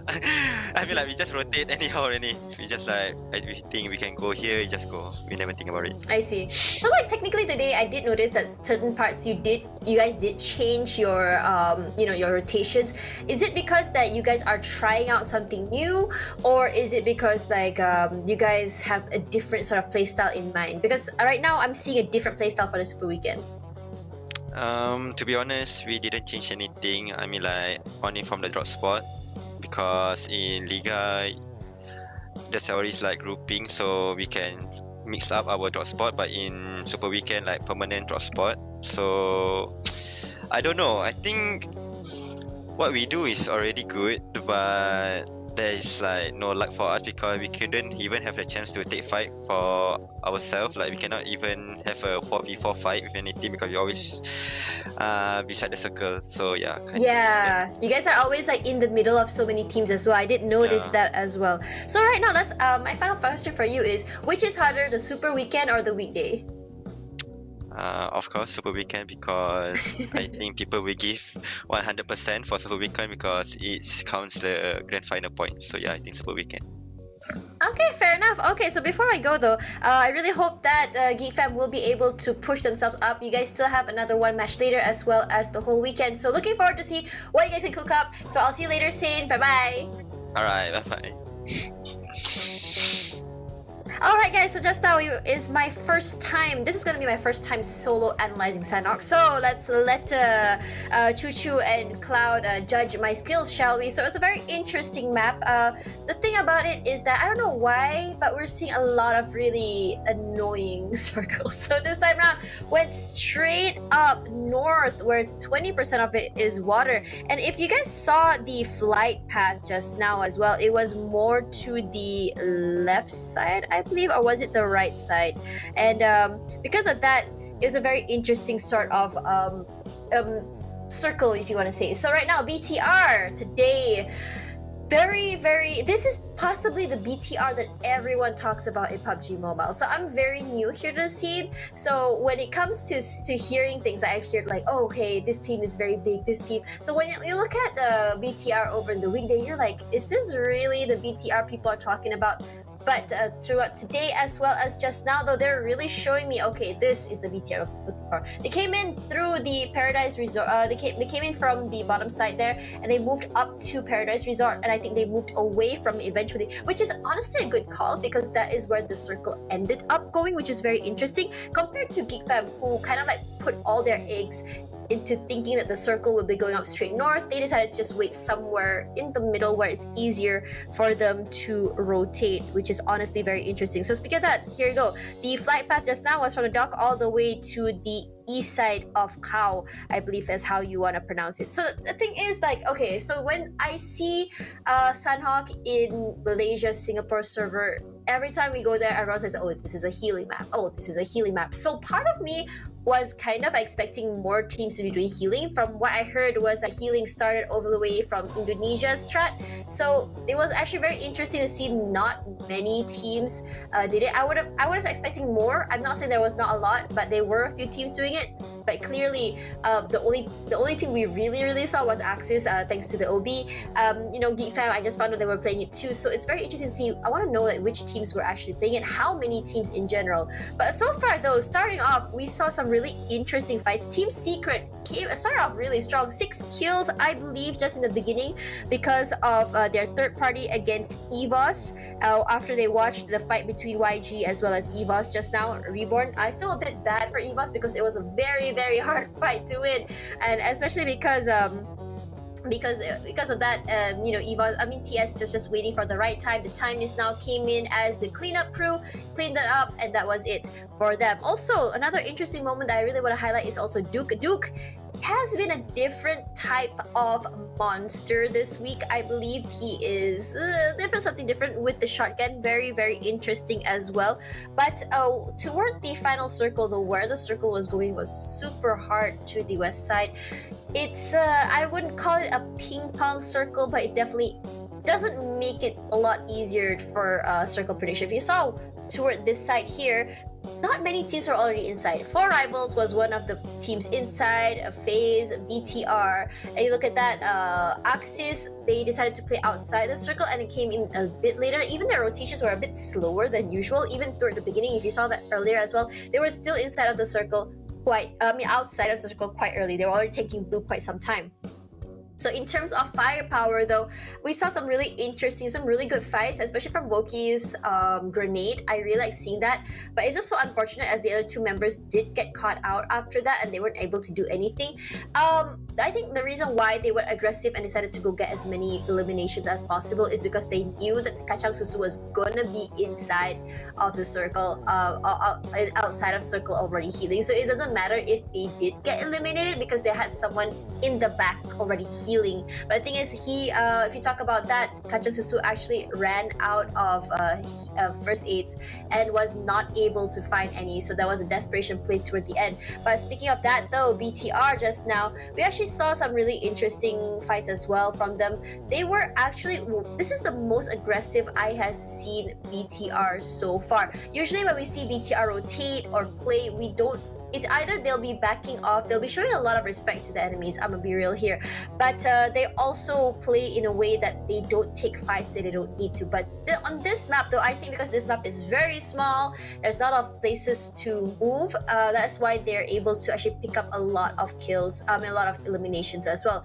MS Chonburi though, really kind of excited to see them kind of shine more like they did in the weekday. But the thing is about MS Chonburi is that I think for the weekday they did not see the full strength of a lot of teams, which is why they possibly got a free pass, not too sure, or maybe they just didn't have a good dinner like what APG did. But either way, I'm really curious to know. I really hope I could get an interview with them to ask them like what is going on, why are they not as aggressive, or why are they not shining as they were during the weekdays. So looking at that as well, Team Secret though, they had a fight with Faze as well just now, which is honestly, I think it was supposed to be a better fight for them, I believe, but it was just so unlucky as well because how this area is. Like, I don't know if you guys noticed as well. Whenever there's a fight, there's always gonna be another team waiting, and that is one of the cons for Sanhok because it's such a small map. If you want to take fights, absolutely fun. I think CQC is definitely one of the best places to do here, especially because of how many compounds and areas are in there. But if you were to have a fight, if you were to take a shot, I think half the map would hear you. And when half the map hears you, they're like, okay, they're gonna have a huge fight. We're just gonna wait for you, and we're just gonna come in and just third party. And we've seen a lot of that. We've seen a lot of third parties today, but it's more apparent here on the map of Sanhok. Speaking of that, though, in terms of rotations, Geek Fam did a very interesting rotation. I did mention that just now with the boat up north, and then I think I noticed what they did was that they actually sent 2 players swimming to shore first, make sure it's clear before the boat came in. Honestly, that's also a very good strat as well in itself because it does make sure that the players don't get blown up in their vehicle. I think Chuchu talks about this so many times. Having all the players inside one vehicle is basically a death sentence for the team. So this is where the final score came in toward the end there. It came out toward that little bump in the area there, which gave a little bit of a high ground. But if you look at the last final fight, though, it seemed like BTR was very smart in terms of playing it, how they did play it. They had the high ground, they played it very safe, they just waited. I think Luxy deserves that one of the best players in the world title because of when you think about pro plays, right? It's not just about like really good, gunplay, really good at shooting people. It's also about discipline. Trigger discipline is also very important. It's also good to really know your timing, playing the guessing game really well, like predicting your enemies' movements. And I think Luxy really nailed that, especially in that one fight just now. But speaking of fights, though, toward the end there, we are seeing those moments where we saw a 1v1, v1, v2 moment. I think 2E, they really tried. They managed to get, they had an advantage in terms of firepower, in terms of manpower, but Luxy was just a little bit too much to deal with. He's really good at isolating. Just honestly, I always mention this in terms of isolating. I think in moments where you're in a 1v3 situation, moments you are in a 1-2 situation, it's always good to have the players separated from each other, have them not able to look at you at the same time to shoot you from 2 different directions. That's always really good. We saw YG play the double peaks really well as well just now as well. They didn't want to make sure that no one actually gets knocked down in the process. But Luxy, though, he knows how to isolate. He knows how to play with the gun, and honestly, I think well deserved by him. And honestly, it could have been Kacang Susu's moment, but I think because he was so desperate, he didn't move as fast as he needed to. He was just way too far away from the final circle, and he wasn't able to clinch it. Either way, a very, very close game, but in terms of eliminations, BTR just blew it out of the water. And I think that's all that I can say about Sanhok just now. Very interesting match. And after this, we'll be going to our next match, our 5th match, I believe. And it's going to be a very interesting one. So after this, guys, back to Chuchu and Cloud. Let's see what they have to say about my analyzing of Sanhok. Thank you, Tash. It's always on point. That's what I'm gonna say anyway. And welcome back. We're jumping to the last match. You guys are watching the PMPL SEA Championship League of Season 4, which is so explosive with Sanhok just now. But before that, we have to thank you, PUBG Mobile, none other than co-organized by VSPN. Without these guys, none of this, any of it happening. And also thank you for our official smartphone partner, which is going to be Redmi Note 10 series. Always challenge your boundary. Other than that, we saw the huge fight just now. So just join in the Esports Fight Club, where you can actually earn yourself exclusive rewards just by watching live on that platform, and definitely sign up for free because right now is the time for you to claim marvelous items, especially when it's exclusive towards this PMPL. So we will be your casters here today. I'm Chu and also Sir Cloud. That was really an explosive match where I think most of us are kind of a big fan for Sanhok for now based on that performance only. Well, but there are still teams that play the healing game. Looking at you, one. But yeah. hey, but the way they play the healing game, they still got quite a number of elimination points. 7. Yeah. Yeah. So So yeah, I mean, I'm just going to leave it as that, right? It's okay. But anyway, yeah, can tell that I'm not a fan of healing game. But points is points. Gotta give it props to them. Points are points. But here we have it. We have a Vikendi that's already launched on the 8th of October, and then we have Runic Power that is going to be launched soon or already launching, and Survive Till Dawn, Payload 2.0, as well as Infection Mode coming back into the PUBG Mobile game. So do log on and check out these new game modes coming soon. Yep, I wish one day, right, like a random bomb being dropped for the players, like suddenly Vikendi have to be played without them being prepared. And everybody's like lost. Oh my god, Vikendi, it was once upon a time story. Like suddenly suddenly the last game is not Erangel. It's like, hey, we're jumping to Vikendi, and even we don't know it. I mean, that's because I kind of miss the maze. Oh yeah, the maze. You remember the maze? Dino Park. Yeah, Dino Park. Park. Yeah, we have the maze at the edge of it. It was crazy. We've seen only one fight there before, and it's so confusing for the players. Like, oh, Yeah. and then they're trying to find their way out. Sometimes they're lost in the maze itself. It was hilarious. I kind of miss that kind of play sometimes. Yeah, I remember that one back in season 2 where Yeah. it was the last time we saw Vikendi. So yeah, that Oh. was really entertaining. You mean the top of the boat?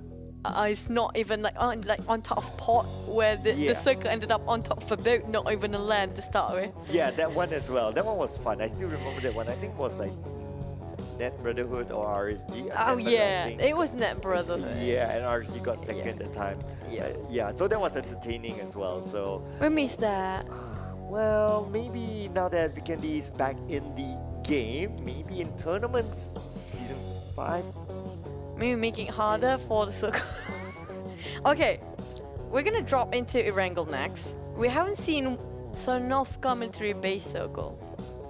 Yeah, Ever. we haven't. Ever. Not in In the South Asia, yeah. because Southeast Asia is either the left or the right, and that's about it. And mostly on the left side though. I know, right? It's left or center, once in a while like on the right side, and never on the southern side. So I'm hoping for us to see like bridge trolls. We're loving the bridge troll. Yeah, let's just call it bridge trolls for now. Yeah. Like those who camp at bridges, we call them bridge trolls. I like that. Yeah, I like they- that, Tash. Yeah, let's keep that. That's great because they are trolling there. The Yeah. fact that they have been squatting there, camping there, they are the trolls for sure. But can we actually get to see it? I don't think so. That's not that generous of a circle to give us such a hard circle story, and Taj is not a big fan of that. Of bridge trolls? Of hard circles, you know. Oh, yeah. Oh. So we're the evil ones then. Yeah, definitely. She's a nice Alright. person. She is the nicest here. So she's the nice one. Yeah. But she likes bridge trolls. So I don't know. Maybe she's having her self-conflict inside. So yeah. yeah, that's how you offset, right? Like sometimes people have the evil side, sometimes people have the good side. So that's her evil side. But I do want to know, the fans and the viewers watching down there, what are your prediction for the next circle? Which circle you think it will be? Because what type of circle you haven't seen in Erangel? Would you be part of us, the evil squad here on Sanoska military base or not? Or the nice squad, like. Where like would the Tash. nice squad? The Where would Tash. nice squad want it to be? Well, someone attached with like a middle circle, like okay, Pachinki? Nice Pachinki, and then it shrinks right in the middle, like it's very predictable, right? Like it doesn't go like starting Pachinki and it goes way left or way right. It goes nicely in the middle. It's always the middle. Yeah, it's always in the middle. So that's predictable and that's nice. I'm sure Tash likes that kind of circle. Oh, Not us. that's like once upon a time, the ancient times of PUBG Mobile. Maybe that would happen. But just look at how ping pong it is for the circle. It's Yeah. just hard shift all the way. We can tell that the pandemic, you can't play outdoor sports, so the circle learns a new sport that's indoors. We play ping pong. Yeah, and I know. I went boy, all here we the go way again. there. Yeah. I don't know how your brain works sometimes. It's just so random. It's such a far-fetched. There's no even link in between. Like, how is it? How? There is. Okay, if you want to connect it that way, the circle means it's playing outdoors instead of indoors because of what the heart shift is way beyond the outside of its norm. Well, if they go hard shift like to the right and then it goes back to the left, that means they've been playing ping pong. So but if you notice, it's not that heart shape all the way. Sometimes it's like clockwise and anti-clockwise. If you notice. Then they haven't been doing anything except for staring at the clock. That's what we've been doing because we've been counting the time. The clock's ticking, and we're taking the clock into the Erangel soon, which is gonna be the last match of Super Week 1, Day 1. Where would the circle be? We've seen Yasnaya, right? That one was weekday. Ross Hog as well.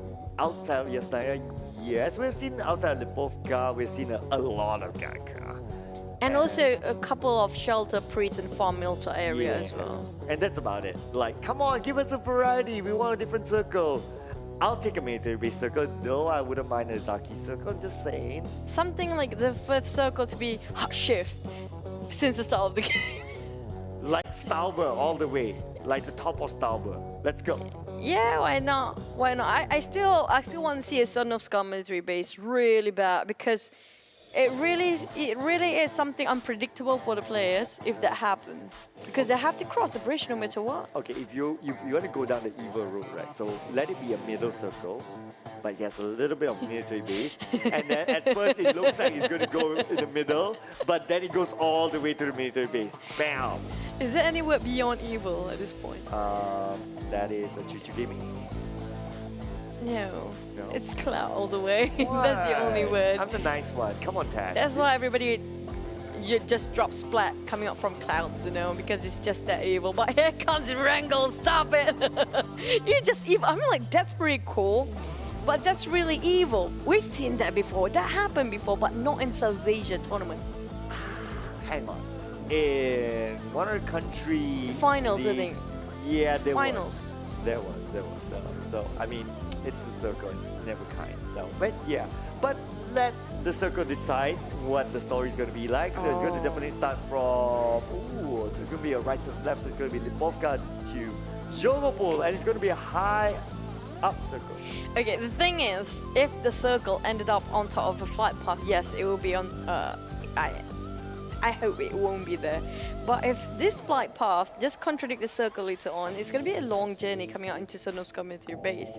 And that's fun to watch because why? All the players will have to struggle, cut across them to get into one direction only, which is going to be south. Unless if you took a boat, which is a very limited number of boats out there. Yeah, the only boat that you may take is from Milta Power to Novo. Yes, you can take from Primos or Peripia to the military base, but other than that, nah, you're not going to take any boats. It's just too far, it's just not worth it. And I've seen multiple times that actually teams die because of the boat. Because it's just how big this map is. So that particular boat is going to be a boat of death? You mean whoever takes that boat is definitely going to die? Yeah, it's the boat back to the lobby. Yeah. So you're drunk. Oh boy, but this is still a fun map, but it's kind of similar to the one before, but not as far east as this is now. So this is like literally 40% of water in here. Yep. And that's the start of evil, you know. If you kind of think about it, this circle still has Stauble in it. Imagine if like everyone thinks like, oh, it's going to be like the middle shelter, and it actually goes all the way up to Stauber. It's down to the second circle then to see if that's happening or not. Yeah. So if the second circle doesn't comprise of that, it's going to be not happening at all. But D Xavier, well, no time to lose. Goodbye. That's going to be, yep, him going to survive. Luckily, he got out there quite fast. If not, he might just be knocked down there because he got quite fast in terms of getting the arsenals for Tony. Yeah, so UMP doesn't seem to be a lot of ammo here for Gatuni, so it's going to be okay for Xavier. Oh! But, revenge from Lamborghini, and he does land those shots. With an iron sight at that, that's remarkable. Look at the distance. I can't even see a thing. He can actually knock one down. We cannot even see a thing on the screen. Imagine how small it is on this guy's screen. Yeah, that's why it always amazes me. How do you see it on the phone? But now this is a closer one, and Lamborghini has a high ground advantage over Gatuni. He will knock him down. Gatuni, Logan, Yeah, that's a bit ambitious. That's too ambitious, honestly speaking. But Mela actually got himself a sniper rifle. Rabies is still there. Now, Logan doesn't have any utilities to heal himself. This is a nice time for Rabies and the rest of DX going in. They crushing in now. This is going to be really hard to watch for Infinity. They got themselves one chicken today. Is it the end of it? Oh, okay. Let's hope not, but it might be the case. And now DX gets one more. Logan is still alive though. Wow. Okay, but only about like what, 10% health? He got a pistol. And he has a pistol. Yeah, I mean, he was really ambitious shooting up to the sky just now. Yeah, I mean, size doesn't matter, but then again, in this case, a pistol against a whole DX, nah, that's not going to work. That's what he said. Back to Infinity. I don't know what that meant, but we have Luzi here, the last man standing for the Infinity, going to go up against Lamborghini. And Luzi, will he be snoozing? Yes, he will. Infinity, for the second time today, 16th place. With 0 elimination points, they did a good run, one single run. After you had a bit of a break, then if it's continuous, it's just back to the unfortunate moments for them. So maybe they're a team that needs a break. Maybe they need to reassess stuff, you know. But the thing is it just going to be today or tomorrow? Hopefully they're going to perform better tomorrow because they are actually one of the titles. They won back then. I don't know what happened to them. It seems like they lose a bit of their footing. So I think that's the end of Infinity for today, as this is the last match for them. We still have 2 more Super Weekend to go. But back about Bigatron Ray Aliens. Now, we did kind of ask the same question multiple times. When is Yuhai going to play? But at this rate, I think they are doing okay. Yeah, yesterday when they weren't, and the 2 days ago when they weren't, everyone's like, yeah, maybe they should play Yuhai. Now that they're okay, there's like, maybe Yuhai should just chill. You know how things kind of shift and like just like in a short moment. Lalang. Yeah, hashtag Team Lalang. Yeah, it happens, it happens. Okay, 4 rivals. We did kind of discuss about the previous map, which was Sunhawk. They were closest to the circle, but they didn't get it in time. So 4 rivals has been consistent when it comes to their rotations. I have to say the rotations were remarkable, but sometimes just they got caught in between so many teams, and they are a bit confused about which teams to pick the fight first. Like, they're a bit greedy to go for all directions, and that kind of attracted way too much attention onto themselves, and that's how they got wiped quite early on. Yeah, but overall 4 rivals is the best performing Malaysian team so far. Yep, I have to agree, definitely. And no chicken, no problem for them. They've been consistent, and I guess that's where it matters. They're kind of like doing the Chonburi. Oh, yeah. Yeah. But Chonburi is kind of being tamed down here.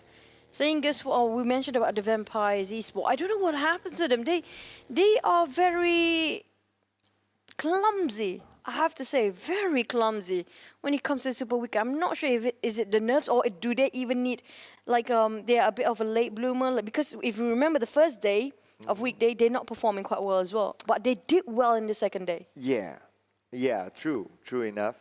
And till now, still no chicken dinner for them, despite whatever they've done. So, yeah.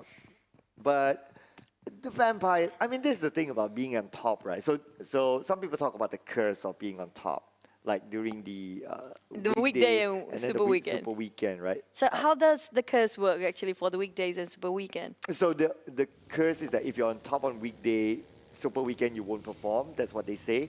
But I think the logic is that if you're on top, naturally all teams will want to put more attention on you. It's actually the same like the curse. They say I'm gonna put a bracket curse. You call this a bracket? What else do you call it? Upper bracket. Upper bracket. I don't know. Okay, so the same goes like the league. Like example, if you're number 1 that league, entire league, the grand finals usually they won't be getting that trophy anymore, right? Yeah. But that's not the same for Infinity though. But Pop, they need Pop for Chonburi. They really need Pop. Right. So but I don't think that they can. Oh, but hang on.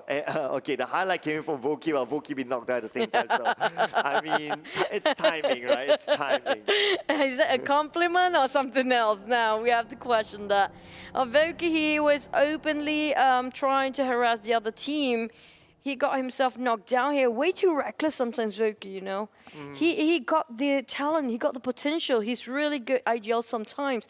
But when he gets over his head, when he wants way too much, he kind of make reckless moves that make it hard for the team to keep up. Yeah, so that's the thing, right? Like sometimes when we see the way he leads the team, sometimes he gets emotions in the way that they start to make wrong decisions. We have seen that before this. So Voki is that kind of player. Sometimes he's a very good player, no doubt about that. We can see him in multiple roles. He's very talented, but it's just sometimes that he gets a little bit into the youth. Yeah. Too much youth. Too much youth. That he goes like, oh, I want to go for everything. But no, it doesn't work that way, my friend. It's a bit hot-blooded, then you ask me. He's really eager way too much for more elimination. But Pop, luckily, he got revived back by his teammate. He almost shredded his helmet here. He need a replacement.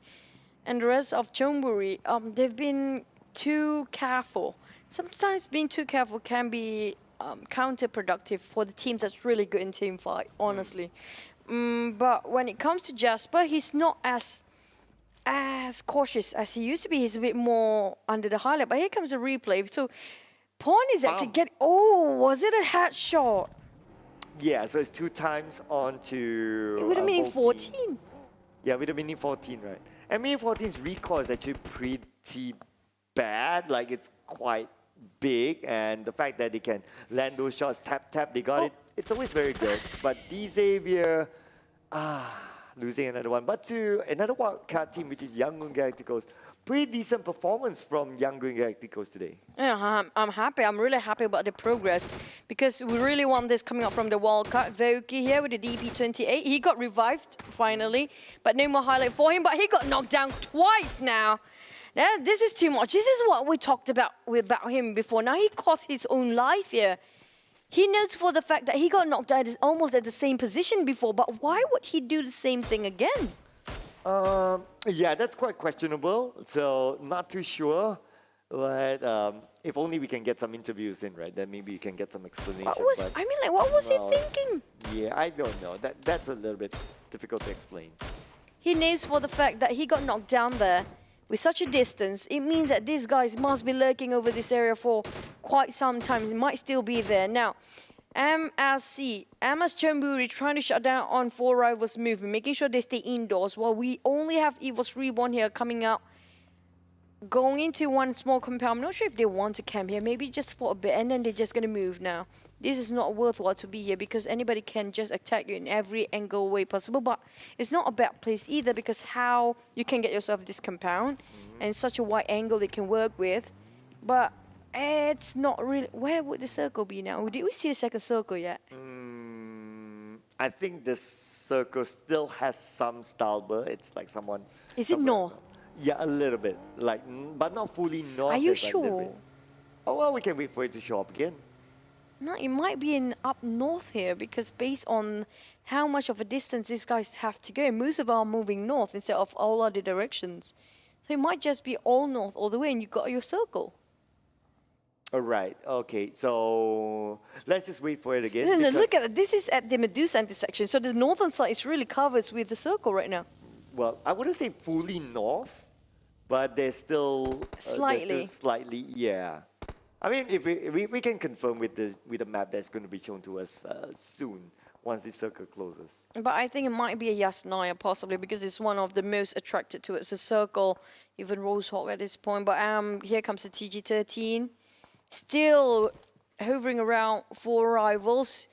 And they are going for 3-way fight here for these 3 teams.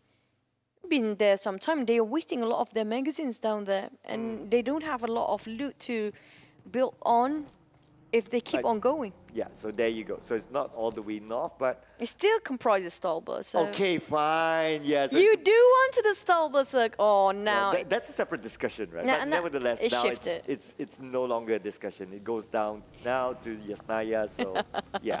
It's in the outer side of Yasnaya, which is the open area. That's really hard shift, coming up from up north, down south, all the way. That's really very confusing for the players. They just went up north and now they have to shift back to down south. Boy, oh boy, it's really, really a headache for these guys. Now, Pop, he hasn't replaced his helmet yet. It's been there for some time, almost shredded. I think that's why I question if they want to commit that fight for such a long time. But Bigatron Aliens and Eagle Esports, now, these two teams, when it comes to firepower, they're both almost equally matched. Yeah, yes, definitely. But the thing about Eagles, I don't know. I feel that they still don't have the X factor. Like, we see them in game, but if we were to describe like what's their play style, what's their performance like, it's kind of hard to tell. What do you think? I mean, like, that can be a plus point if somebody is hard for them to read your tactics or even your rotation. Yeah. That can be their strength there because it's just too hard to reach and they're not under their radar.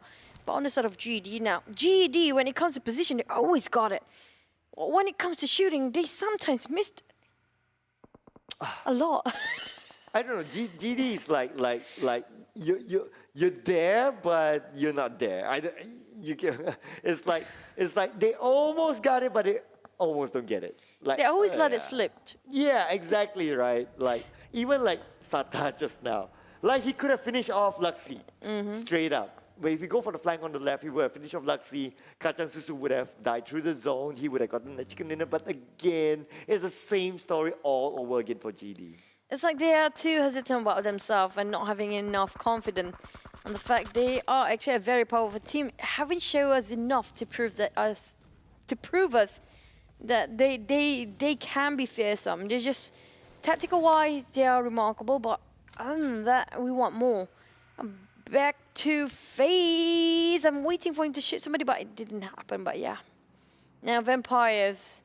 If only they are awake, but I think we need to wait for nighttime falls and maybe for tomorrow after they got a good night's sleep or maybe a good day's sleep after this, they will perform way better. They're a bit of a late bloomer. They didn't play as aggressive as they were before, so maybe tomorrow, today's a warm-up game for them. Hopefully it's that case, because if they keep performing like this in Super Weekend, I hate to say it, they're not going to go up there.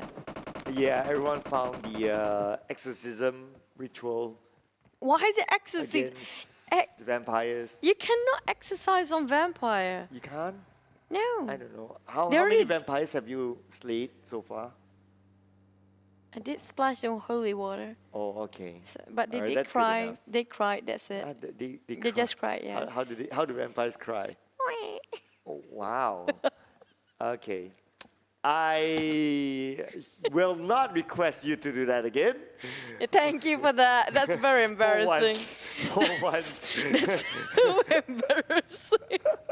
Okay, I did mention about Yasnaya Circle. So I think all the players kind of have the idea it's going to be Yasnaya, which part of Yasnaya, because they need to find that particular dot right now. Team Secret are trying to force Faze not to get in here and stay in the blue. Can they knock one down? Corpai. Oh, they even got themselves a little three. Oh, perfect. That end's gonna finish off very clean execution coming up from iShot. Can he get the second one to Tony K? Tony K is still alive, but hang on. Oh, Bato gets Corpai. So there you have Inventors will be taking over the zone, and we can see that the Eagles get one for themselves. Eagles. They got only one knockdown. Can they get it and translate into one elimination points? Because sometimes they fail to do so. It's right across them. There's no way they're gonna whiff that one, right? And back to Parajin, making sure he got the back line covers. And it kind of a paranoid for him to whether to go which side. He's a bit confused right now, going around in circles, making sure they can get themselves into the zone as well. But the good thing is that Faze Clan, although they lost two, they managed to get themselves to the circle, so that's pretty okay for them. But let's see the next circle. Will it still favor Faze Clan or not? MS Chonburi, what a nice spot to be in. This house outside of Yasnaya, this is great. This can actually block those who actually want to come out of Yasnaya later on. But let's see which route will they use. And there are a few teams actually close by each other inside Yasnaya. So if the circle moves away, you can see a lot of bloodshed. Oh, but if the circle is actually here, they don't even have to move because it's so unpredictable. But back to GD, we mentioned them quite a couple of times, but look at that Smiker, he found them. He's cooking way too long for the net, a bit too late for the toss, but still chugged out a lot of Shrap's HP, half of it chugged down. And now Stone pretty much know that he's on top of the rooftop. So they're going to focus a bit more on top of there, but how to land the vision is quite hard at this angle. But the two Indonesians, BTR versus EVOS, they are fighting against each other, and Lysak is down by Luxy. So that's 2 knockdowns on the side of EVOS, it seems, and I can't wait to see what happens here. But this house on Mansion, this is a regular checkpoint for Axis. RedONE, CHAHMPION, what? Wait a second, what just happened? YG versus YG, apparently. There's going to be a bit of accident there. Hopefully they didn't get rushed in, but Chonburi starts to fight against Eagles, while Bigatron tossing a lot of nade against EVOS. What is this? Who needs weapon when you can just play grenades all night long? Look at EVOS. 2 of them knocked down. Will they get bleed out? Will they be saved? They got one to be saved up. They're still tossing up the nades to his Bigatron Ray aliens. They're not giving or showing any mercy at all, while Microboy tried to find a different angle, but there's so many teams in front of him. Yeah, there's one more team actually gatekeeping, that's DX there. So, but they have no choice, they need to move right now. Unfortunately, Eliza will be left behind. Lamborghini will take down Booms, but KF, oh no, he's been shot down. Now it's down to Microboy to be with Red Face. Bigatron Ray aliens, they still have a full squad. Oh, well, but this really close to the blue. They're nowhere nearby the circle. These Xavier keep on picking the fight against GD. They kind of clumped up and now nowhere to save themselves. Only few covers the structure, and Bigatron Ray aliens. That was huge coming out. Frankie tried to toss another one. Duke as well, cooking up the nade. Oh, want to finish off, but wrong toss. You will actually take down Lamborghini, which already done. And there you have it. He's out. Duck is still alive though. But looking at the circle is actually a cruel circle. A lot of them are inside Yasnaya, and now the circle moves out. And it's like between roads. And oh man, this circle is just as bad as it can get in this area. So now, just looking at this, Liquid. Oh, wait, Luxy takes down Liquid and Ryzen. Wait a second, what just happened? But Red Face takes out Luxy. That's okay. We need to see that in the highlight apparently, because kind of missed that. Because very questionable. I think it was a vehicle exploded just now. But the teams that are going to go out first is going to be APG and also Infinity. 2 teams out. We're down to a couple of teams that might follow Pursue next, because so many of the teams have only 1 member left. GD will be one of them if they didn't revive, but can they revive on time? The Xavier, surprisingly, they didn't rush in. Looks like they're going to focus on the rotation, because maybe they can see the other teams like moving in just like this. Zuxi is going to fight with Yangon Galacticos, and Bigatron Red Aliens sent back to space. 14th place, 2 elimination points for them. That's going to hit them quite hard when it comes to overall later, but still a good ranking points for them so far. Now the Xaviers versus 2v3 of Axis RedONE, while we have Vampires lurking around behind them, waiting to bite their neck. YG going to play the open field versus Team Secret. There's also EVOS Reborn, and also one more Xavier across them. It's quite far, but still reachable. Team Secret, they're going to split into 2v2 and trying to corner out the other side of YG. The nade now coming in from Team Secret to the left, and now YG, they are on the lower ground, but Team Secret, they are playing by the edge of the circle, mostly on the outer side of the circle. But they also need to be careful that GD is going to come in, so they need to be careful that GD may rush it onto them. GD doesn't have any more time. GD will start to pick up the vehicle, they start their engines, and they will start to move it. But where will GD go? That's the thing, nowhere. Entry point at all, so overpopulated, and there you go. They're going to go down for GD. Took so much time to contemplate. Team Secret making sure they cannot get out, but Team Secret now stuck in the same rut where they put GD at. YG on the other end, keep the pressure on. Such a huge hindrance for the sort of Team Secret, but there's so many teams around this corner. 4 teams playing around the edge, and the blue shrinking in. Yes, the blue shrinks in, and it shrinks onto the Mansion area, whereby Axis RedONE is there. They have a good chance of getting the chicken dinner, but before that, let's get focused on the Team Secret versus YG. They're still on the outside. The long range shot with the DP coming in from Lord, putting pressure on the Team Secret, and now Team Secret, 2 of them are down. They need to recover themselves, but is there enough time? Yes, there is time, but then again, YG, they're putting a lot of pressure on the Team Secret. YG need to rush in. Matoy reviving Kid, and there will be Kid to help Matoy. But I don't think they can survive it. Look at how many teams has their eyes on them, including Axis RedONE, who's right on top of the circle, but YG spraying it back down on their knees. Not even a breather, and they try to finish it off straight away. What a huge finish off by YG. 1 sack just now.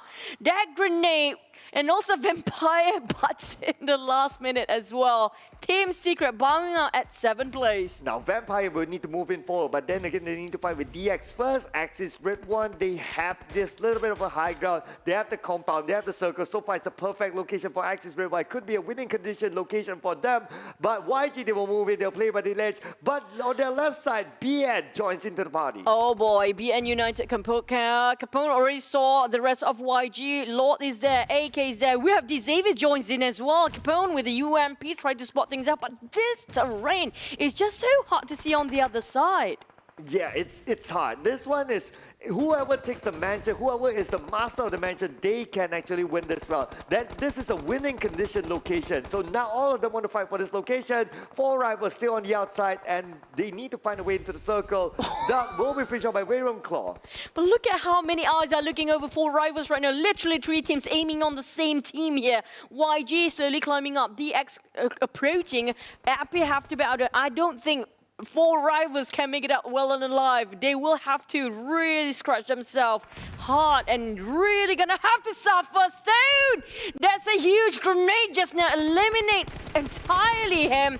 And 4 rivals, I mentioned this. Vampires have their eyes on him. Axis have their eyes on him. Literally all the teams on top of this hill are eyeing for 4 rivals. Oh yes, 4 rivals because they're out in the open, so it's going to be farming onto them. Bamburu, the last man standing, he is out in the open, and the zone will closing. There's no place else for him to go. And now just look at this mansion house. This is the winning condition location. Everyone wants a piece of this. Unfortunately, Axis RedONE, they don't have enough manpower. They cannot stop people from coming in.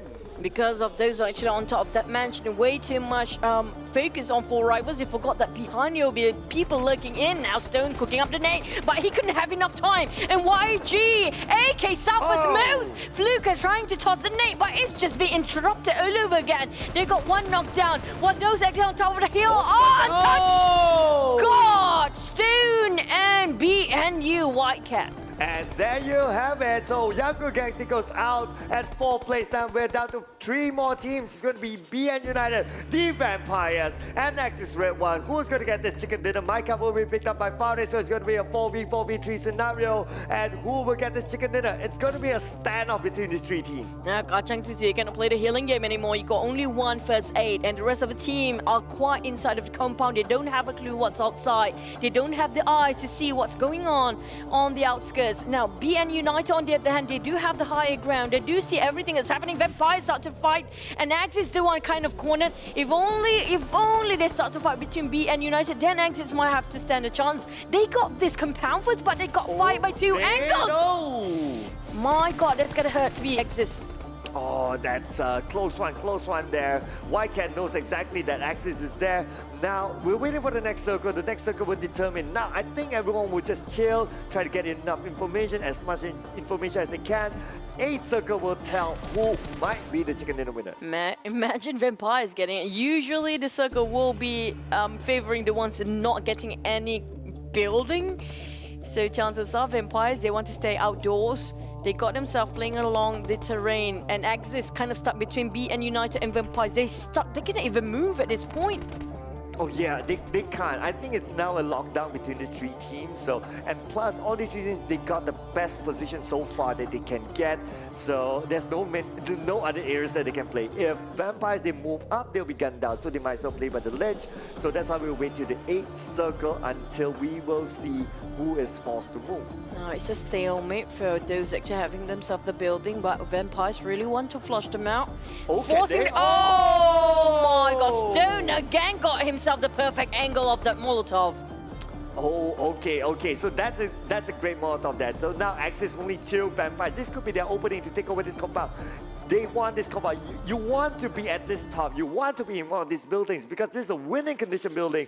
In fact, BN United, they have the best position possible. Now, 8 circles, just too small for us. We can't really see, but the players, I'm sure they can.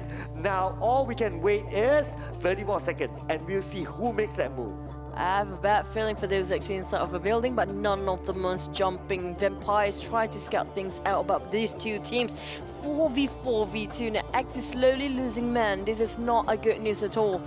and the circle will shrink in 15 more seconds, and they have to figure out how to get things out. Hopefully they have enough smoke for them to actually just cloud the vision of their enemy to make an exit. That's it. That's the only way for exits to get out. Oh, and it's interesting that the chicken dinner forecast favors vampires. Maybe the circle favors them a little bit more. That's why they got more percentage. Now, enough chatter. The zone is closing in. Whether it's BN, whether it's Axis, whether it's the vampires, somebody needs to move now. Wait for the circle. Everybody's a bit on edge here, and vampires start to move. They're putting man behind two, another two, and then one at the tree. Now they start to approach on exit side. The BN building is a bit too far from them, kind of being stopped down by BN themselves, got themselves that higher ground. They pop a couple of smoke for exits just to elude a bit for the visions, but they start closing on BN United side, so they are forced to climb down on your cloud. Vampire might just get themselves this chicken because it's just circle. Yes, it is possible right now. Looks like BND don't have the circle, so they need to go through Axis Red 1 first. And if they don't go through Axis Red 1 will be the backstabber, so they must reach on Axis Red 1. That time, vampires can take advantage of the situation. The gunfire starting, let's go! Oh, vampires reaching out, squeezing into Axis, and same goes BN United. Who gets who first? We'll see who first. Oh boy, it's really close for Axis. They are hugging the walls. It's kind of hard. They're really leaning on it, and still trying to find. They got BN United across. Oh my god, what are the odds? Oh yes, they got two right now. So vampires, they have the highest advantage so far. They can actually pop up BN United. They get one more. BN United, third place. And that's definitely going to be a second place finish for Access, Red 1, and Vampires. Finally, they're in this one. They need to finish on Micah first. Micah, can he get anyone? No, he cannot. The Vampires have awakened. It is nighttime here, ladies and gentlemen. And it is 14 elimination points for the Vampires. So they have to wait for nighttime to win. Yeah. I'm sorry, that's hilarious. With the total of 14 elimination points, that's a huge number. And they are late bloomers. It took them quite some time to actually warm up. After 4 matches, 4 rounds today, finally they make themselves something that we think that they are back in the league in the Super Weekend. Their first chicken dinner in the Super Weekend, also such a huge elimination number. But just now, was it really them or was it the circle? This is them. This is them, I think, because they were smart enough to wait at the ledge, like not going too aggressively into Axis, because if they go into Axis first, then BN United could be the third party.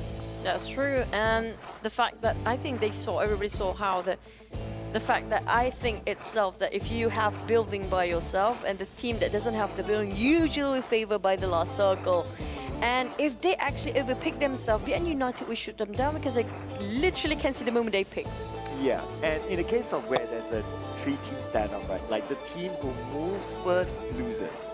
So who moves first just now? It was BN United. Was it really? I thought it was Vampire because they're trying to close into the place where Axis were. So when it was a total stalemate, right? BN was forced to move because of the zone, and that's where they got third place. So yeah, that's normally how it was. Most of the time you see the team that moves first will lose. But the thing is, BN United, they came from the back door of Axis Red 1 compound. Correct. If they directly came down from where they were at before, just directly going into the back line or even in the entrance door, maybe it's a different story because they got shot down straight from the other end by the Vampires. Yeah, then maybe, at least maybe they could have gotten second place because they could have wiped out Axis Red 1 first. But maybe they don't have enough information like how many people is in that house. Or how many people per team, possibly. Maybe as well. So it could just be that. So they took that, okay, let's go for the flank, but it didn't work out for them. But if it was me as well, I would just say, okay, let's just open the door. How many that's in there? We just take them out. If we go at third place, at least we can get 1 elimination point. So it's still something. It's still something. Because the moment they open the door, at the same time, Vampires just now, we're going to see in the highlight in a bit, they're being knocked down straight because Axis just cleared the way for the Vampires to shoot straight to the back line where the BN United was standing. Correct. I mean, like, instead of going towards the back line of Axis, might as well go to the front door. Yeah, and one of them even went onto the rooftop, which, yeah, I can see what he's trying to do. He's trying to go up there, get information onto the other side, but things just happen too fast. So by the time everything happens, he's the last one, and there's no much point of trying to get more information by the time. But we're gonna have to see so many highlights that we kind of didn't see the fights before. So there has been a lot going on for the other side of the map. So here comes the Vampire. They came in latest into the circle. They still managed to survive to the end. They're getting a lot of kills. About 4 rivals is really unfortunate to came in so late. Yeah. All eyes on them. Yeah, I mean, it was about timing. And if they had a vehicle, they could have drive to the ledge, and that would have maybe secured them a better placement. But yeah, they didn't have a vehicle that time. Oh, this is the moment I was talking about. Why did they go through the back door instead of going straight on the right side of the building itself? Because the Vampire is coming up from the back, they're going in the back. So definitely they're gonna shoot each other like this. So instead, like BN coming up from this side, it's gonna be different. Yeah. Because they can see Axis first instead of looking straight into Vampires just now. Yeah, so they kind of, yeah, I agree with you that maybe they should have like just go at one direction. Yeah, but because they kind of like split us, one person went up and then they tried to open up the flanks. I mean, if you're like 1v1 team, then maybe it's okay. Yeah. But because you have Axis in the middle, yeah. So you might as well just, okay, we try to take one more team out rather than try to do the fancy stuff. And the worst part is they open the door at the same time, and Axis is just, you guys are welcome. Yeah, please like, fight, hello, please duel. Welcome. This is the door. You two fight, and Yeah, go we're ahead. happy to take second place. Yeah, well, we are happy to stay in the corner Yeah, and like- not doing anything. Just you do your like, thing. Shoot. Because Axis will be happy with the second place. Right? Definitely, that's a huge bump for their opponents later. Yeah. And also, I feel bad for 4 rivals. Every single time, if there's the most unfortunate event, it's gonna be them again. It's of all the unfortunate, they are the most unfortunate of all the teams. Yeah, again, caught out, no vehicle. If they had a vehicle, maybe they could have came to the same place, but to the back, behind BN United and still hang on. 4 But, teams! yeah.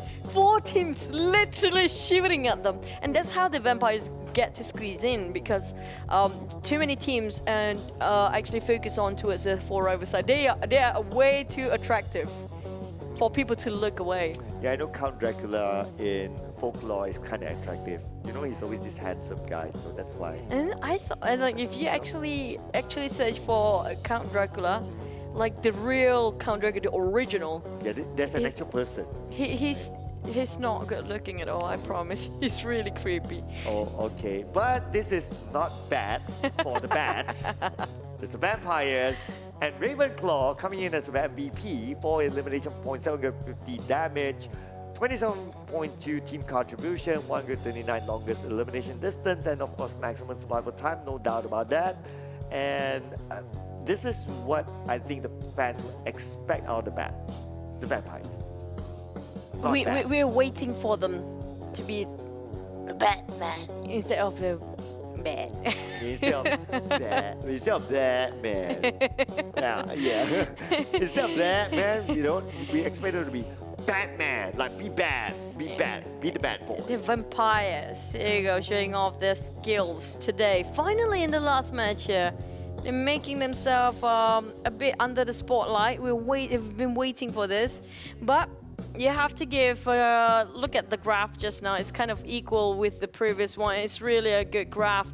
But speaking of which, finally we have a different team. So far, no same team getting themselves a chicken dinner for today. Just to recap for you guys, the first game was YG. And then we have EVOS Reborn with a huge... Was it them with the 16 elimination points? Oh no, it was the Infinity. Of course. Yeah, that's why I was like doubtful. Of course it's the Infinity. Yeah. Whose pick was it? The third was the Infinity, and then fourth it was Bigatron Ray Aliens, and the Vampires got themselves the last one. Just now you just witnessed that. But so far I want to know, the most elimination points that we got was like what, 16 was the most, was it? Yeah. 16 was the most. Yeah. Nothing more than that. Correct. Yeah, so far the record is 16. and it matters where the most, which is a super weekend. So that's good job there for the Infinity. Hey, but of course, I want an A, but the A is a bit cut short if you kind of think about Infinity getting 16 spot like in 2 maps. So they kind of like balance back the points. So it's not a boom for them. But I think they still don't stick in the first page based on the that one match performance. But that's really crazy. Just within one match, they can turn things over for them. Literally a turning tide. But speaking of, I want to know, do you think we'll be able to see a 20 elimination points in the Super Weekend this week? Well, I think we're heading there, looking at how aggressive the teams can be. So I think there's potential for us to touch a 20 mark. Yeah. Do you think it's going to be the last day of Super Weekend week 1? Why not? Like, I think it might hit the last day. Maybe even tomorrow, but maybe the last day where everybody's a bit more desperate. Then only they push themselves a bit more. Maybe we should do a challenge, you know. What if there's a 20 chicken... 20 you do your own challenge. I'm not going to be part of it. Come on. You got to take up the challenge, right? Why? I'm not obligated to. No, you got to take up the challenge. Are we taking up the challenge? We haven't even talked about what the challenge is yet. What is the challenge? Do a handstand and put it on your social media.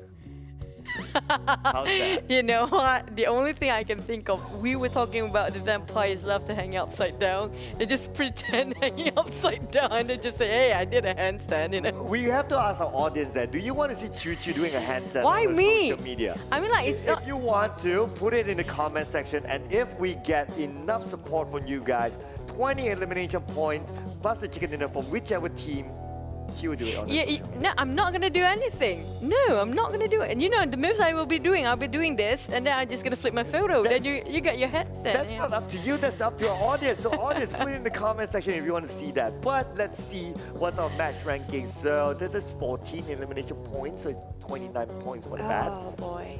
Yeah, we're calling them from vampires to the bats now. I know, You right? called it. Like me, how I call MS Chonburi to the Chonburi straight away. I know, right? We're going to get sorry. the names as we go along the show. Well, we're sorry, guys. But look at how many teams eliminated at 0 elimination points. This is not a good sign. Especially Geek Fam, this is going to be troublesome for them. And Faze is going to hurt for the overall rankings as well. They're already dropping quite a lot. But for the Vampire Esports, do you think it's enough for them to push themselves on the first page? The bats? The Vampire Esports. Okay, yeah, I think it would be because it's 29 points, so definitely first page is. But will it be a top 5? That's a bit tough. Maybe not. Maybe first page. Not enough. Top 8, maybe top 5.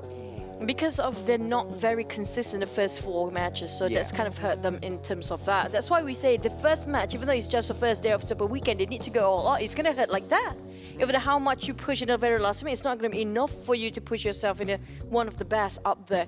But here comes the average. If you look at the elimination points, I'm loving this match because how it's almost equally distributed towards 4 and 5 for the average elimination Except points. for the bats. Yeah. It's like 14 and it goes down to 5. Like the bats have been beating everyone. Yeah, they're flying today. Yeah, it's night. Yeah, that's why it's the last map, right? So it's like it's already Almost night. midnight. That's where they wake up, right? Yeah, that's where they're trying to find the victims. And do they have to really fight every single day midnight? It's a bummer for them because it's only 1 or 2 matches they can perform quite right. I know, right? By that time they'll be writing a petition to say that can we start the PMPL midnight onwards? Oh, then most of them will not be agree, especially the Sharks needs to sleep. Same goes for the Geeks, especially they are human beings as well. Yeah, they definitely. But talking about why are we talking this so seriously? It's not even like that.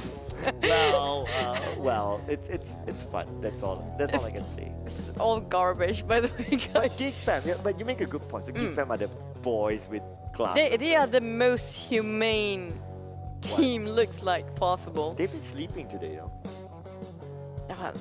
Yeah, it's almost midnight. You should be sleeping now. They woke up. They woke up too early today that they slept throughout the entire day. I didn't say that. I mean, frankly speaking, this is not the Geek Man that we know of. I agree. They're in this slumber today. They haven't waken up yet because they are at the very bottom. And today's performance is not really something they should be proud of. Yeah, they were the best performing Malaysian team premium during the weekday. They were also the grand final champions. They have an FMVP in Damroot. They have everything. But then again, like the entire day today is like number 16, number 15, and with this sort of performance, I think they could be at 16 spots.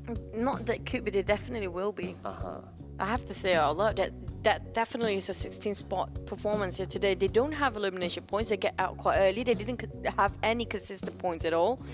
And if I remember, the last team that actually got themselves at 16th place, not even hitting a double digit. So they might hit a double digit now, but it's like a huge gap in between, because I do want to know what's number one spot have in the bag. How many points they accumulated so far? I think there will be a shift. Earlier we saw like Bigatron and EVOS, number one, number two, the two Indonesians.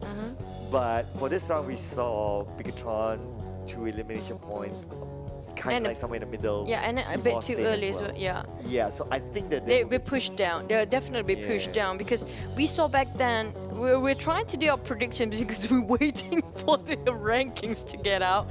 But we do see the Chonburi kind of okay. Well, there you go. Like what you said yesterday, 2 days ago, I might as well have one big graph. Yeah, you know what? Don't bother to put all 4 Bigatron Ray aliens, because just put one whole graphic of 1 Bigatron Ray aliens and the rest is all them as well.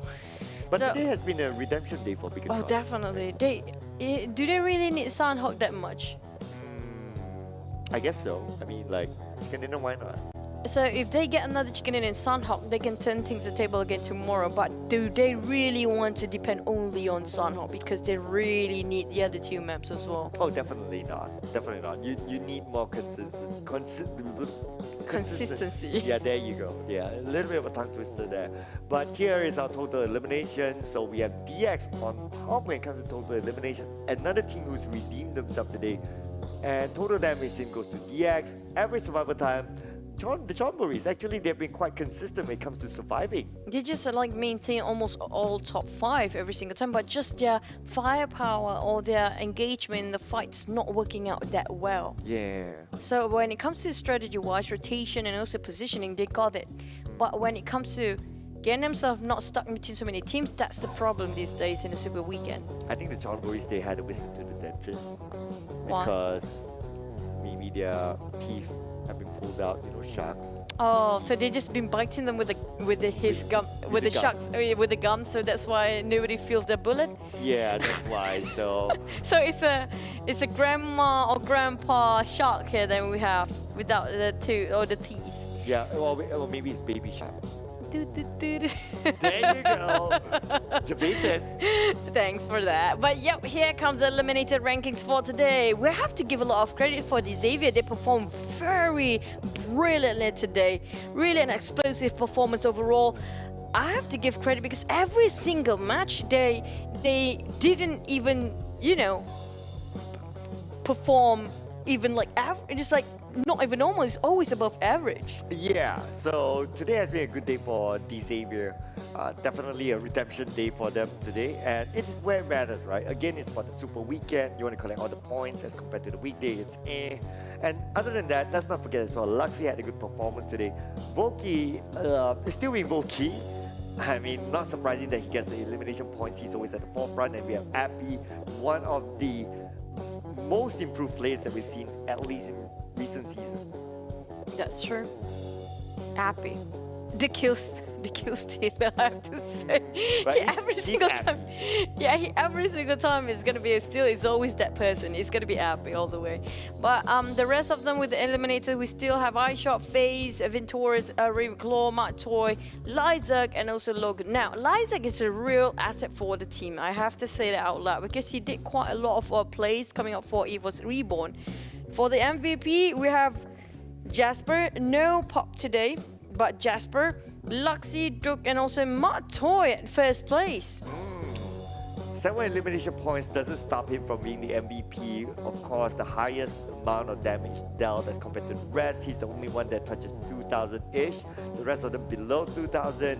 And yeah, to me, well-deserved. He is not only stats, but his brains, his skills as the game leader is one of a kind.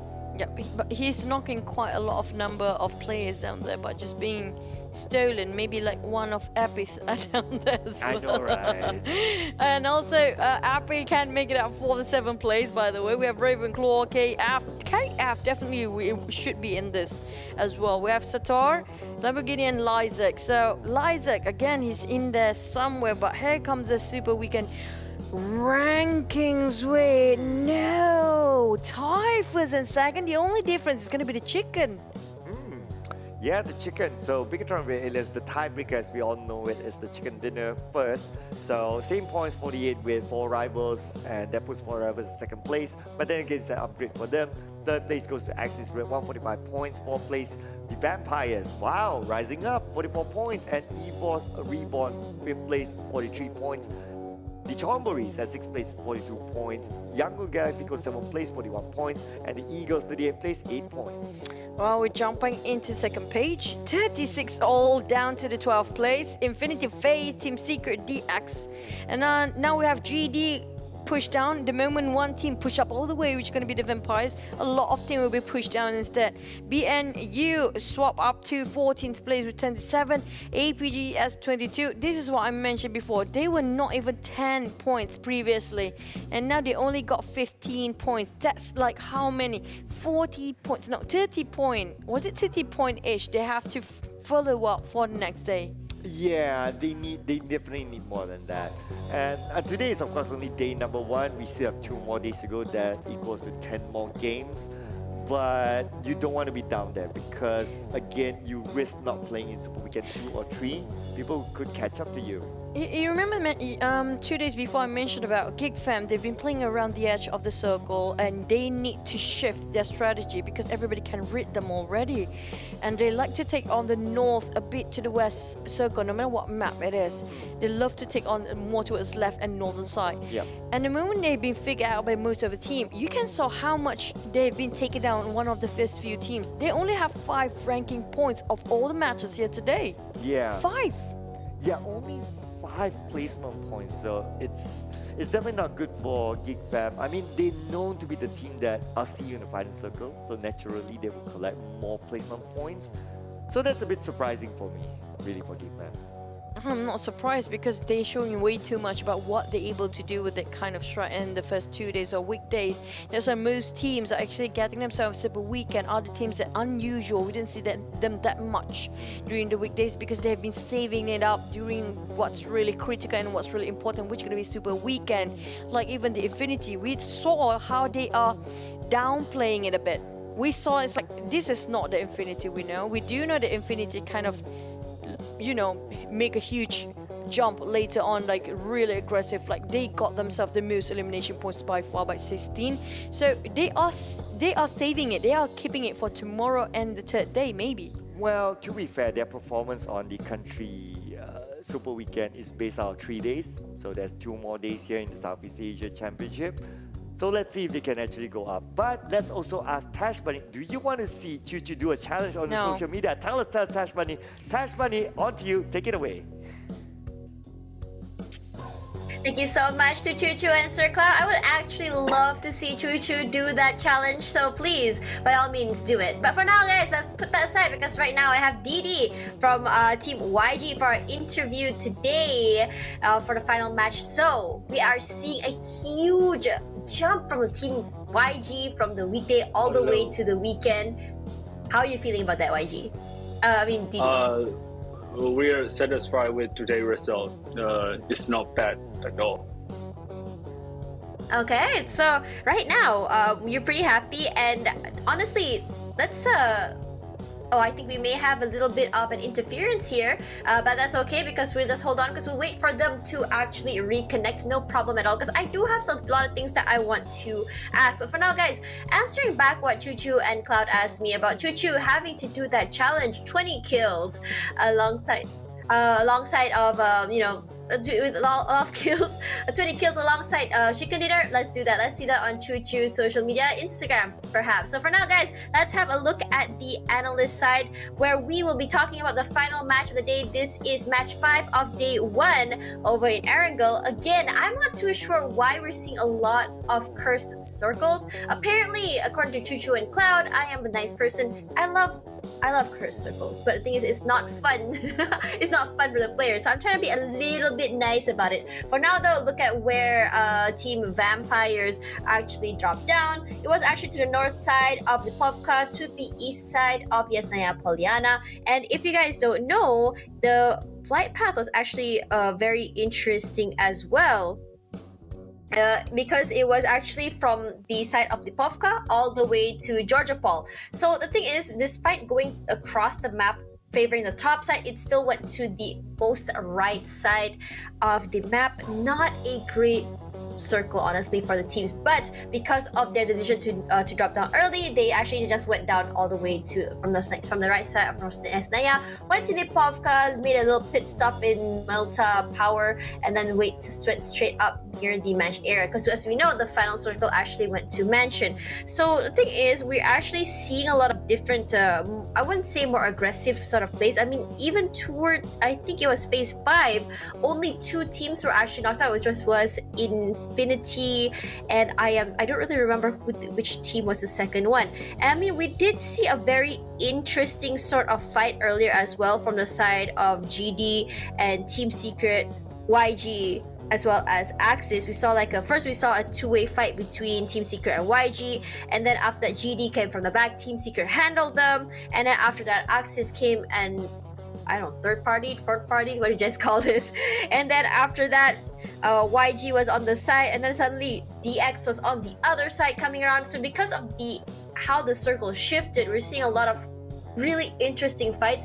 We're seeing fights where we'll see some people get knocked, but not enough to finish them off, which only resulted in 2 teams getting knocked out early. And we are seeing some survivors toward the end as well. So speaking of that though, the prime location that everyone was looking at was all the way back in Mansion, if you guys were watching closely, where Axis, RedONE, as well as BN United managed to get. So looking at that, near the area of Yasnaya Polyana, up the north side there, we saw Geek Fam, MSC, as well as Team Secret were all in those compounds there. They were actually neighbors for quite a long time before they finally decided to call it quits. It's like, okay, we're not neighbors anymore, we're not happy neighbors anymore, we're gonna go through the purge, and we're just gonna kill off each other, which is fine. So after that, from the right side though, we actually mentioned, we saw that 4 Rivals, we saw BN as well from that side. 4 Rivals, I feel really, really bad for them, because 4 Rivals, honestly, in terms of survivability, 4 Rivals actually have it down pat, but in terms of positioning though, they get caught out quite a little bit, which is something that they may have to fix or figure out in the coming 2 days on what they can do to survive longer, and what can they do to make sure that their rotations don't, I think a lot of rotations will get interrupted, but what can they do to deal with those sorts of interruptions? Though if you look at over here, as the circle moved up, you see a lot of teams over on the southern side there, they were just struggling to get up north. And because of the area as well, it's a very interesting area because it's very open toward the south side, but then it was also very terraneous. And then as everyone rotated north, the circle went south, which is honestly so frustrating. Axis was like, oh my god, God bless, it went to us. And I think that was very happy for them, especially because they lost Voki quite early. Speaking of Voki though, I do notice that he loves doing those aggressive pushes, aggressive plays. But honestly, it just makes me want to say, like, is it worth it? I mean, getting knocked out early for just maybe 1 knock, or even not even getting a knock at all. Just maybe get knocked, but you wouldn't get the kill, the elimination itself. So that's also something that I think Voki needs to think about, because whenever we look at the dynamics of Team Axis, we'll always see the other 3 Axis members in the back somewhere waiting, and Voki will be the only player to move forward to actually play aggressively. But in that way, I mean, yes, we also have seen Team Secret do that sort of playstyle, but the thing is, because it is still so early, and especially because Voki is the IGL and is one of the main firepowers in the team, I actually think that losing Voki early is actually a very big loss for the team. I mean, granted, they were able to last till the end, But when you think about it, they ended the game with only, I think, 4 eliminations, which is not something that we usually see, because usually when we look at Axis back in the Malaysia-Singapore Country League, they were a lot more aggressive with a high number of kills. So this was how the dispersion happened, where the prime area over there was actually the high ground, the buildings, the compound. The only compound, the area mansion, was actually taken over by Axis. But because they didn't have 4 members to actually help out, they actually had to give away the bigger building to the side of BN United, which they just came inside. So in terms of rotations, YG actually lasted quite a while as well. When you think about it, YG came in from the east side, I believe. They were playing on the side of the train. When it looked like VPE was struggling because they didn't have any compound or any cover, but they played it really smart. What they did was they played it really safe. They know that there's someone else on the outer corner. They rotated. They knocked out YG real easily, and after that it became a 3-way sort of Mexican standoff where every single player was just too scared to move, wasn't sure where exactly to go, as the circle had been ping-ponging up, down, left, right. People can't really tell at this point. So after that, when it looked like that, you can see there YG is struggling over on this side of the terrain. And what's great about that terrain as well is because it gave them cover from the side of Axis RedONE as well as BN United, which means that they don't have to be worried too much they were going to get caught out or knocked out from that side. So what VPE did was, after that, is that I think in a way Axis RedONE kind of helped them, because they did kind of give them space to kind of move forward. And once they managed to get 1 knock on a member of BN United, that was the end for BN United. Axis RedONE, I think they really tried, but there was not really anything they can do because they were sandwiched between 2 really scary teams, which is BN United as well as VPE. So like it or not, they had to hug the wall. They had to wait for something to happen. They cannot initiate unless they want to be, knocked out from either the side of BN United or VPE, because as they say, when there's a 3-way sort of fight, you either find a way to have like a sort of fight where every team is fighting together, or one team will be acting as the third party waiting. So in this case, Axis RedONE did not want to be the third party either. They just kind of like banking and hoping that the 2 teams would fight, and then they could be a thorn in their side. But even when it happened, I think VPE was just so fast when it comes to eliminations, to the point that Axis RedONE was just not able to do anything about it, and they had to just ended up the game like that. That was the end for them. Honestly, still great effort though from the side of Axis RedONE. Despite losing Hoki so early, they were still able to survive until the end. But if you guys did look at the elimination score, 14 eliminations, I'm not wrong, to VPE, their first chicken dinner for the weekend, which is honestly really good. But when you look at the side of BN United as well as Axis, their elimination points are not really that high. And with honestly, it's a very interesting sort of moment as well, where we see like a lot of teams there. For the teams that are on the first place spot, yes, we're gonna see like a lot of eliminations, but for second and third place, surprisingly, we are seeing more of the placement race as well as getting placement points rather than elimination. So I'm not too sure why is that. I think it's because today is still reconnaissance day. They're trying to figure out. So yeah, we'll just have to see how this trend goes tomorrow. So for now, guys, that is all from me. Thank you guys so much for listening to my rambling. So for now, I'm gonna be passing the mic back to Choo Choo and Sir Cloud. Let's see what they have to say about the challenge made for Choo Choo. So no one's gonna get away. No. I mean, like, if you guys wanted to challenge, I do want to see his shape of one is his eyebrow.